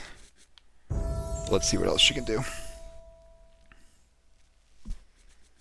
I'm also trying to do this without looking at any guides, so it's been fun.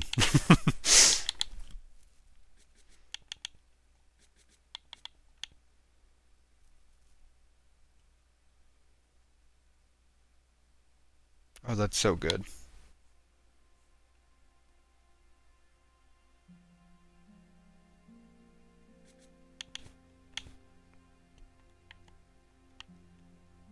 Oh, that's so good.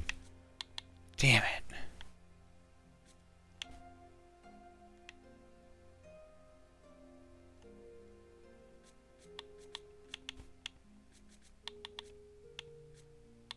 Shit, why do I have to choose one of these?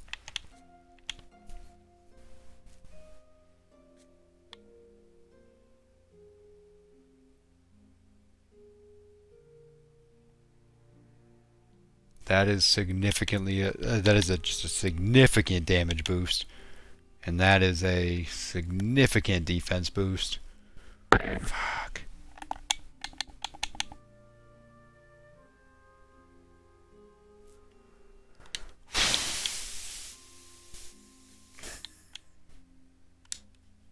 I gotta do Zealous Endurance. That's massive.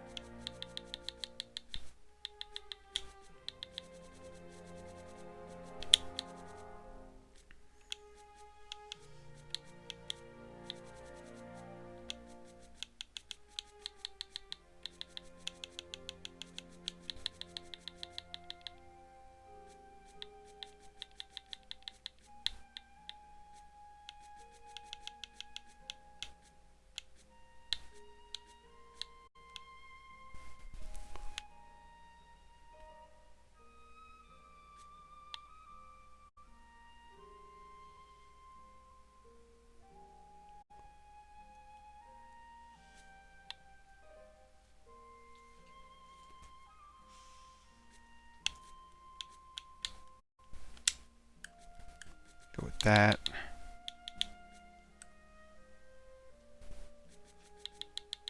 Oh, Jesus Christ.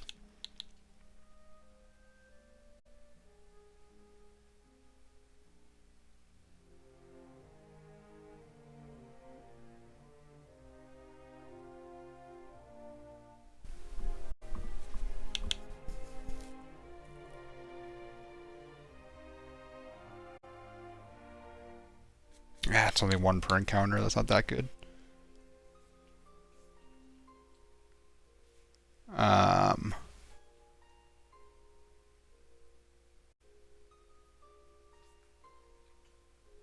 That sounds better than it probably is. She needs to get the killing blow for that to work.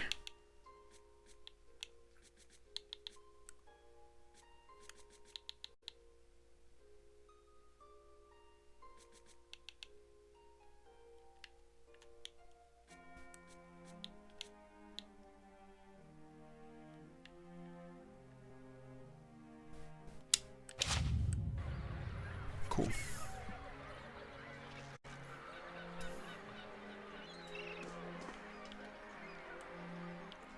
Nice and slow.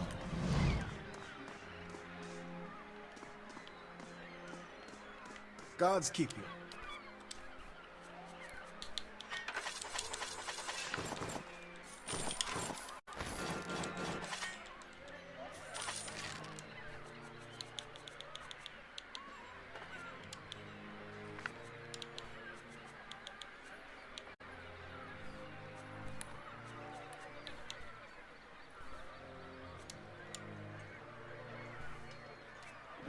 Oh. Alright. Cool. Hail and well met. You had something else good. What was it? No. You didn't have...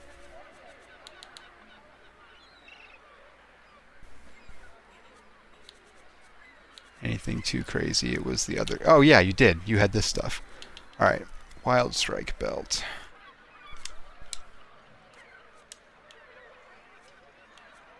Soul Whip is for ciphers. Constant recovery. No.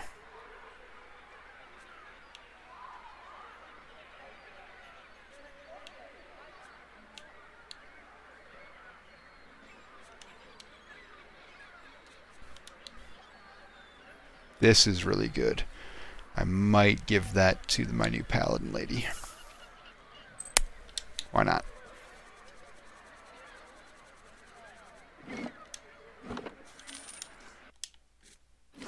And that was the only thing that I wanted to buy from him at this point. Yes. Okay. Alright, now... got that back, got that back. Time to go to the salty place. I think. Yeah? Ada's house. This is new.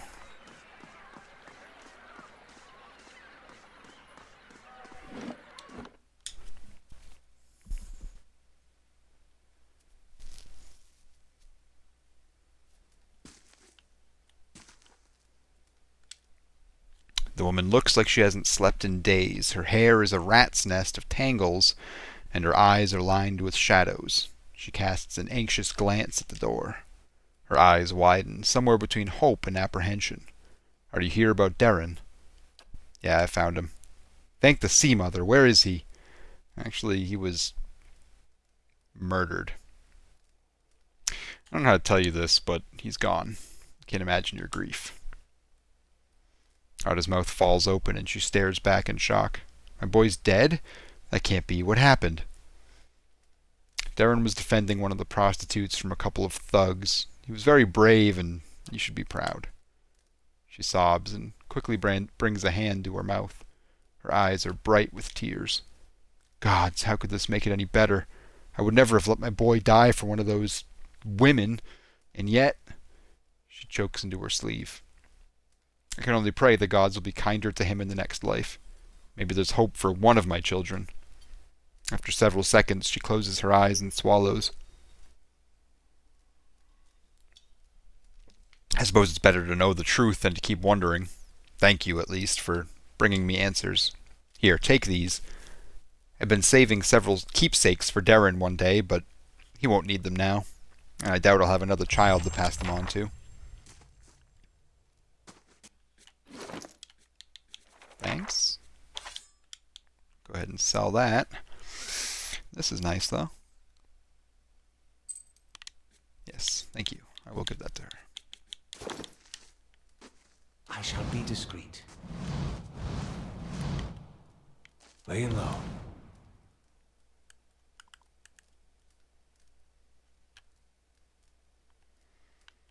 No. Okay. A quiet, motionless shape is swaddled beneath filthy rags and moth-eaten towels. Oh, dude, it's a dead baby in a crib. What the fuck? This game, man.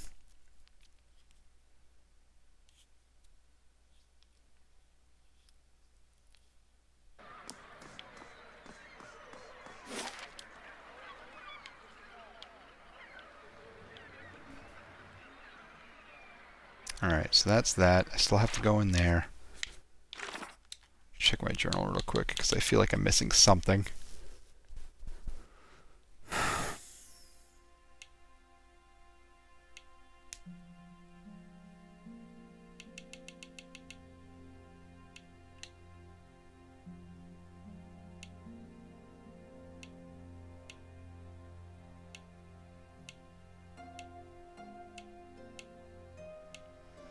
Most of the things are in Brackenbury at this point.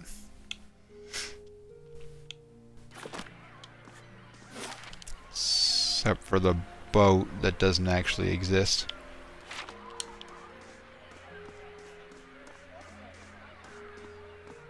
Oh, that's what I forgot to do.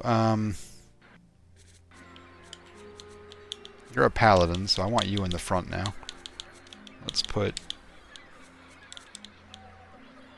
Yeah. Just do one of those. Keep everyone separated.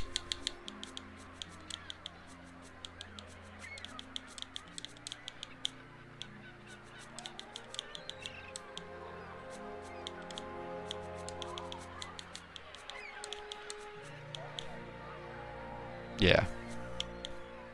That's...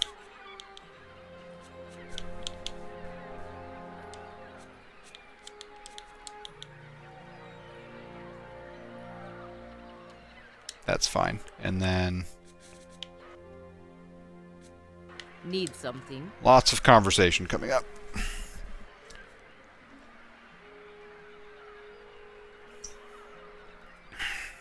Pallegina's eyes glimmer with a divine spark as she coolly appraises you.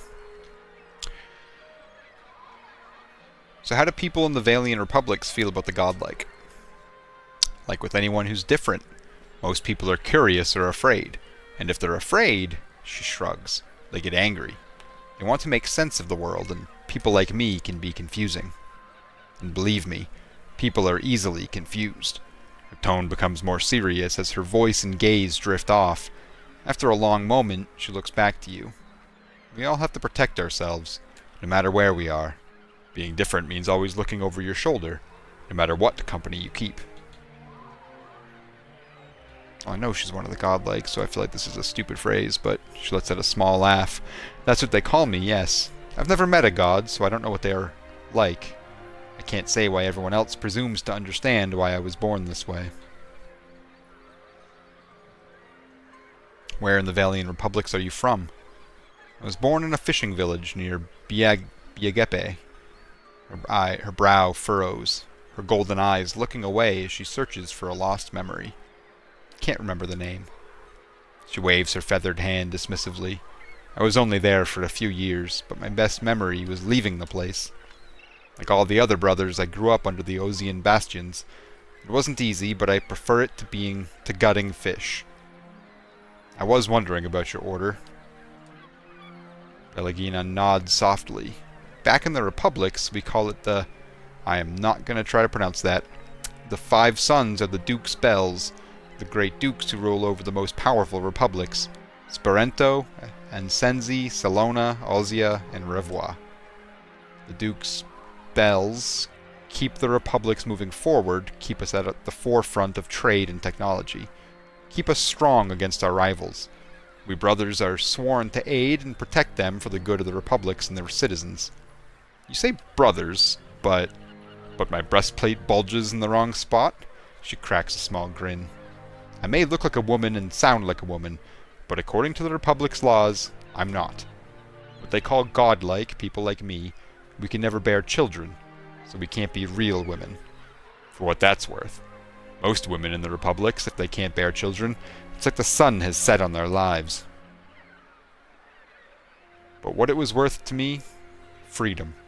The Brotherhood has a prohibition against women entering, but I was allowed. Many resented the decision, but I learned long ago not to care. How does that work? With 5 dukes they can't agree all the time. She throws her head back and laughs. Of course not. They argue endlessly in the Sangrada Ducala. The Brotherhood is forbidden to take sides in their debates. Not that I'd want to. I'd rather risk life and limb fighting the Republic's enemies than listen to the droning lectures of the Ducal Congress.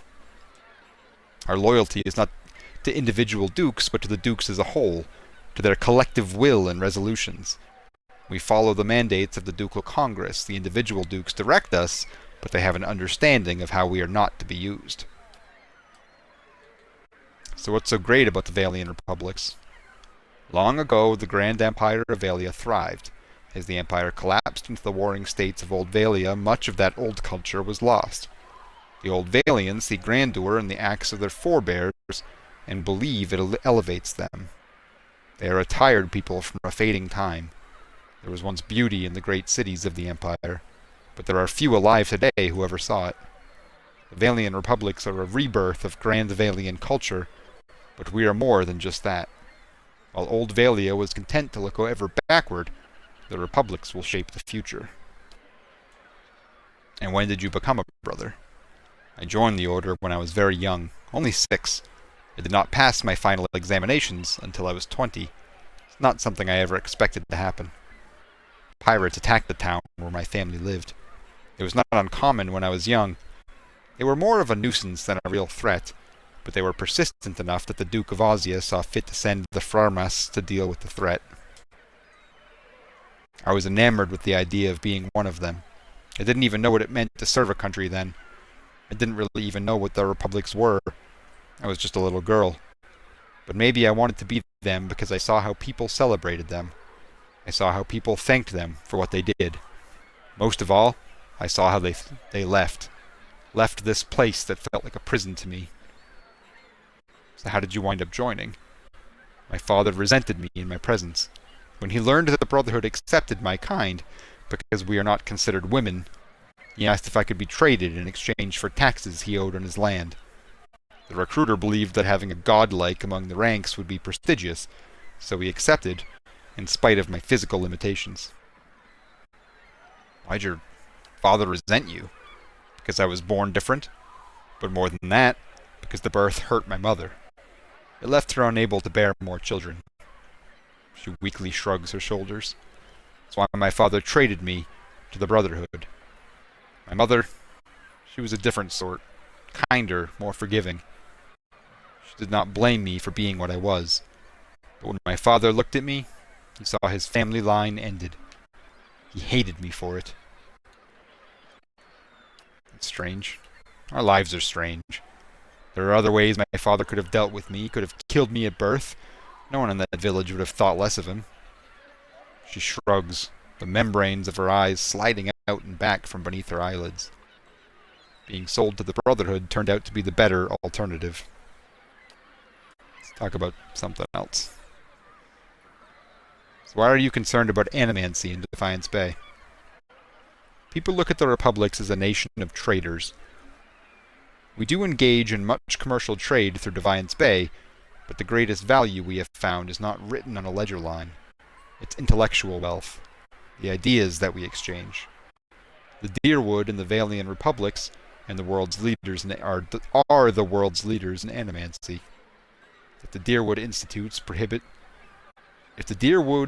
institutes prohibitions against research and practice of animancy, it will have serious repercussions for the Valiant Republics.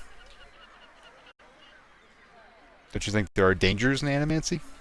Of course it's dangerous, but we who live in the Eastern Reach, we are the children of pioneers. We sought out the danger. She nods her head decisively. This is why all the best research must happen in the New World. Do you see animancy as just something to be traded? She snorts dismissively. I'm not a scientist, but I believe animancy can benefit us all. There are so many questions to be answered. About who we are, why I am the way I am. If we can answer them, maybe we can make life better for everyone.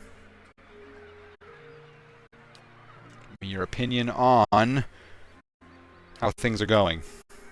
I'm glad you know how much can be gained from diplomacy.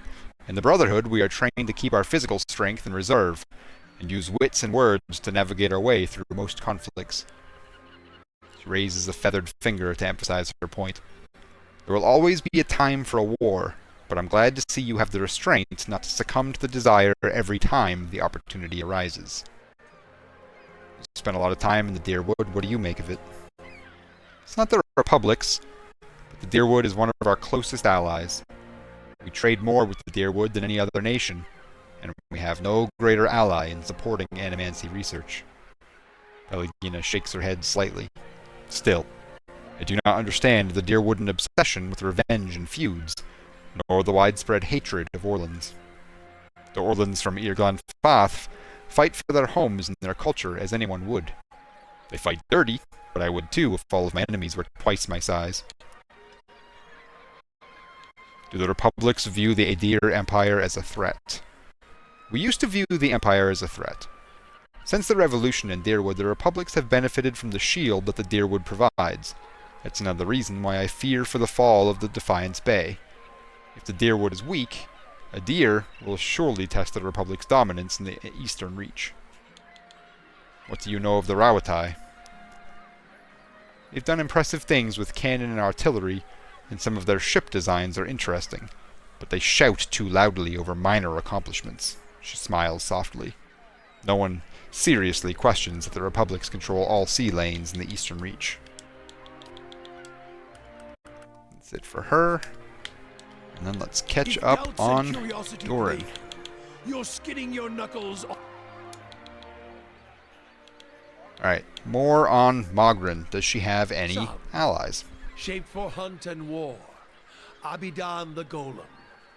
Galawain and his beasts. The latter keeps us honest and awake. The other makes the tools by which we punish those who are not.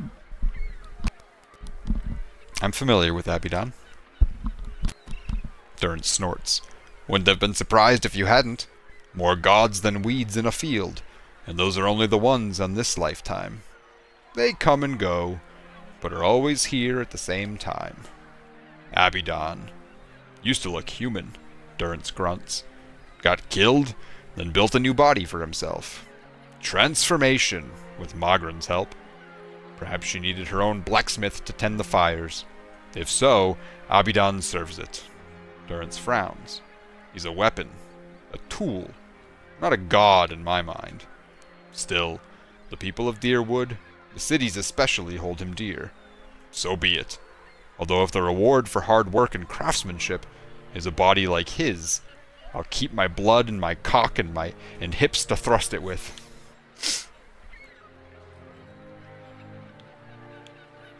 You also mentioned Galawain? Monster Father. The Great Hound. And as for monsters, this world has quite a bit. Not just the ones on two legs. It's as if he's made monsters solely to hunt them. To remind men of their place. He's busy making more, I suspect. More monsters than sense. Variation upon variation. What do you mean? His aspects are a confusing bunch, and considering he respects reversals of fortune, especially in beasts, perhaps not so confusing. No reason why Mogren and he share a bed in my eyes, even if he does believe in the trial. A filthy Orlan god in many ways, howling and mewling, perhaps like they do. They can keep their beasts. I'll take fire and weapons any day. Seriously, Durrance, cut the shit. I wish the other guy, can't even freaking remember his name, was a priest. Because I would swap these two in a heartbeat. I can't stand Durrance. I'd watch your next words carefully when speaking of Orlands. Durrance glares at you, then snorts. Ah, Orlan Defiance. Now there's something to fear. A lot of good that did you when the slaving was at its peak, and you were all foot rugs and prone rugs for various shit-heeled nobles. Durrance sneers. Those days may come again. After all, you deserved it.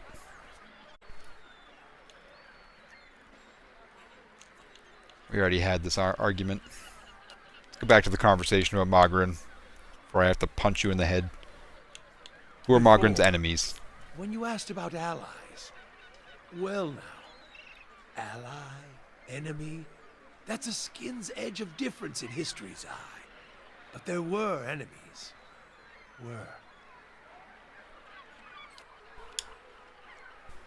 Eothas. Durrance gives a cold grin and nods. But we sorted that out.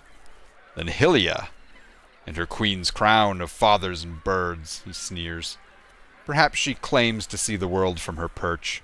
I hope she saw what happened to Eothas, and if she dares to walk upon an earth where such fire runs. Her temples are things of windows and twittering music. If a bird falls, know that it's a victory. Seeing another set of darting eyes from that feathered bitch die is a pleasure to me. You bear her a lot of rage. She and her clergy offer shelter to the Eothasian since his death, his humiliation. She's next. Alright, I have finally finished my grueling conversations with that pain in the ass. Holy hell.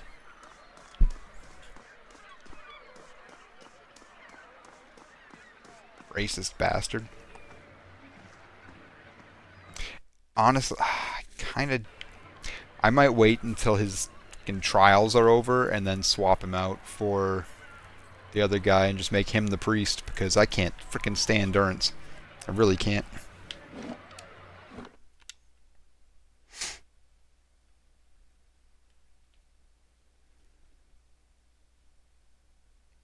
That being said, for anyone watching, just a heads up, I am going to do this building, head over to Brackenbury, but once I'm in Brackenbury, I'm going to call it for the night.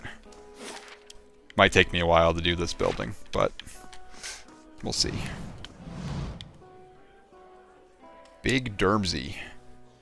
The Orlan man seems to walk with a slight limp. He doesn't say anything, but he stops and regards you with interest. What's wrong with your leg? He just laughs and shakes his head. Oh, no, I'm not interested. Sorry, Big Dermsy. Appreciate you, but...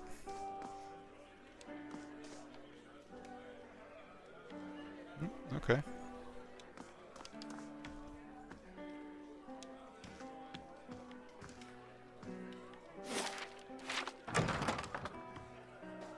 Nice and slow.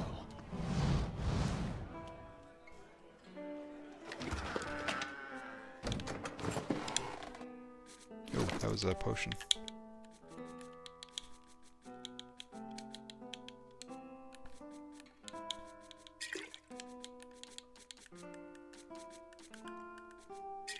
Can't move now.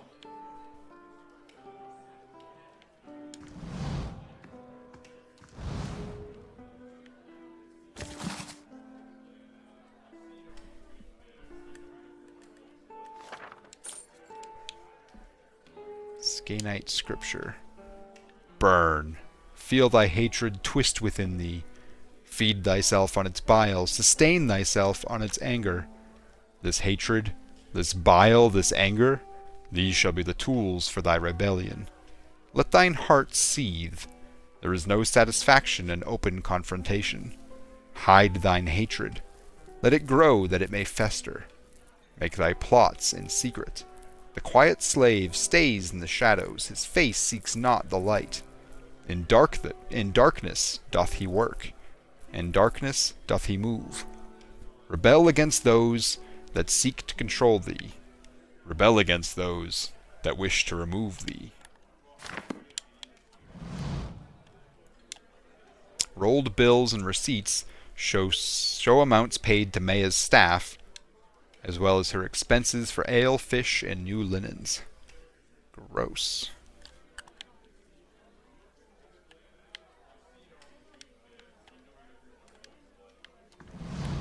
I'll take a look. Gods keep you.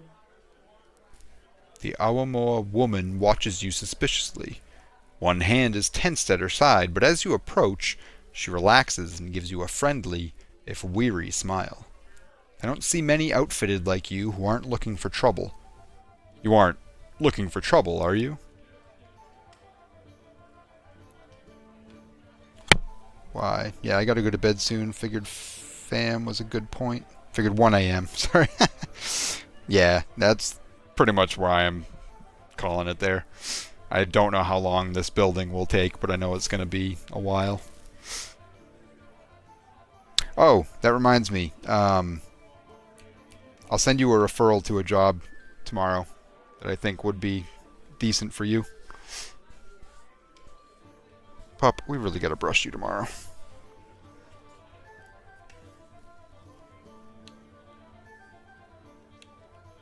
What kind of trouble are you having? A frown ripples across her blue facial markings. The kind that's bad for business. Local rowdies have taken to harassing my hard-working boys and girls. And our customers. They started showing up after this rash of Hollowborn, and they've been driving my regulars away. She looks you up and down, scratching her chin. There aren't too many who care about what happens in places like the Gift, but word is you're an exception. The knights are too busy sniffing around Duke Avar to bother with us commoners, and I'd just as soon not deal with their bureaucracy anyway.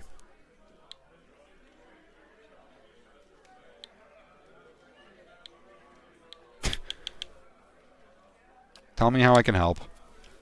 Maya draws you closer. These thugs tend to roam in groups, which suggests to me that there aren't random incidents. She places one large finger on your chest. You put a stop to these attacks, and I'll find a real nice way to thank you. She winks. Got me? If she means to bake us something, my vote's for cookies. I've got questions first. Shoot. What do you want to know about these attacks? Or what do you know about these attacks? She waves a hand at the door. You only have to step outside to see it for yourself. Those thugs out there are just waiting to cause trouble for anyone coming or going. She sizes you up. Maybe they would have let you pass, however. Tell me more about your business. She rubs the back of her neck. It's not doing as well as I'd like with all this trouble. I run an honest enterprise, just trying to give folks a little rest and relaxation. She nods at you and lowers her voice. You help me out, and I'll see about getting you a special discount. I don't want a discount. I want gold. Let me ask you about something else.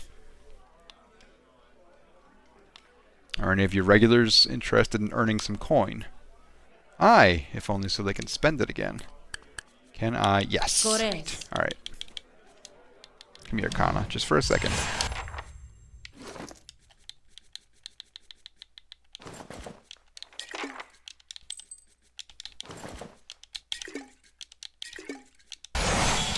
Hail, traveler. Sorry, Kana. You're way cooler than frickin' Durance, but not quite as good as Pallegina.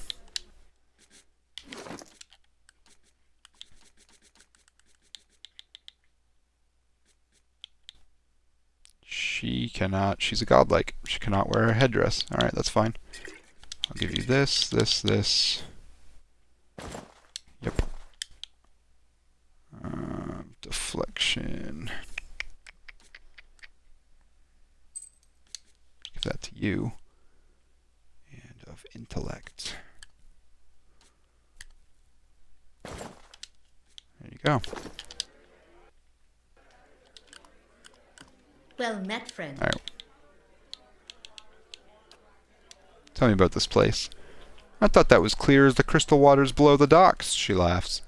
This here is the Salty Mast, the most famous house of pleasure in Defiance Bay.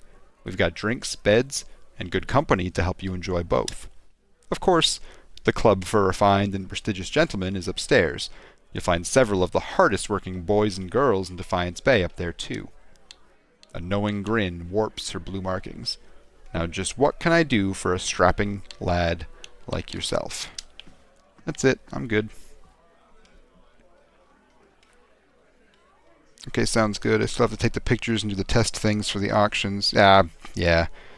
That's going much slower than I thought it would, so I wouldn't worry about it too much. I watched a decent amount of the videos on the site and read like 10 pages of the PDF already. Yeah, hopefully something comes from that soon, but I've admittedly not been on top of that since coming back from watching Live in Joey's house. Yeah, that's fine. How was that, by the way? How'd the rest of your week go over there? Hail, traveler. I'm going to talk to you. Wade. Wade's eyes are red-rimmed and unfocused. He stares into a filthy mug as if searching for something. He shivers and takes another drink. Why don't you just take one of them stools over there? He swats at the air in your general direction. Nowhere else for me to go. Not with the wife and estate and my boy.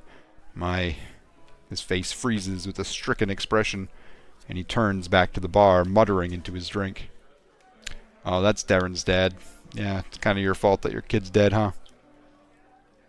Captain Pepperjack. You see the prow of a ship slice through the deck of another, a Valian spice vessel, and are immediately accosted by splintering wood in panic. The pirates are upon the ship in the space of a shout, all elbows, gold earrings, and violence. Crewmen are hurled, shoved, and punched off the deck as the dog-eared captain boards. The hunt begins immediately, as water begins to claim the wounded merchant vessel. The larger cargo boxes are ignored entirely in favor of the smaller, more delicate boxes and jars. The captain stands, water snarling around his ankles, as he waits for each of his crew to return to the ship with their plunder. Counting them off, he takes a running jump and grabs the railing, hauling himself aboard as the remains of the merchant vessel are devoured by the ocean below. The crew applauds, raucous cheers and laughter as they begin to sort through the valuable Valian spices. The Fansington would eat well tonight.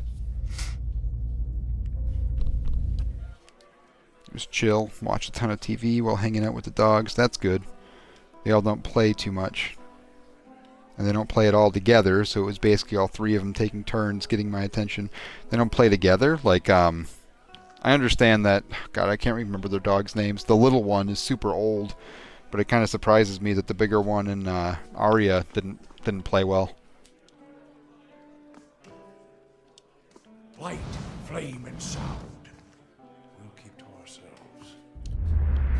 Not you. Hello. Orico. Orico catches your eye. A golden hoop dangles from one ear, and his fine, fitted clothes whisper as he glides over to you.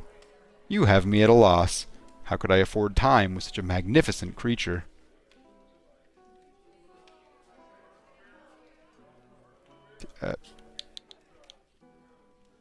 I know how this works.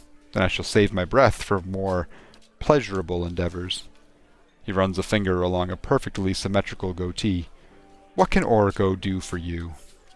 Not this time. No thanks.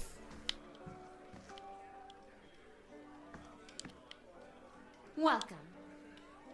Not from around here, are we? The young woman's voice rolls with the saucy cadence of Ondra's gift. You need a local girl to show you the highlights. Lucky for you, I'm one of them. You're a local girl or a highlight? She laughs. Both gorgeous. What else can you do with that clever tongue of yours? And what local attractions would you recommend? Yeffa winks. I'd rather show than tell. Maybe another time. Good day to you. Older drunkard. His robes are torn and stained with vomit. He turns his eyeless face toward you, wiping his mouth. Come for a story? His speech is slurred and his voice ragged. I told all the best stories. He slaps his chest. It's my club, anyway. What club? The Club for Refined and Prestigious Gentlemen. He prods your shoulder. Wait. If you don't know about the club, you must be... He heaves, catching at his chest. After several precarious seconds, he recovers. Where was I? Oh, you must be here about the ring. The ring. He shoves it into your hand. Have to have that to get into the lounge, he hiccups. They don't just let anyone in, you know. He wipes a hand on his shredded robe. It's the most exclusive club in Defiance Bay. He slaps you on the back. And whatever you do, don't tell him you're new, or... He turns away, overcome by a fit of dry heaving. Fucking nasty. Club of Refined and Prestigious Gentlemen membership ring. Signifies membership in the Club of Refined and Prestigious Gentlemen. Beneath its sigil, a motto is inscribed in Eldiran. Friod on... Yep, okay. We're gonna give that to Durrance because he fucking would. Patrons and the courtesans. Work up a fierce appetite, if you know what I mean. Keeps me busy. Smells of fried fish and oysters hang over the stove. The counter is splattered with grease. We can all hang out fine together, but Charlotte is protective of her toys and just wanted to play with me. Yeah, fair. Arya is the same, where she just wants to play with me, and Marley, yeah, is old and just likes hanging out. I guess that's all fair. I gave them treats and kept them company all week, pretty much. Alright, man. You have yourself a good night. I'll send you that job that I found. I think, I mean, it's not... I'll tell you more about it tomorrow. You have yourself a good night, man.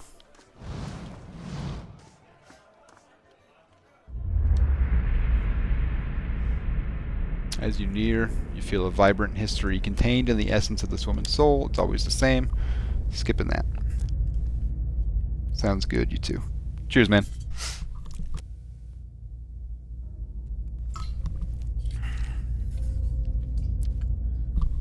You see a tall woman crouched over her drink, sitting alone in an unkept inn. What few other patrons are there leave her well alone, walking a wide berth as she drinks. Even the innkeeper avoids her eye as he serves her a procession of drinks, but she seems to take no notice. A man swaggers in, and he does take notice. With an imperious nod to the innkeeper, he seats himself next to the woman, her buxom form his clear interest. She turns away from him, but he persists, reaching a hand across and touching her knee. In seconds, he is prone on the floor, shocked and still, scrambling to get back up, and is prevented by her shoe on his throat. She raises an eyebrow, expression empty as he splutters for mercy. He's red by the time she relents, and she turns back to her drink as he scrambles backwards and out the door, casting affronted glances behind him as he retreats. The other patrons shake their heads knowingly. Well, you don't fuck with that girl, I guess. Omadon. Oops.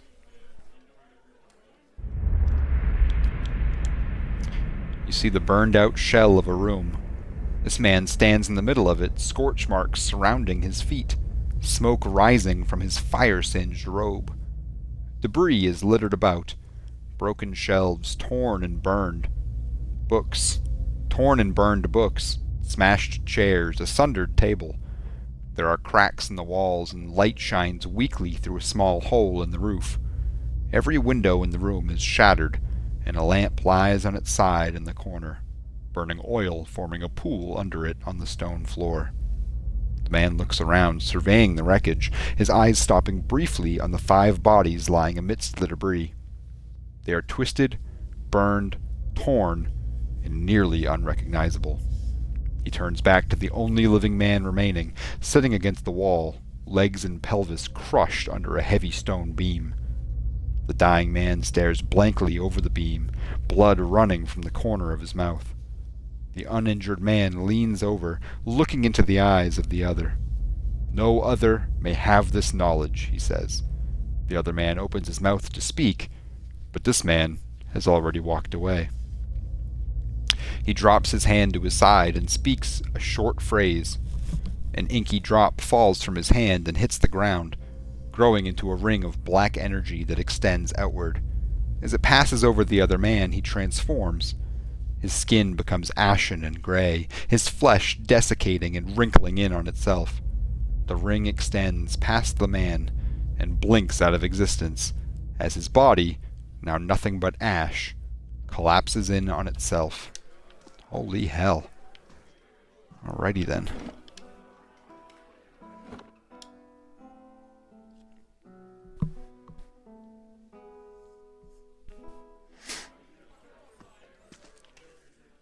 Good day to you.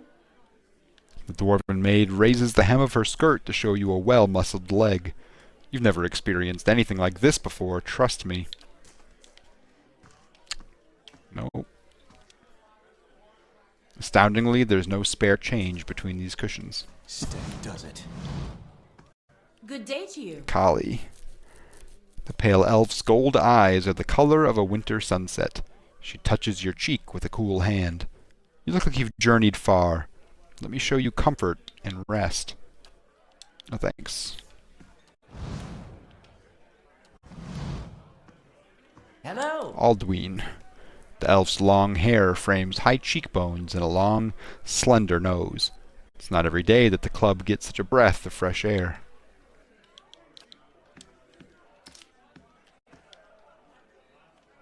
Nice ring, you may enter. Okay. Thanks. We do good business with the Salty Mast.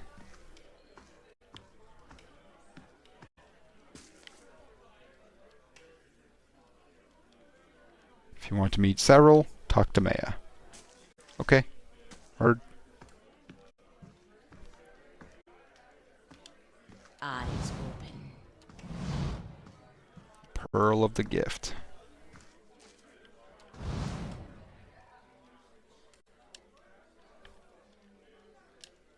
Up close, these look more comfortable than one might expect. I'll see what I can find. Model clothing.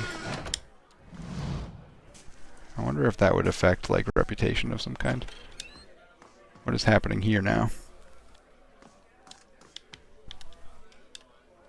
The plaque beneath the display case reads, "The legendary gilt blade of Lorne, capable of smiting any foe dead with a single blow, broken in the Battle of Tower Watch." Interesting.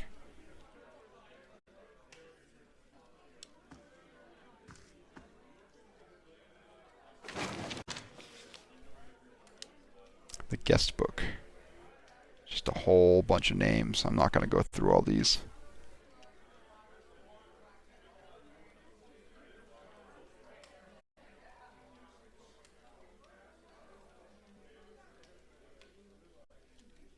I've seen some of these names before, though. I wonder if that was like a, what's it called? Part of the Kickstarter? Was it Kickstarter that this was on? Anyways, Vincent Dwellier. The man looks down his nose at you. So, you're a member, I see. Are you here for the exclusive club equipment? Tell me about this place. He folds his arms. Broadly speaking, you're in the club for a refined and prestigious gentleman. On the upper floor of the Salty Mast. He tilts his head. More specifically, you're in the members-only lounge, which means you've been a part of the club for at least a year. He eyes you suspiciously. Our rules are strict, but they keep the riffraff out. Mostly. So that drunk dude just gave me a ring that said that I was part of this club for a year. I love it. I've been collecting the finest equipment for over a decade. I guarantee you won't find a superior collection. Whoa, now, buddy. Already I'm impressed.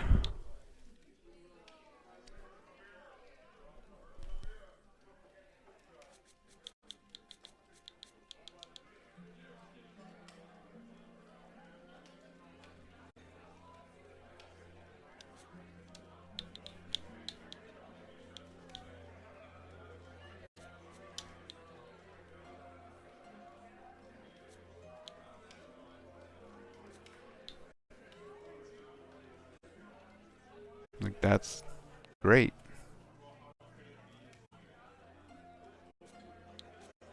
I don't know why that has a special name if it's just exceptional. I mean, exceptional is good, but...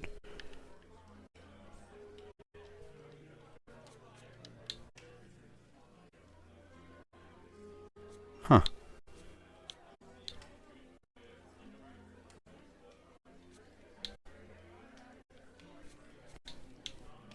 Neat pistol.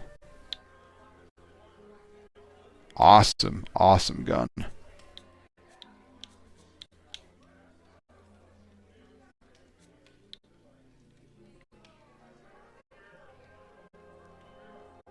at that. It's just another fine greatsword. It's unique, but what's special about it? I don't...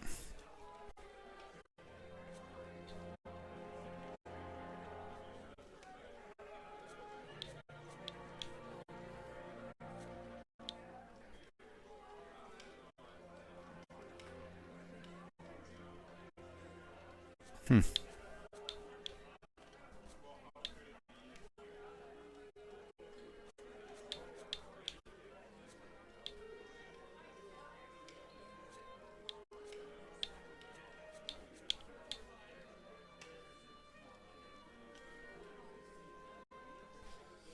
Easy, bud.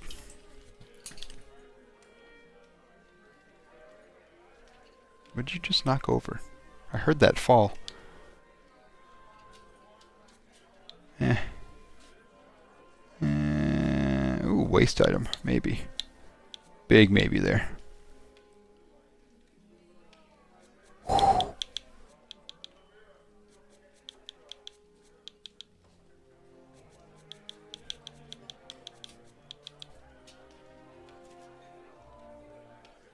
Ooh, tough one.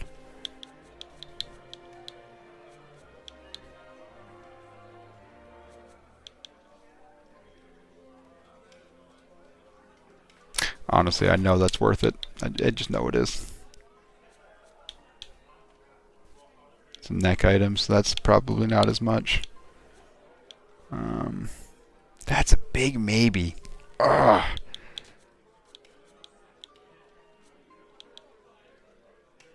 Resolve and perception.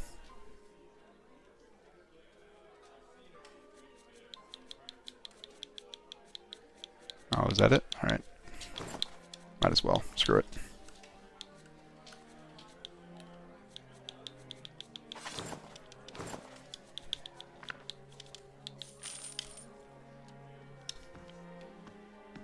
Alright. That was interesting. I thought there would be something else.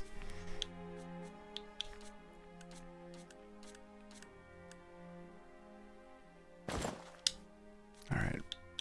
Whoa, where's my head?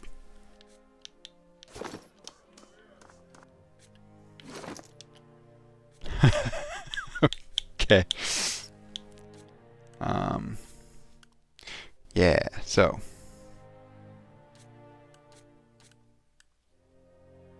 Let's give that to Durance, because that'll make up for the 2 that he lost earlier. Resolve and perception. Probably gonna go to her. What's resolve again? Maintain concentration, will, and deflection. Accuracy, reflex, bonus to interrupt.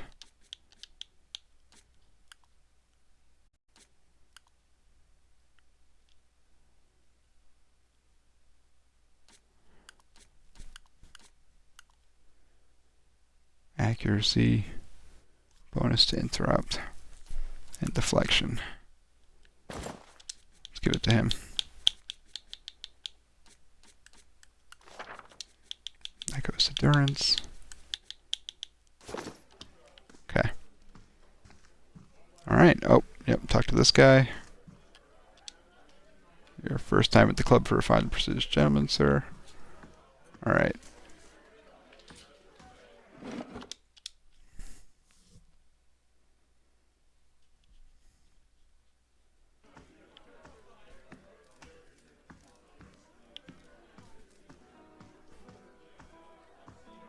Well met, friend.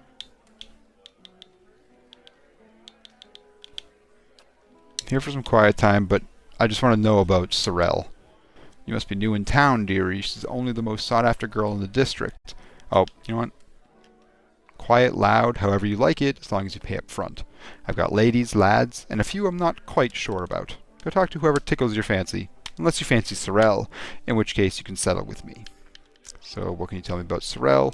You must be new in town, dearie. She's only the most sought-after girl in the district. You want to spend time with her, just ask. She's 1,000 for the night, but she's worth every pand. Or so they tell me. Fancy a go with her? Best money you can spend in the gift.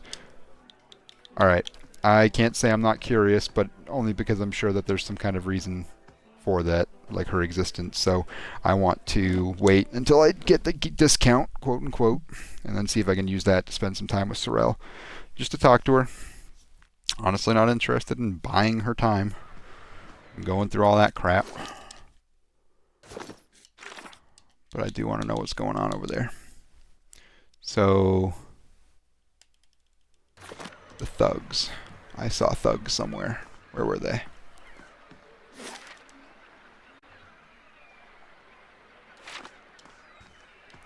I vaguely remember them being over here. On the west side, that is. But I'm taking the long way in case I'm wrong. Nope, that's not where I thought they were at all. What have we here? Another tourist in the gift? He nods to his shifty-eyed companions. Let's give him a proper welcome. Yeah, I don't think so.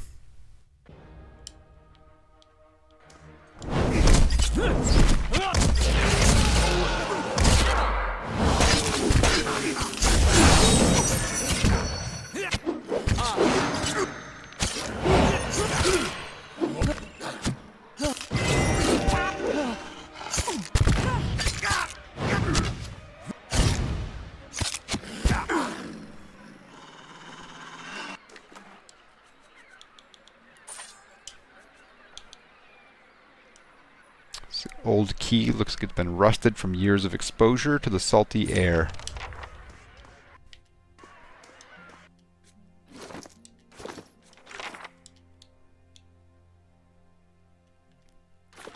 House in Ondra's gift.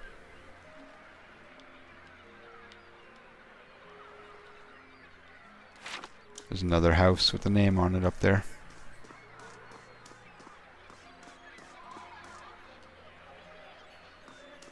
Jeez. No way. I couldn't have been the same kid. Did you read what that said? A young boy has lost several fingers playing with a sharpened blade. There's no way. No way.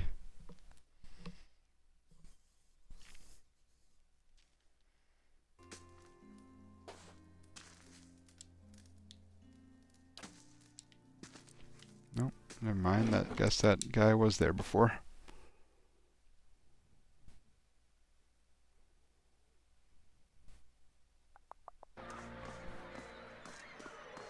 But if your dukes ordered you to return home... Oh yeah, there was this too. The charred barrel in Brackenbury. The safety of the Republics is being decided here. If I do what needs to be done, there'll be time enough to beg forgiveness when the dust settles. You must do what you feel is best. I understand.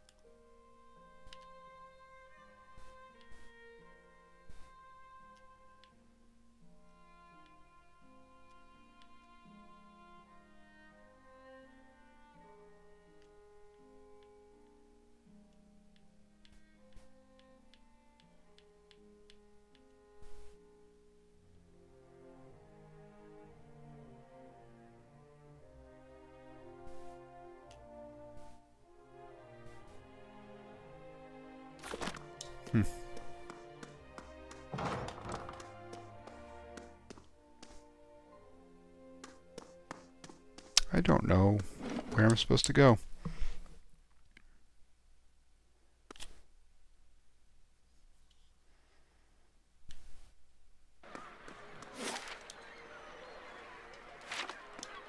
Maybe there? The Ramshackle House?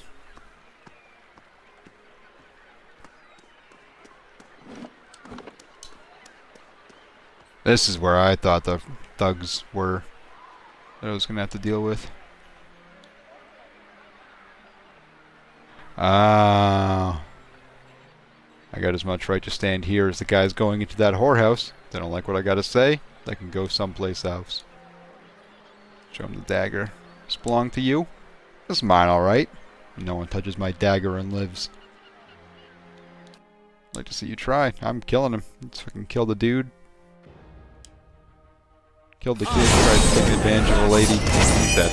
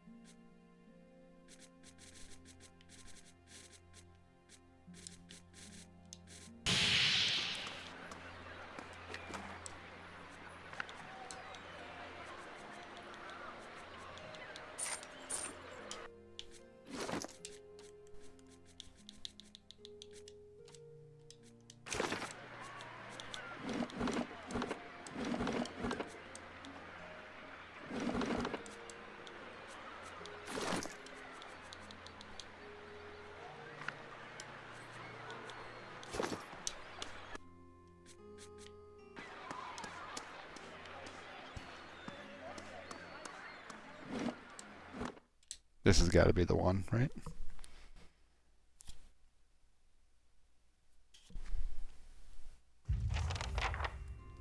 Oh yeah. Well met, friend. Afray wears a defiant expression in a sturdy yet battered suit of armor. She seems to bear each scratch and ding with pride. You don't look like one of the knights. Can I help you with something? I'm here about the trouble at the Salty Mast. Ordinary kith are angry, as they should be, with that crooked Awamoa toadying up to the nobles. She sneers. She's using the tragedy of Widewind's legacy to line her pockets. She's no better than the adhering overlords we drove out 200 years ago. People around here know you to be an honest broker. May has made it so that only the rich can afford her establishment, yet she sits in the poorest district of Defiance Bay. How's that fair? We've taken matters into our own hands, but she's the real criminal here. Why don't you tell her to back down?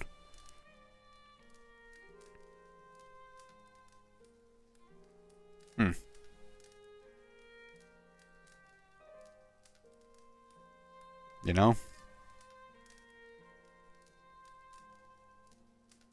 It's not wrong.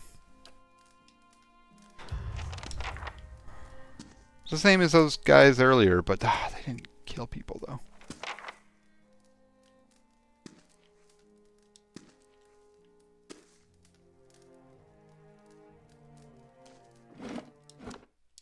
We'll see. He at least tried to negotiate with me.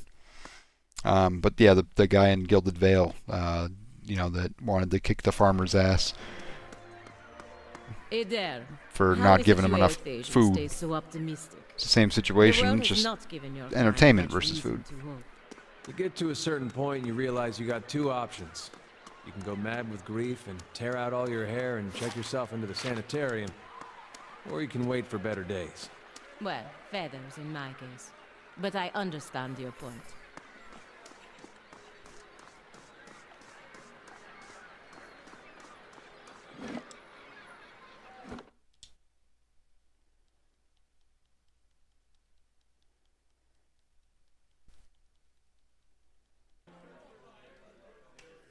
I might swap out Kana for the one with the wolf. I don't really understand the point of having her around, other than the wolf. Hail, traveler. Always good to have a few more warm bodies in here. Any progress with those thugs? I actually wanted to talk to you about that. I hear you've been raising prices. What else am I supposed to do? I have to provide certain measures for my employees and their clients, especially with so many Hollowborn in the district. And with the price of bitter squash as high as it is, I've got no choice but to raise mine. She taps her chest with a finger. And don't get me started on cutthroat business. Not with the Dominels carrying on the way they do. I'll talk to the Dominels about their bitter squash prices. She raises her arms. It's your neck. Bracantha Dominel would be the easiest to persuade. She handles the family books. With any luck, you can find her at their manor over in Brackenbury. Just watch your step around her. Watch your step around all of them. That I can do. I was planning on probably killing them all anyways.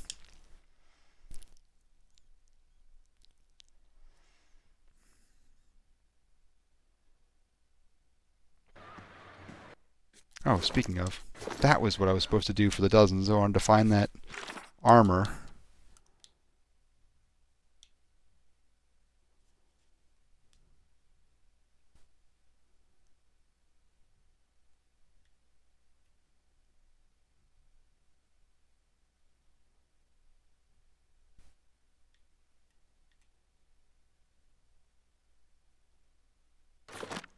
Then read row. I don't know where that is, but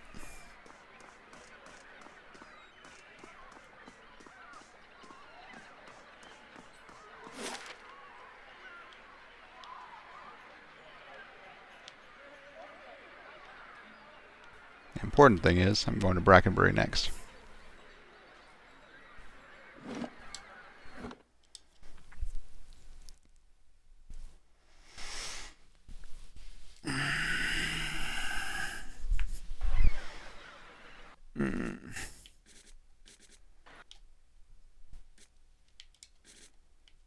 Yeah, they can go a little bit longer. That being said, 38 minutes. Ah, you suck. Could...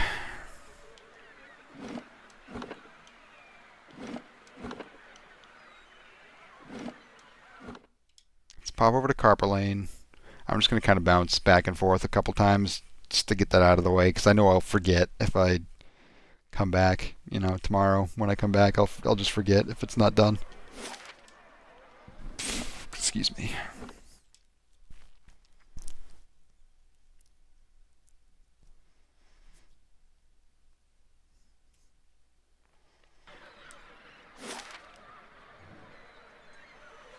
Ooh.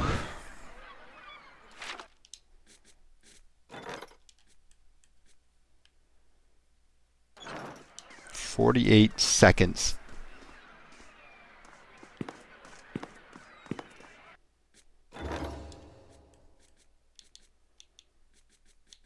Boom. There's a south curtain wall, right? That was what I was trying to do. One of those, anyways. Alrighty, that's done.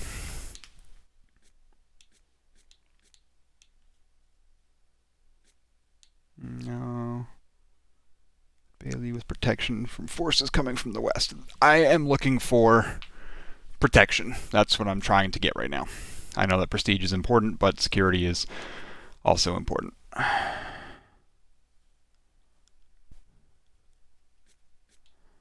Maybe the barracks.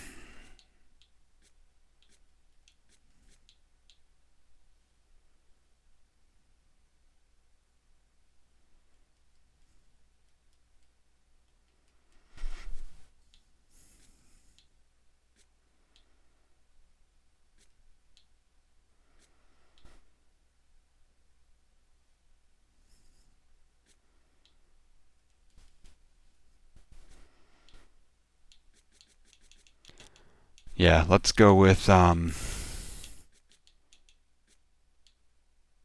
west wall, followed by the barracks, followed by the curio shop, probably.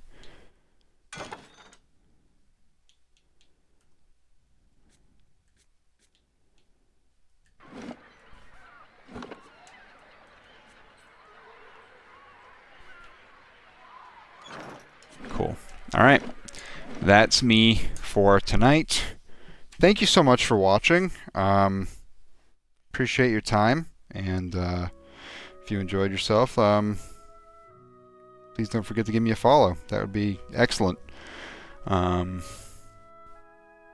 of come on at random times throughout the week, but this is what I do. I just kind of hang out with my pup and play these fun games, and sometimes there's other games thrown in there randomly, but for the most part it's this kind of stuff. So appreciate you all the same, and have yourself a great night.